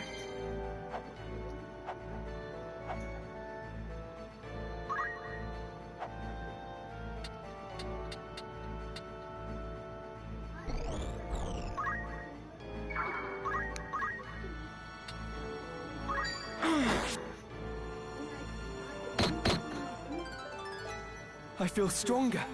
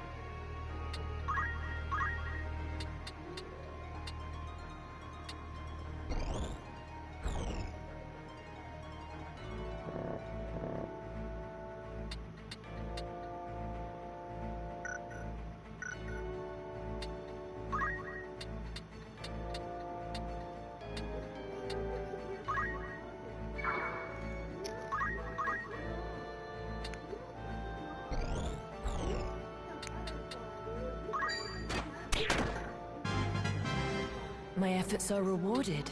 Now.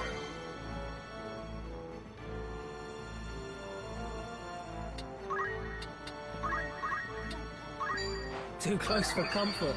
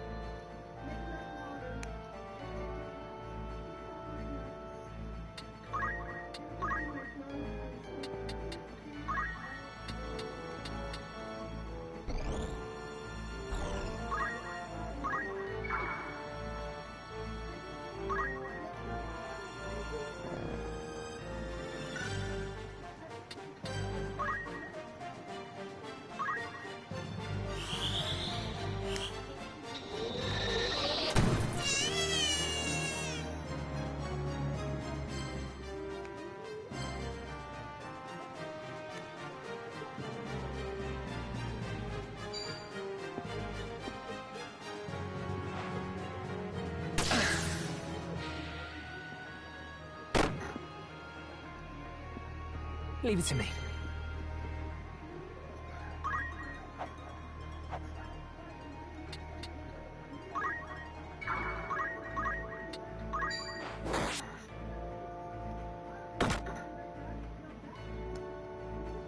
Let me see.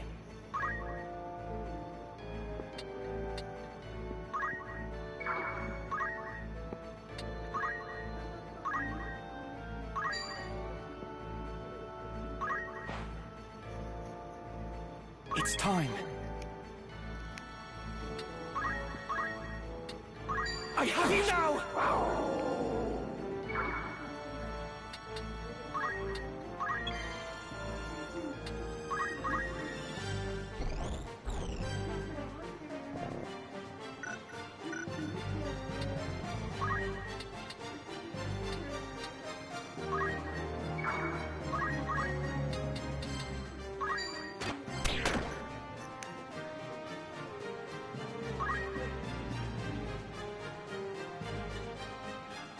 I'll see to that. My thanks. My eternal thanks.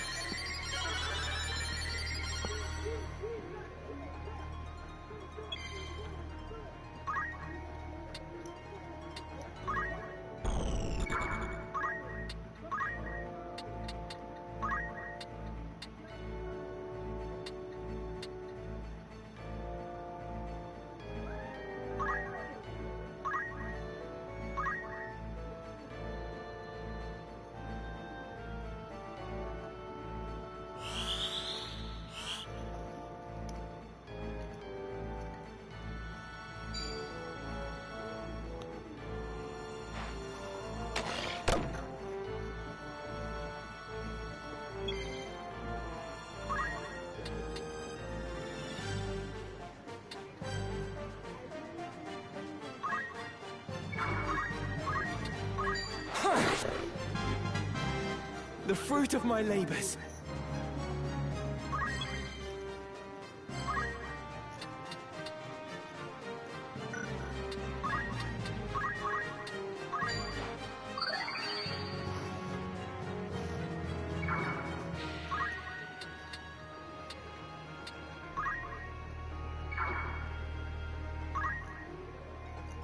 No turning back.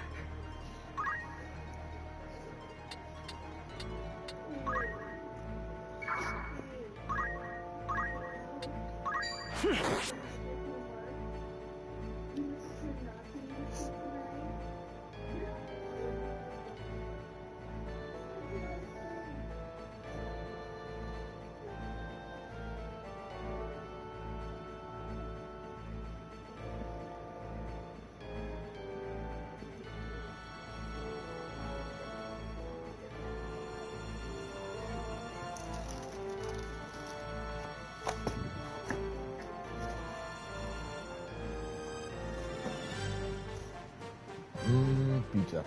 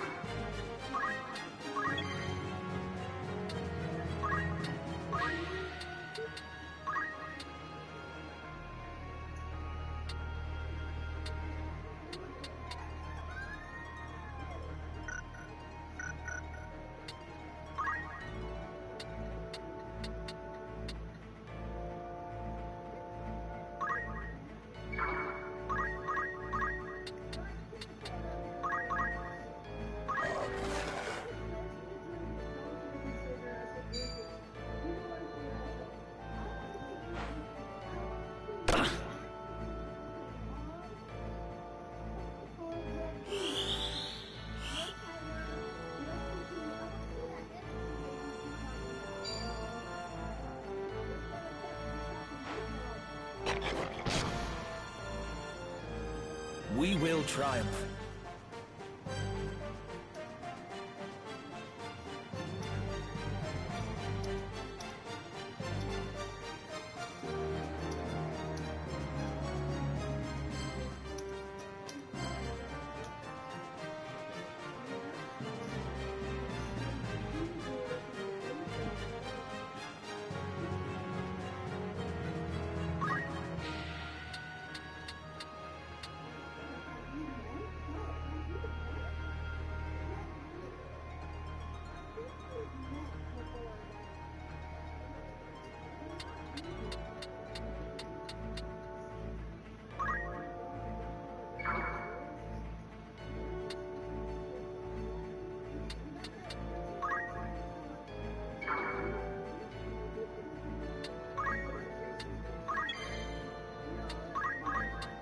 It's over!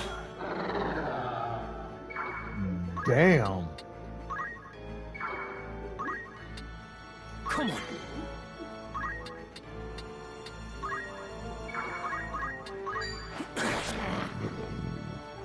Oh, excuse me.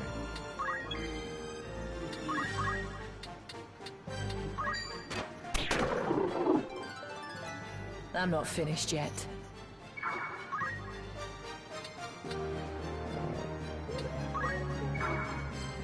The battle is ours.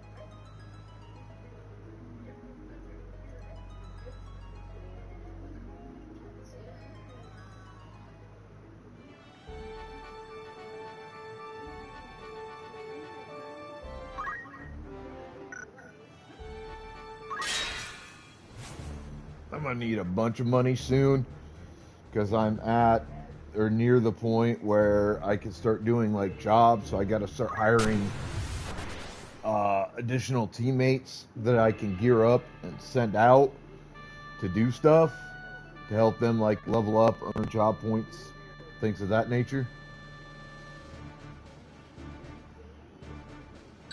Right. I will do my utmost. Very well. Onward. My mind is set. It's time.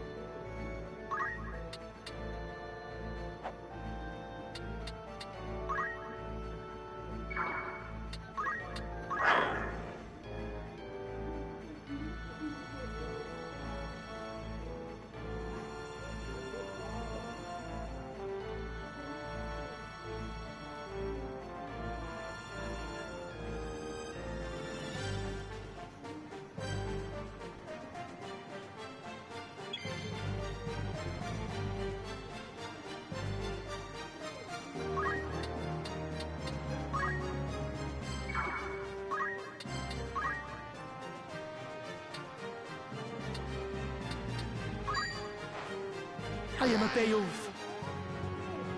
I am a Beowulf. Well, fuck, I don't care what you is. I care about the damage you can do for me.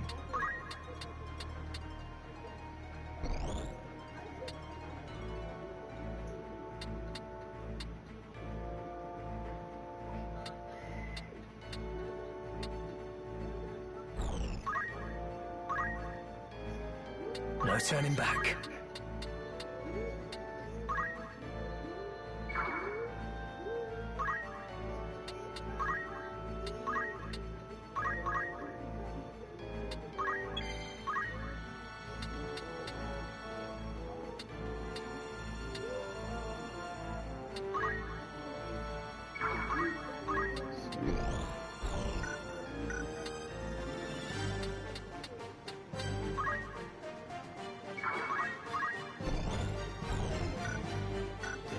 None of you bitches are in fucking range.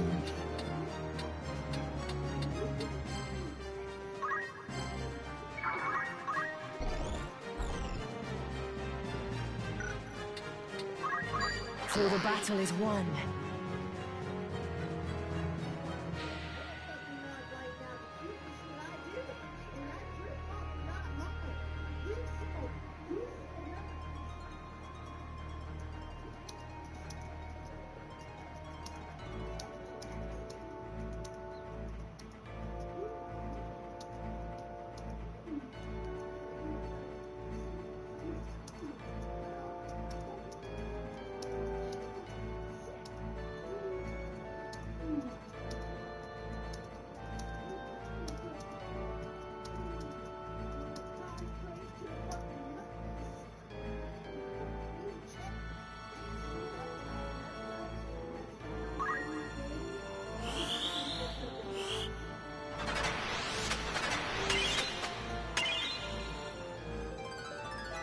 Gotta push on now.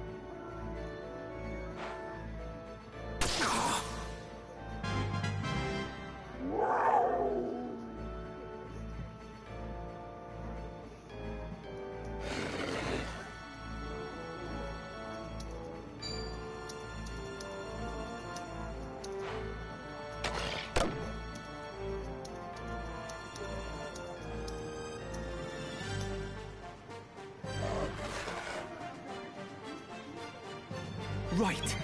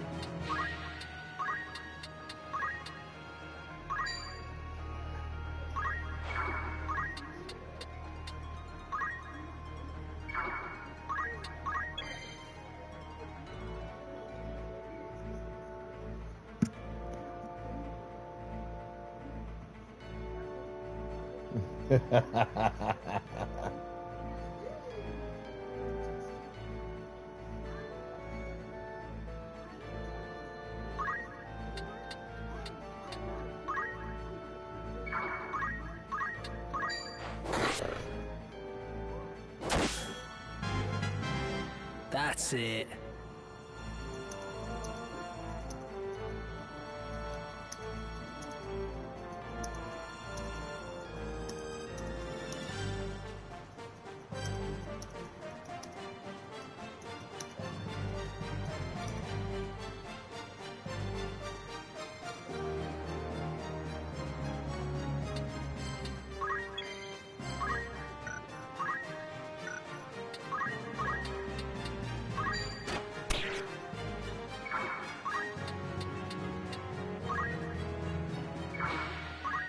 We will triumph.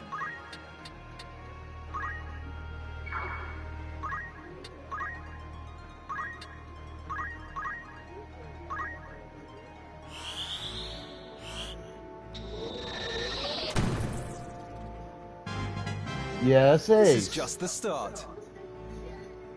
You'll soon feel better. My eternal thanks.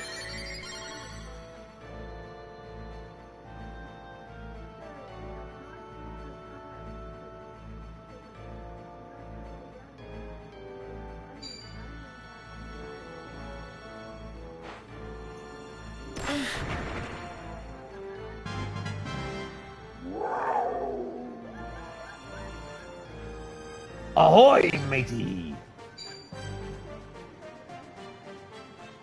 Blimey! Shit, that's not what I wanted to do. Son of a bitch!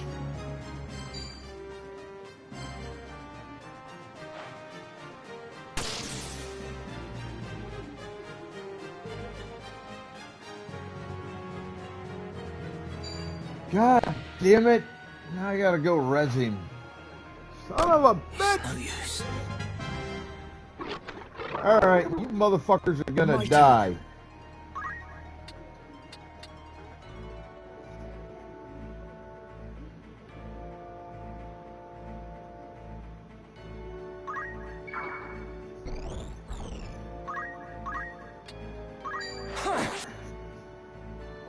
Eat my blade, you son of a bitch!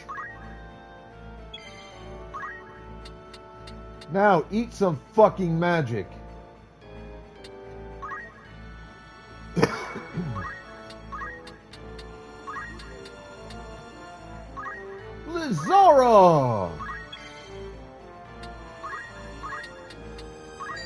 Take this. And you're a bad putty tat.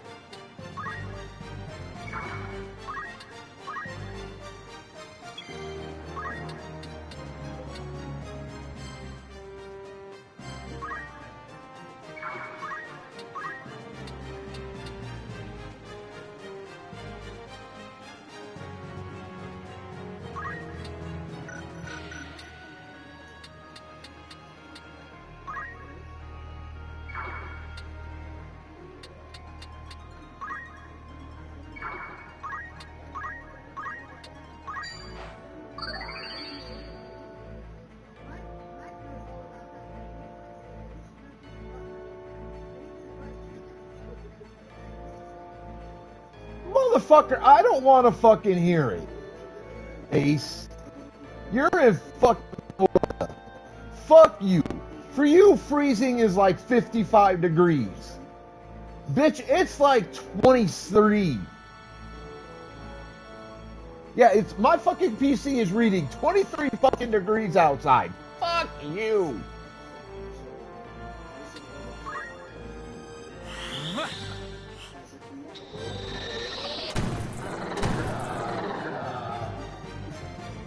Fucking 30 ain't nothing, and it's just one goddamn day. I don't want to fucking hear it.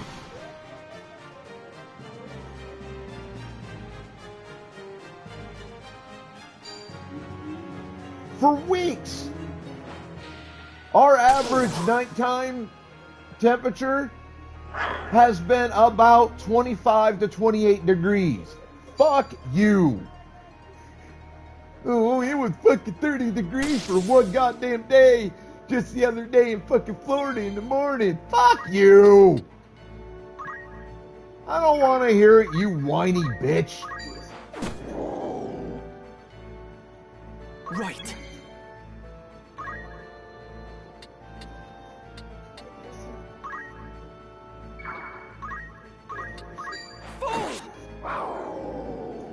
Fucking 30 degrees.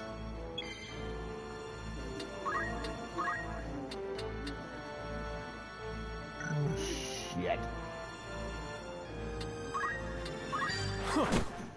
He's out of mana. Good progress.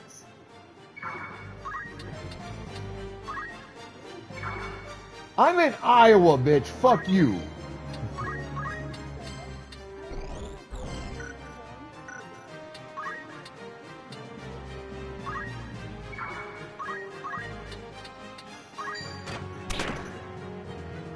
I want to hear you come into my chat, living in Florida, whining and bitching and moaning and groaning because it was 30 degrees one morning a couple of mornings ago.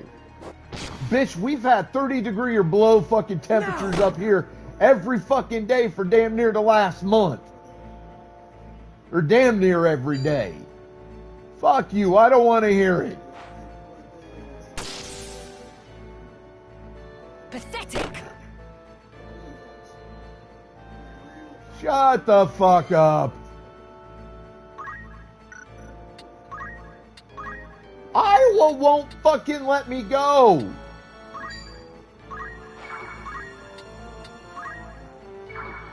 I've tried. I'm in your debt. I'm saved.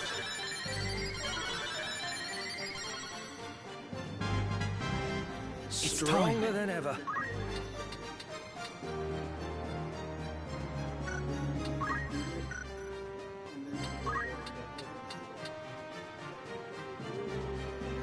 Shit, I've got to get up there and rescue my guy.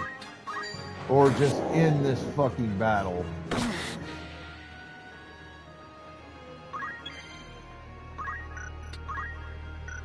Good, he can fucking do it.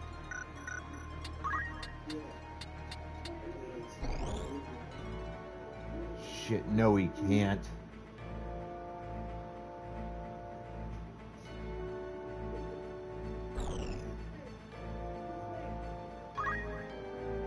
Well, it is my beloved home state.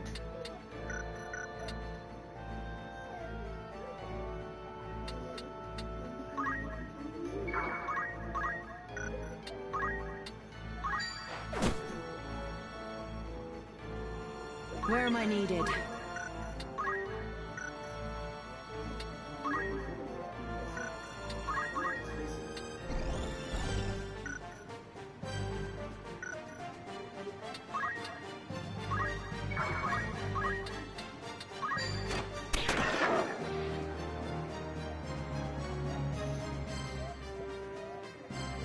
Not frozen, no, and only really for about 3 months.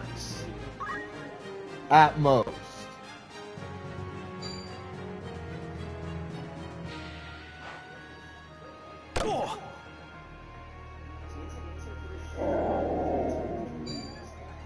It's not frozen for the majority of, like, fucking fall and shit.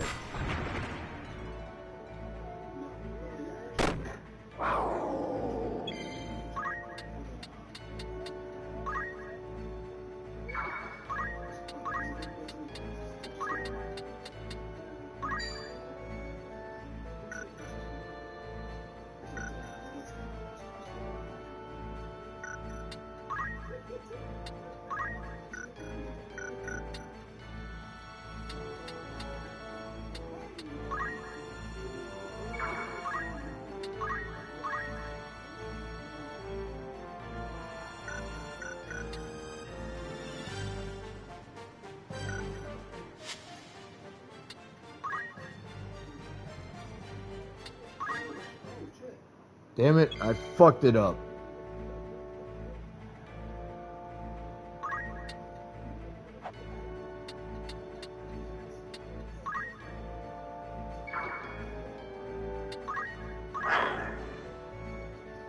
Fucked it up and I was gonna lose my chemist. And I've been busting my ass to train him up.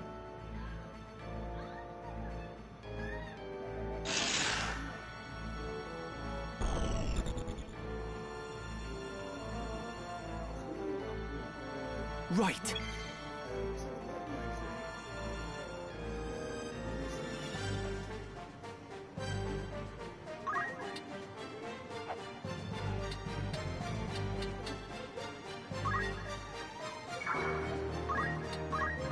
Trust in yourself.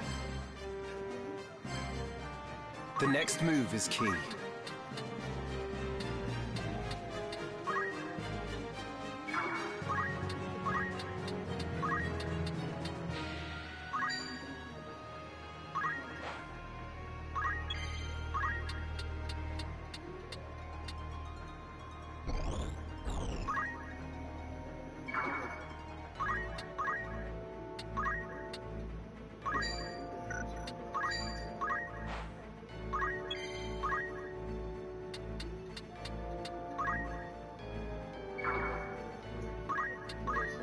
I cannot fail.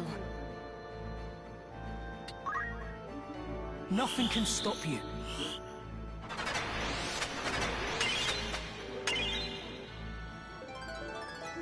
Gotta push on now.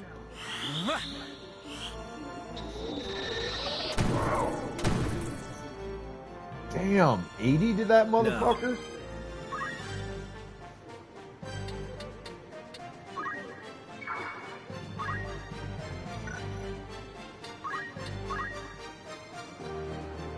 Almost killed that son of a bitch in a single shot.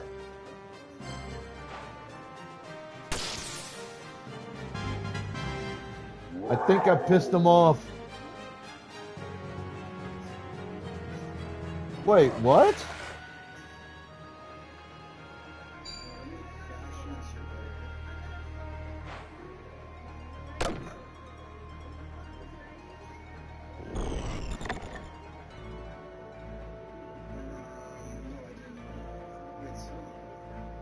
It's time.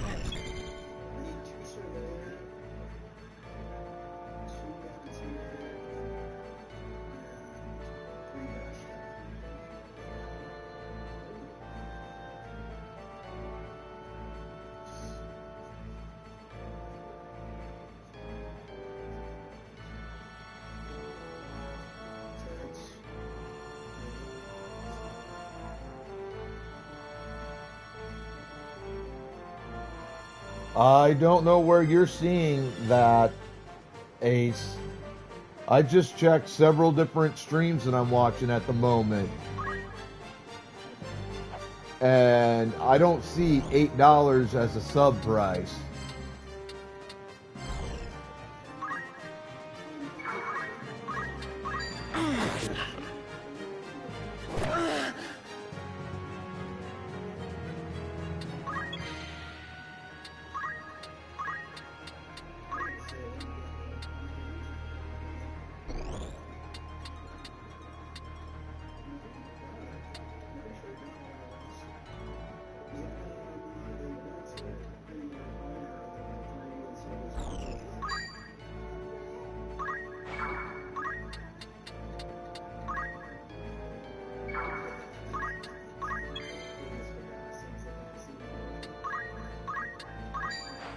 I'm seeing $6, $5.99.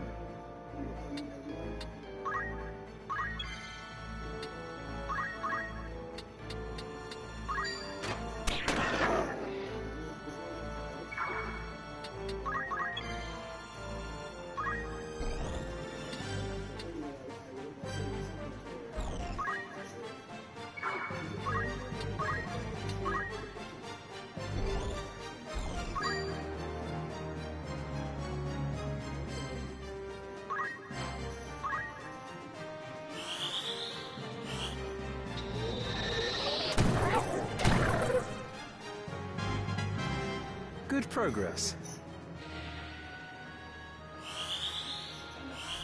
My thanks. You're a lifesaver.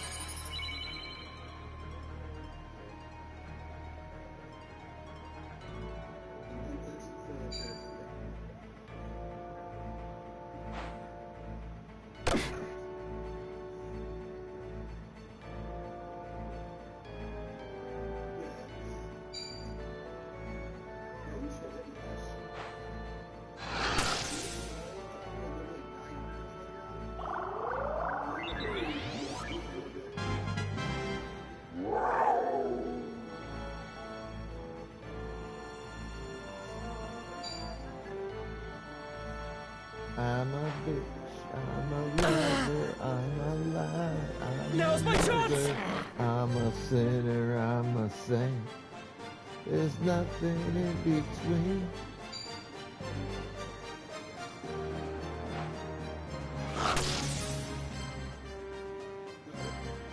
Bad pussycat.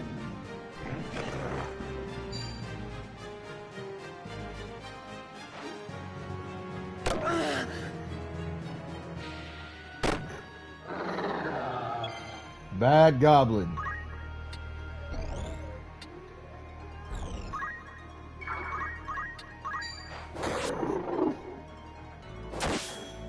Ow. That's it.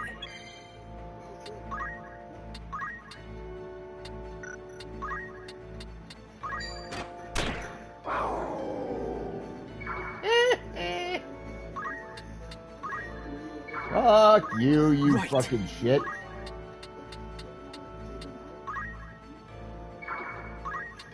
I have you now! Ah, see, this is how it's supposed to work.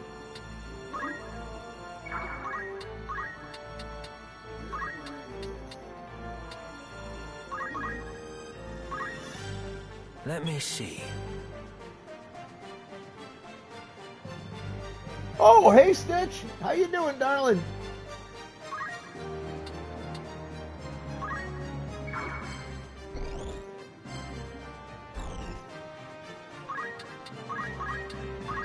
I'm in your debt.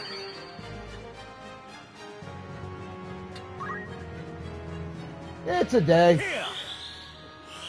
Wednesday was kind of shit, though. Not gonna go into details, but it was not a good day, and it fucked me up. Like, it fucked up my sleep schedule and shit for 2 days. I'm just starting to get back to where that shit was needing to be.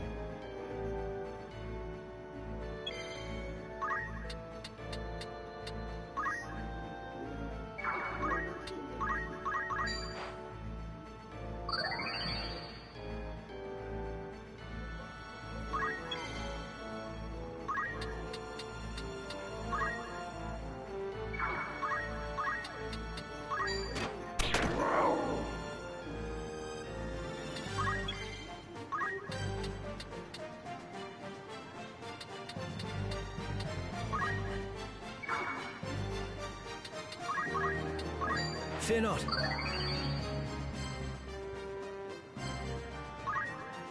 My turn.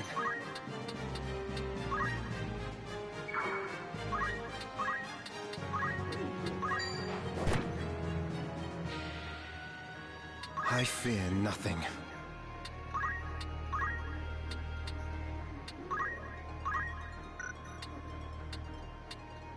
Oh, shit. I don't have the mana. Well, that's a cocksucking son of a bitch.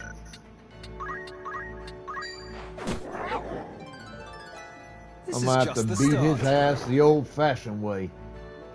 And this fucking bitch, he gonna make me chase his dumb ass down. That's gonna piss me off. Yo, what's up, Nixon? Now.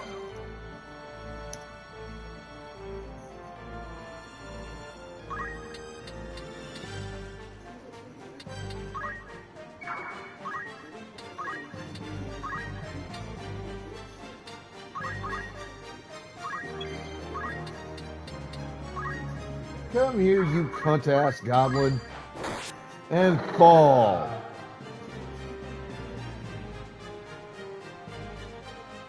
FTVV?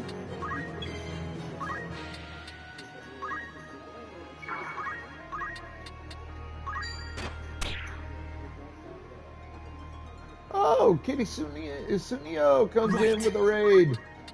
Yay, putty tat. Okay, I can move there. I do have the movement speed. It's over! I feel stronger. I feel stronger.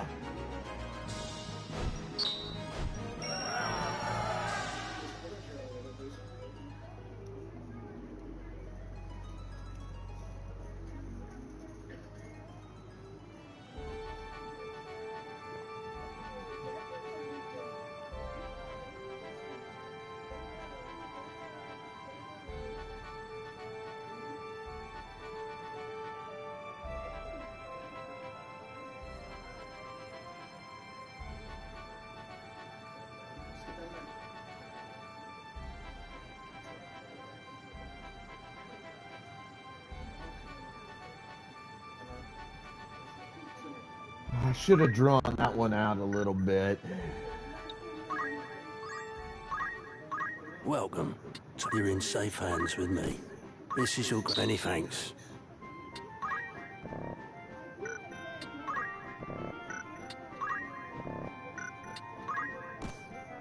This is your most act.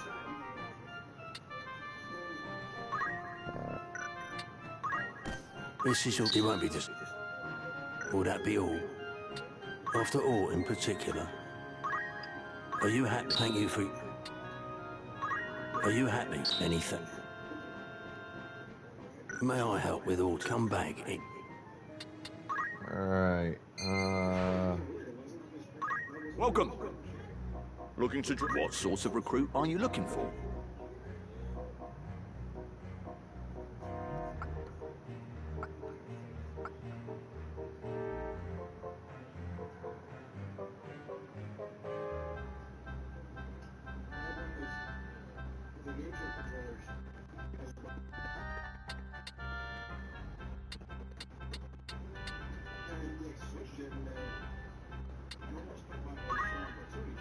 So, you'll do well together.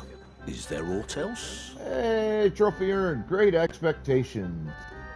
I recruited a new party member from the Warriors Guild. Total trophy progress at the moment, 15%. Anyone catch your eye?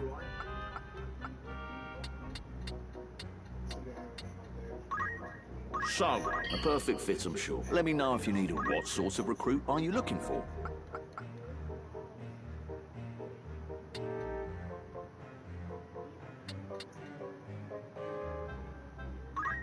So, fair fortunes to you both. Is there aught else?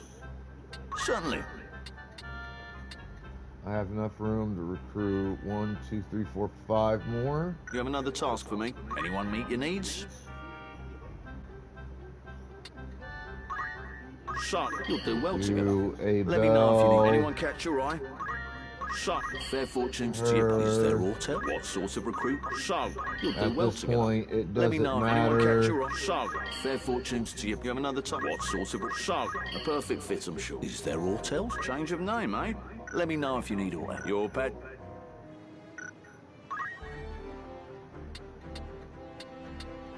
I see. Let's see.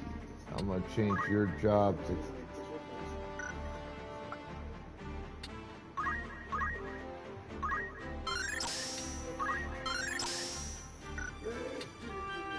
I shan't disappoint you.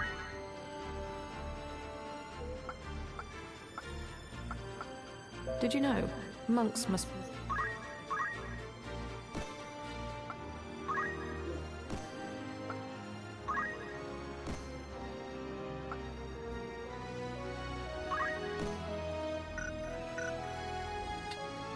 What is it?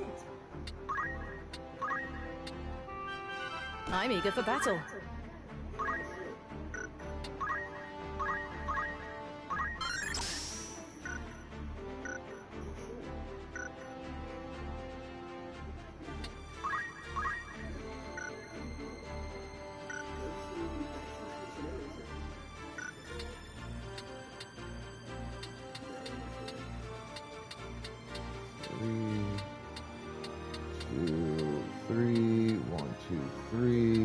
And then a spare in case I need it. I see.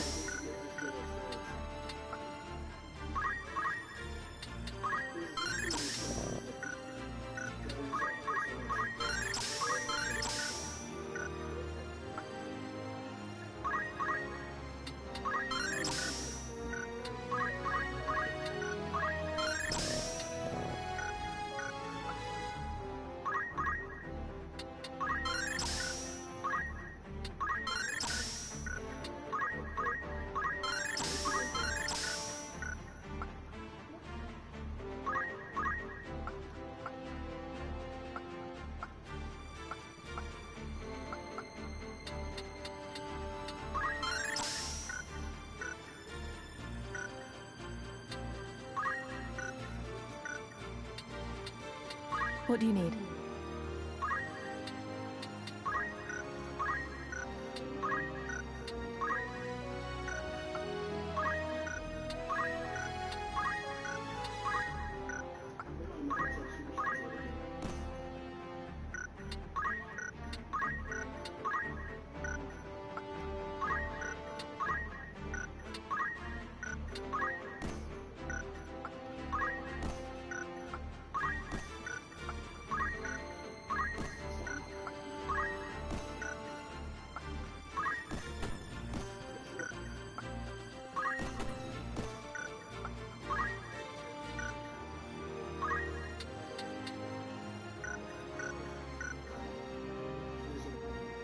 Yes?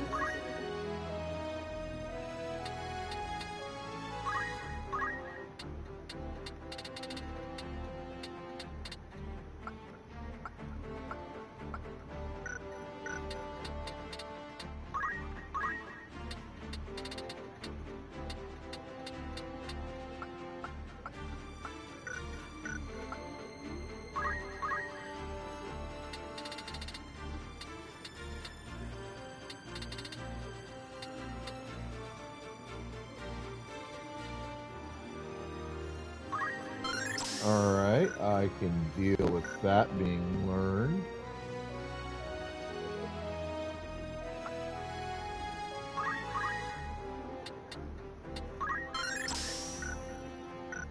Give you Thraga.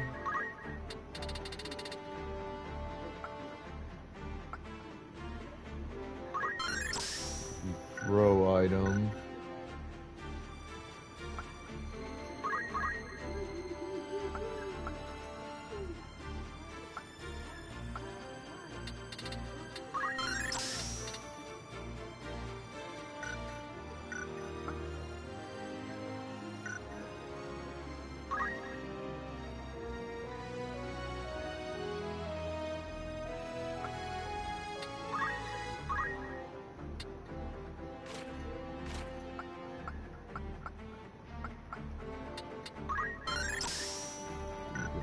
Evasive stance, that's good.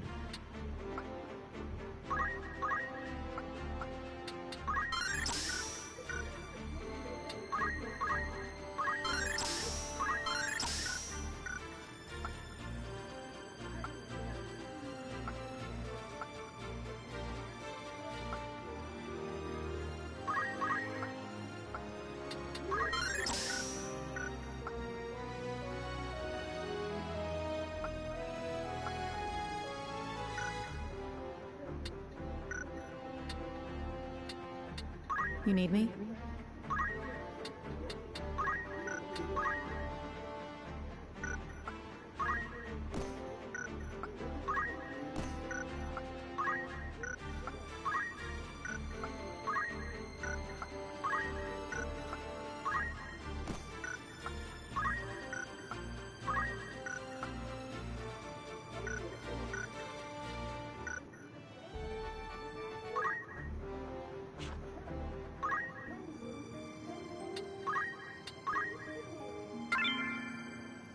There we go.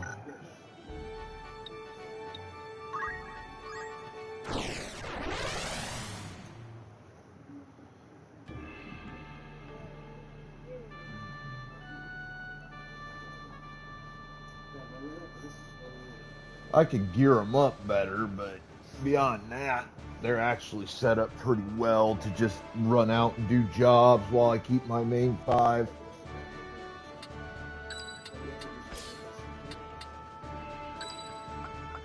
Yes.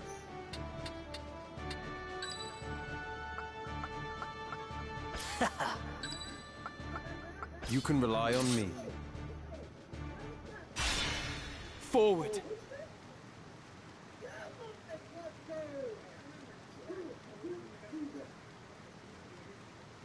We have lost contact with the others. I fear this may be the end for us. Do not say that. The battle is not yet over. The battle isn't fought yet, technically. We mustn't give in to despair. The nobles must answer for all they've wrought. It ought not to have been like this. My brother was too soft, too indecisive.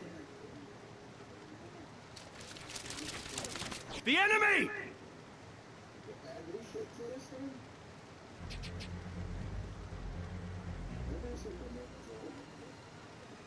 I owe you a debt of gratitude for rescuing the Marquis. I pray I am able to repay it, even a little, by aiding you in this.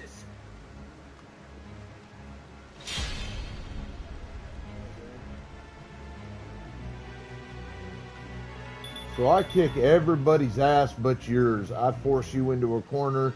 I need you to cast a certain spell on as me. you do and yet hold your head so high? We are not chattel. We are humans, no less than you. What flaw do you hold there to be in us?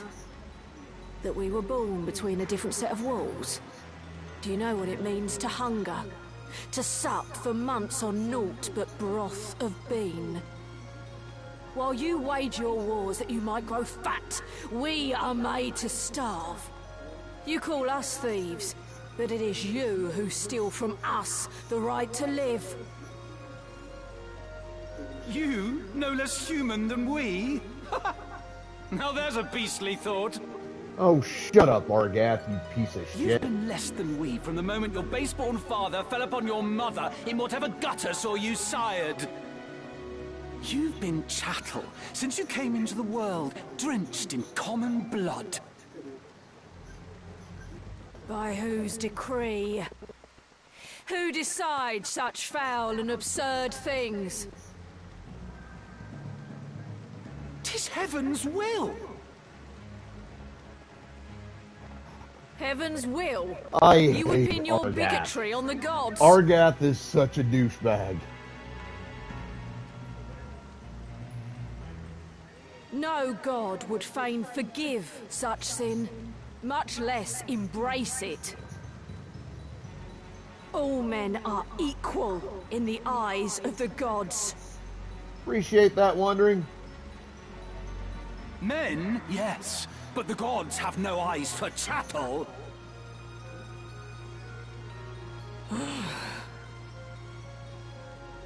Argath. Ramza, is this woman truly our enemy? There's no other way. Ready.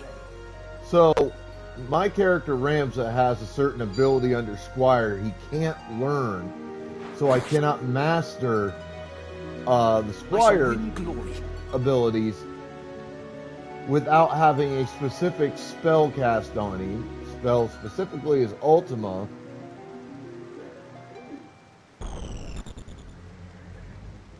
And if I remember correctly, this bitch is one of the people in the game that can cast it on me.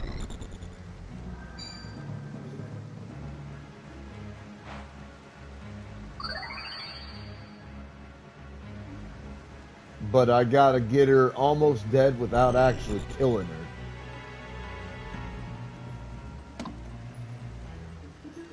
Let's get this over with.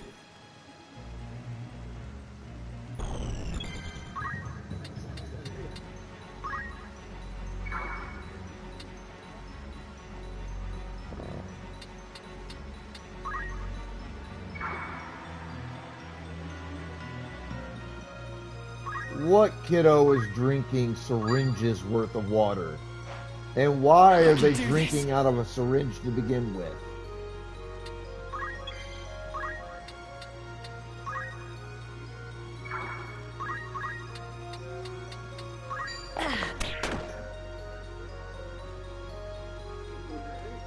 Leave it to me.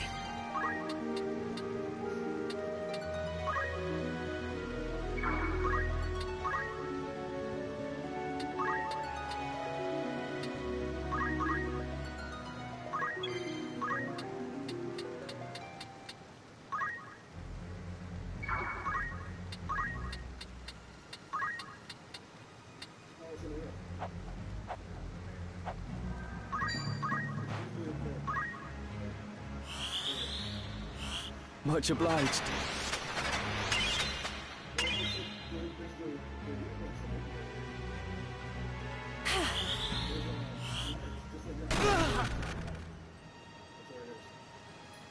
You know, Argath deserved that and more. Thank you kindly.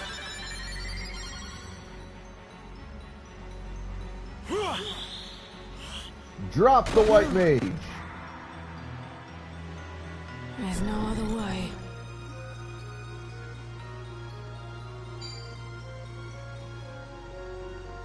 Surging Rage erupt. An extension of my fist become. Or a blast! Take this! I'm better than this.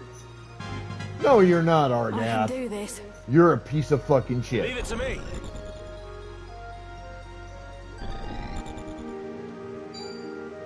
May you forever suckle a dick that's covered in your own shit out of your own ass. Waiting.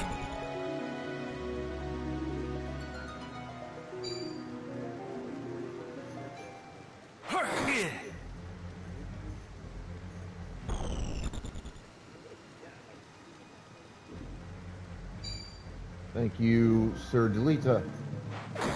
No honor in defeat. Stiff opposition.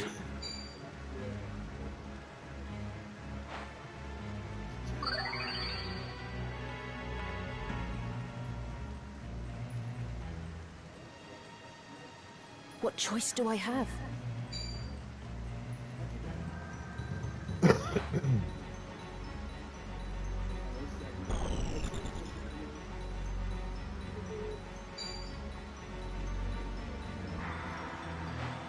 All right, Stitch.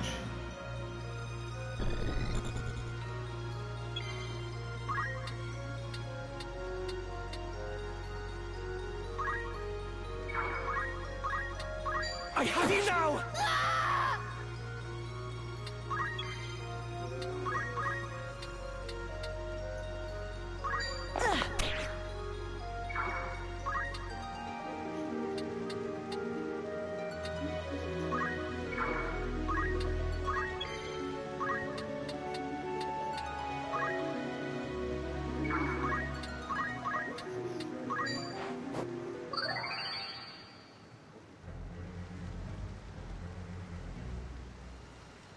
I fear nothing.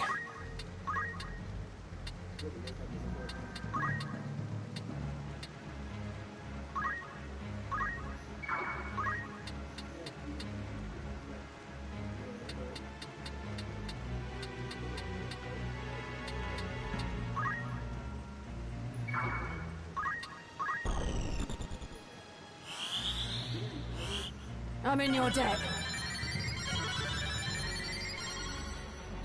Thank you.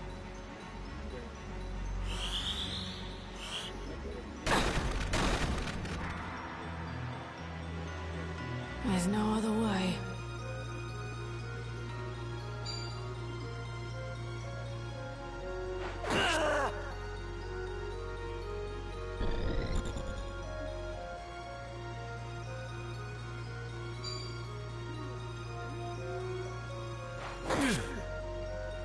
Hold still.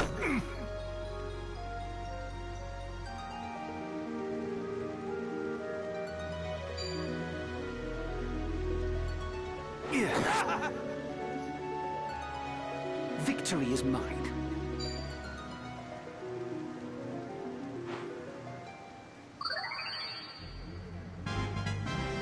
Just try and stop me.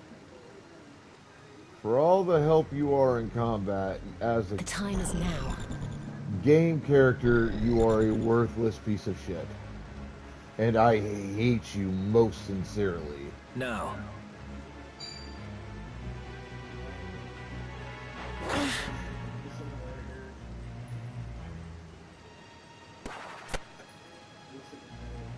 Right.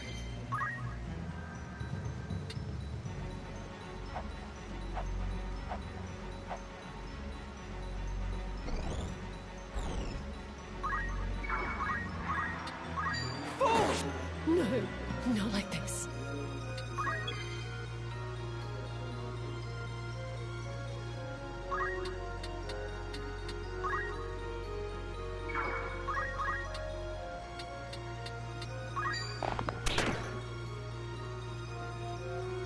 No turning back.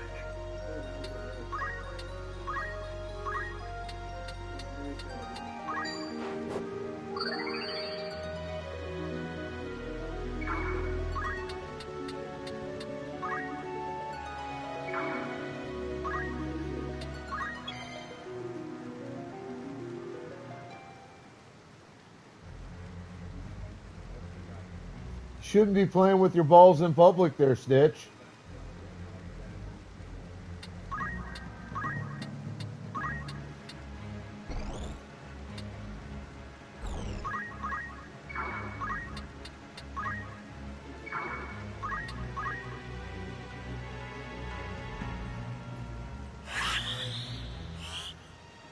I've so much left to give. There's no other way. Stop making offers you'll never keep. This is the end. Me then. My turn.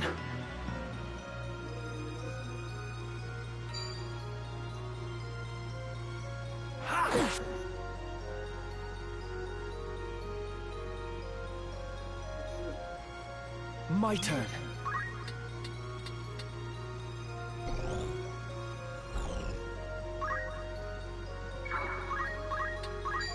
No, you don't.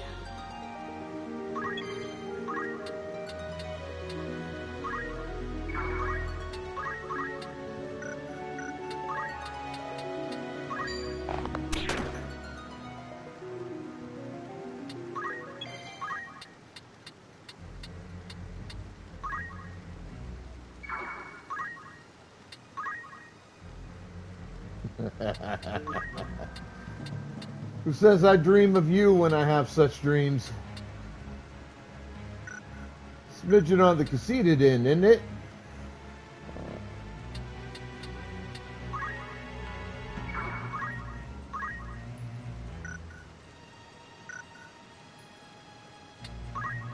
There's no other way.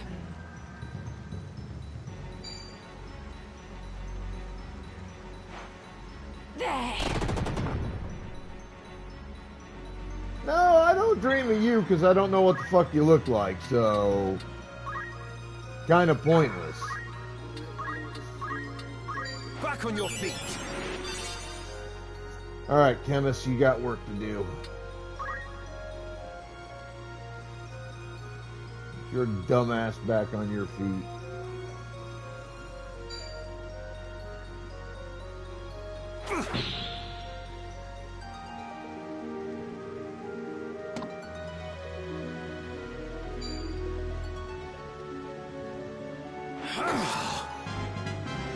Stronger than ever. I didn't say I wanted you to. I never request such things because, you know, I'm not like all forward and shit like that. If that's what you choose to do, that's up to you. Where am I If needed? you don't want to, that's fine. I really don't give a shit either way on a personal level. I'm not finished yet. And I don't say that to be mean, but I mean, you got a man, and what you look like ain't none of my damn business.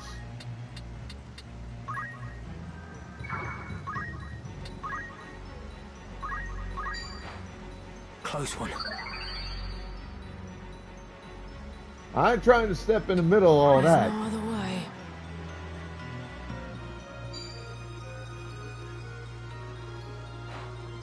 You're mine. Oh, good, you dropped his dumbass. Excellent.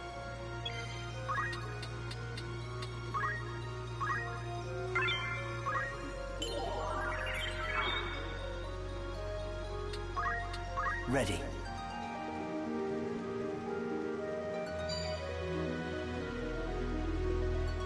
Like I said, Prepare you do yourself. it, you do it. That's all on you. That ain't on me. I'll not be out. I am not asking, I'm not requesting, none of that kind of bullshit. I'll leave that choice to you.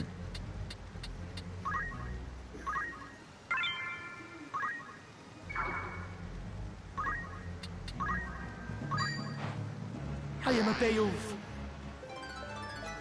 I must keep moving forward. Best proceed with caution.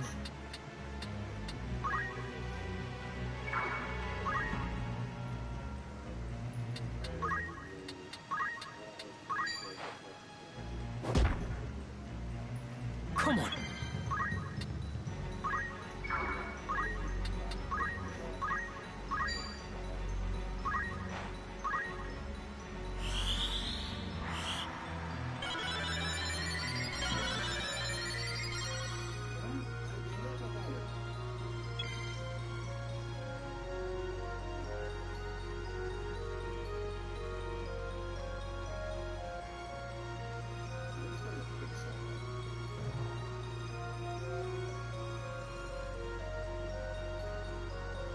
What am I gonna do with you, Stitchy?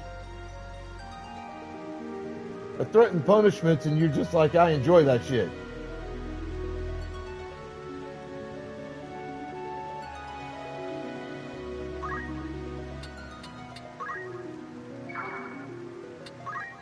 I will not run.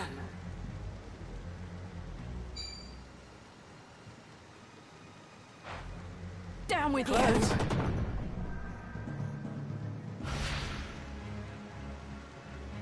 Leave it to me.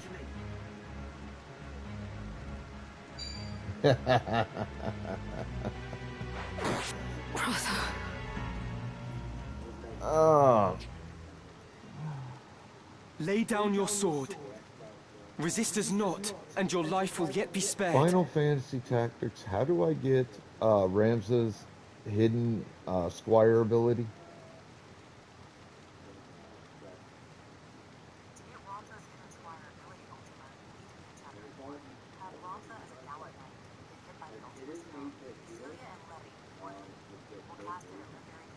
Oh, so this wasn't the fight where I need to worry about Ultima being cast. Okay. Because I am not in Chapter 4 yet.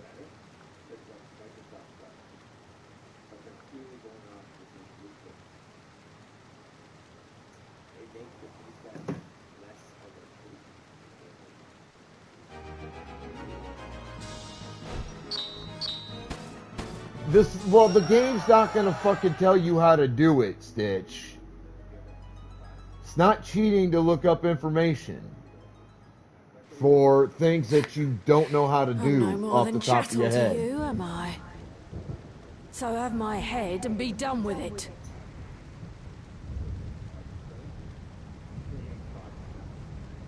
Do you truly hold us to be so foul? Do it, Ramza. She fights as a corpse. Let her become one in truth. Shut up, Argath. She's a foe and a traitor, an enemy of House Beowulf. The world has no place for such wretches. Her claim to life is forfeit. Spare her now, and you place your seal on the warrants for our own deaths. It's her or us, Ramza. Strike her down! Try as I might, Ramza, I cannot think this woman our enemy. Have you lost your wits?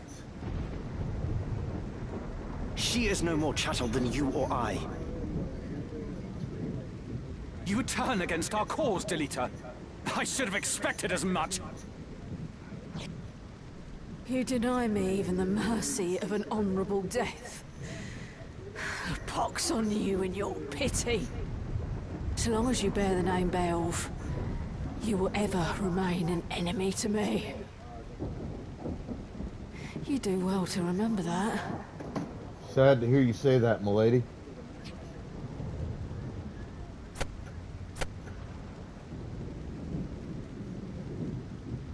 Delita? What have we done?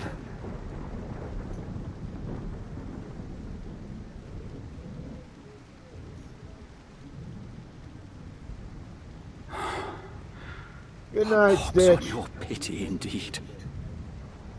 Oh, shut up, Argath. You piece of fucking shit.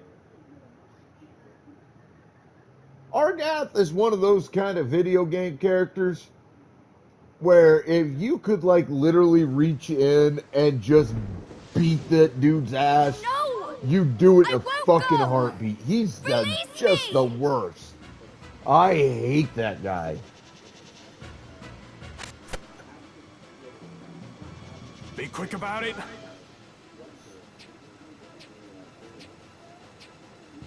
Let go of me! Help! Zolbog! Oh, yeah. Time to cut my losses.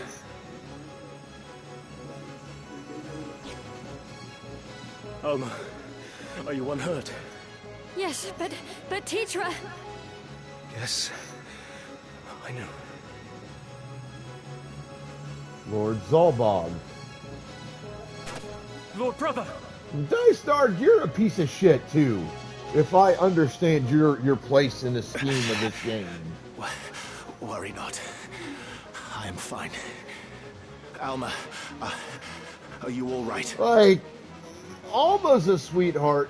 Tetra's a sweetheart. So far as I understand it, Zolbog's okay. But if my understanding is correct, Dystark is a traitorous ass who is, like, at least partially responsible for all the shit Ramza and Delita go through. They did not harm me, but you're bleeding. He's literally responsible for at least part of it, if I understand how this works.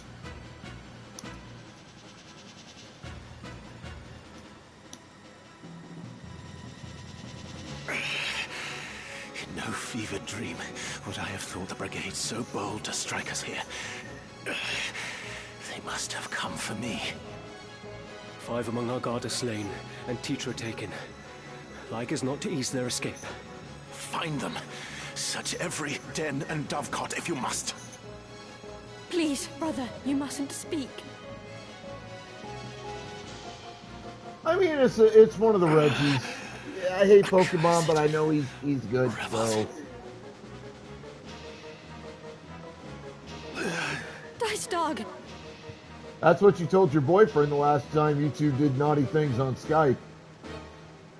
Someone! Anyone!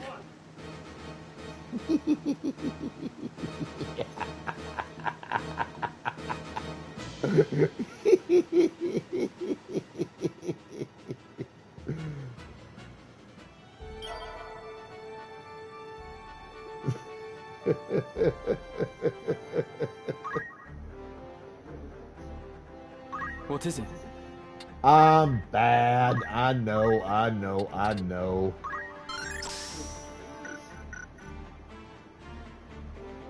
I'm fucking terrible.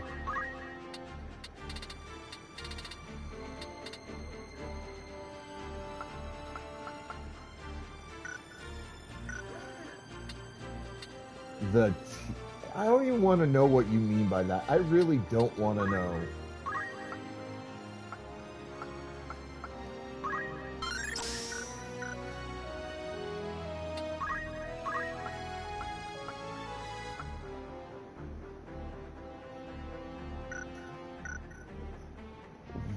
The T. You call it the T.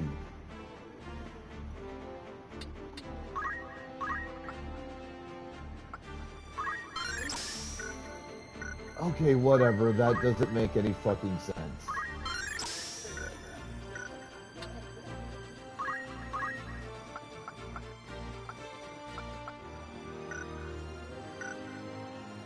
No, thank you. The slang I know is sufficient.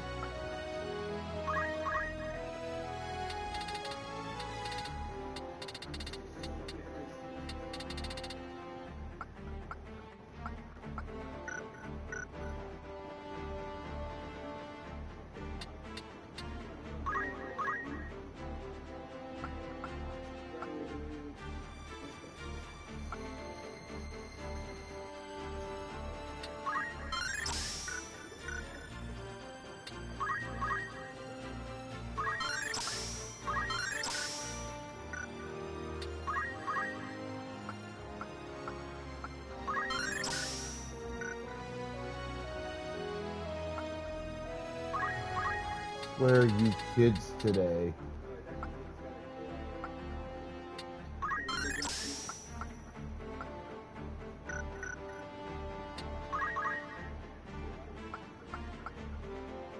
He's not gonna have a whole lot to learn once I get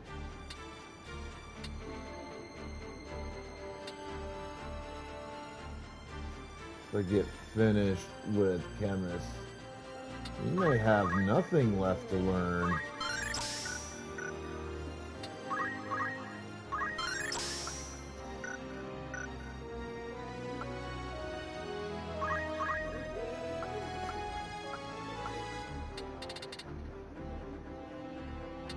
Let's see, 11, 2000, 29, 3350, 34, 37, 41, 4,100 job points, and she's done. And then I'm going to switch her, I think, to Thief.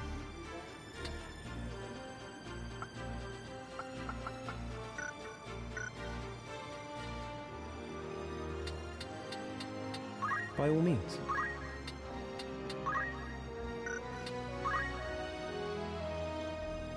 Yeah, that's why I can't replace that.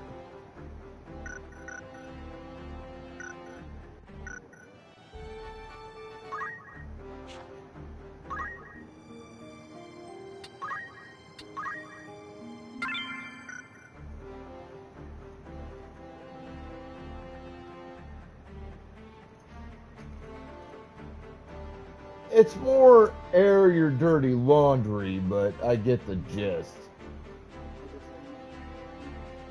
Okay, spill the tea is from my era. We used that growing up.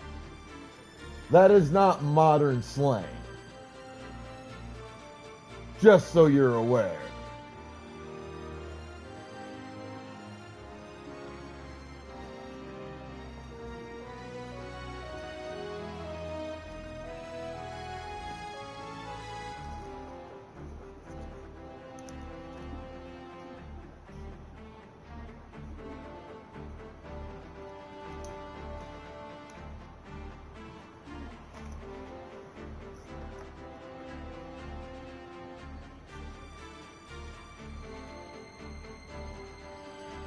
Oh, I did that hydrate too. Didn't even see it, but I did it. This is why I double check that shit before anything else.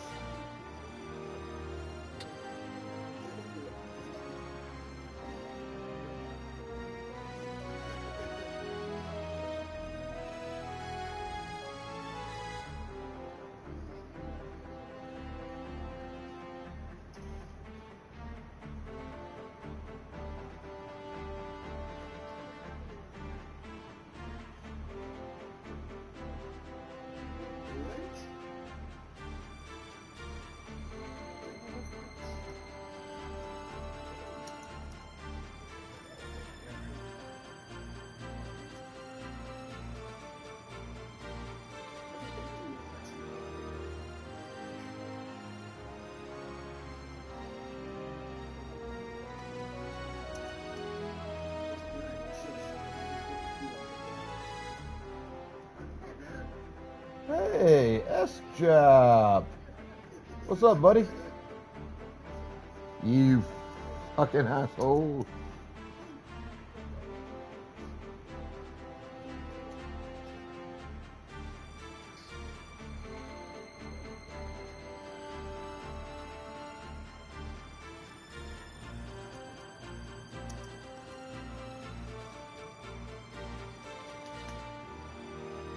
There we go.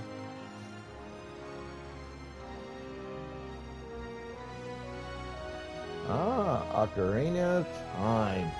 Good game.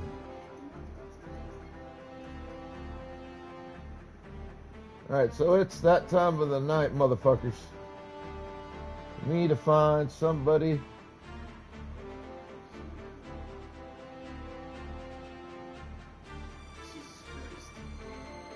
It's a raid, too.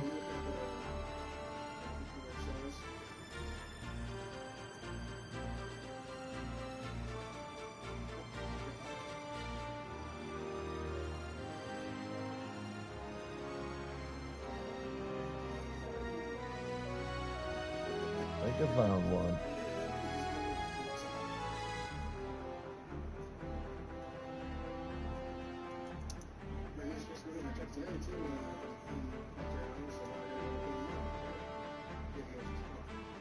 Nope, he lost out on a raid. Don't fault, dumbass. Open up the fucking raid settings and stop being a bitch.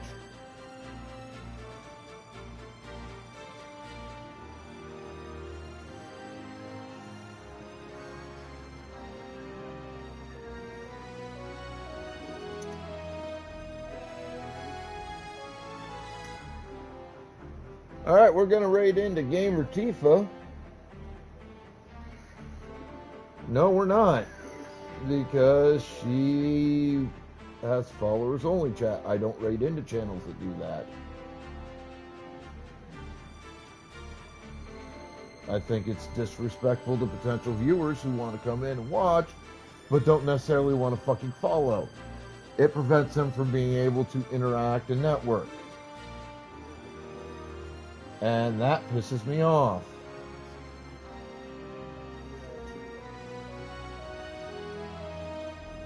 Let's try this one. You know, some nights be like this trying to find someone to raid into, though. It do. When you're playing a game this popular. Alright, that'll work. No followers only crap. Playing tactics.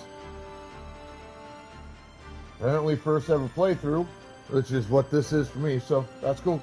Yeon Yu is who we're raiding into. So, y'all, be good to yourselves, each other, the planet, everything else. Have fun. Stay the fuck out of trouble. Exercise your rights, responsibilities, privileges, and or duties of wherever you're from. As viewers, show that love and respect to the streamers you watch. We appreciate the fuck out of it. It really does make our day. As streamers, show that same love and respect to your viewers, because while we could do this job without them, like I always say, what would be the fucking point? And it wouldn't be any fun. Alright? I'll be back tomorrow and Sunday, off Monday, and then back again Tuesday. So I will see you motherfuckers then. This is your immortal Sith Emperor saying, signing the fuck out, bitches.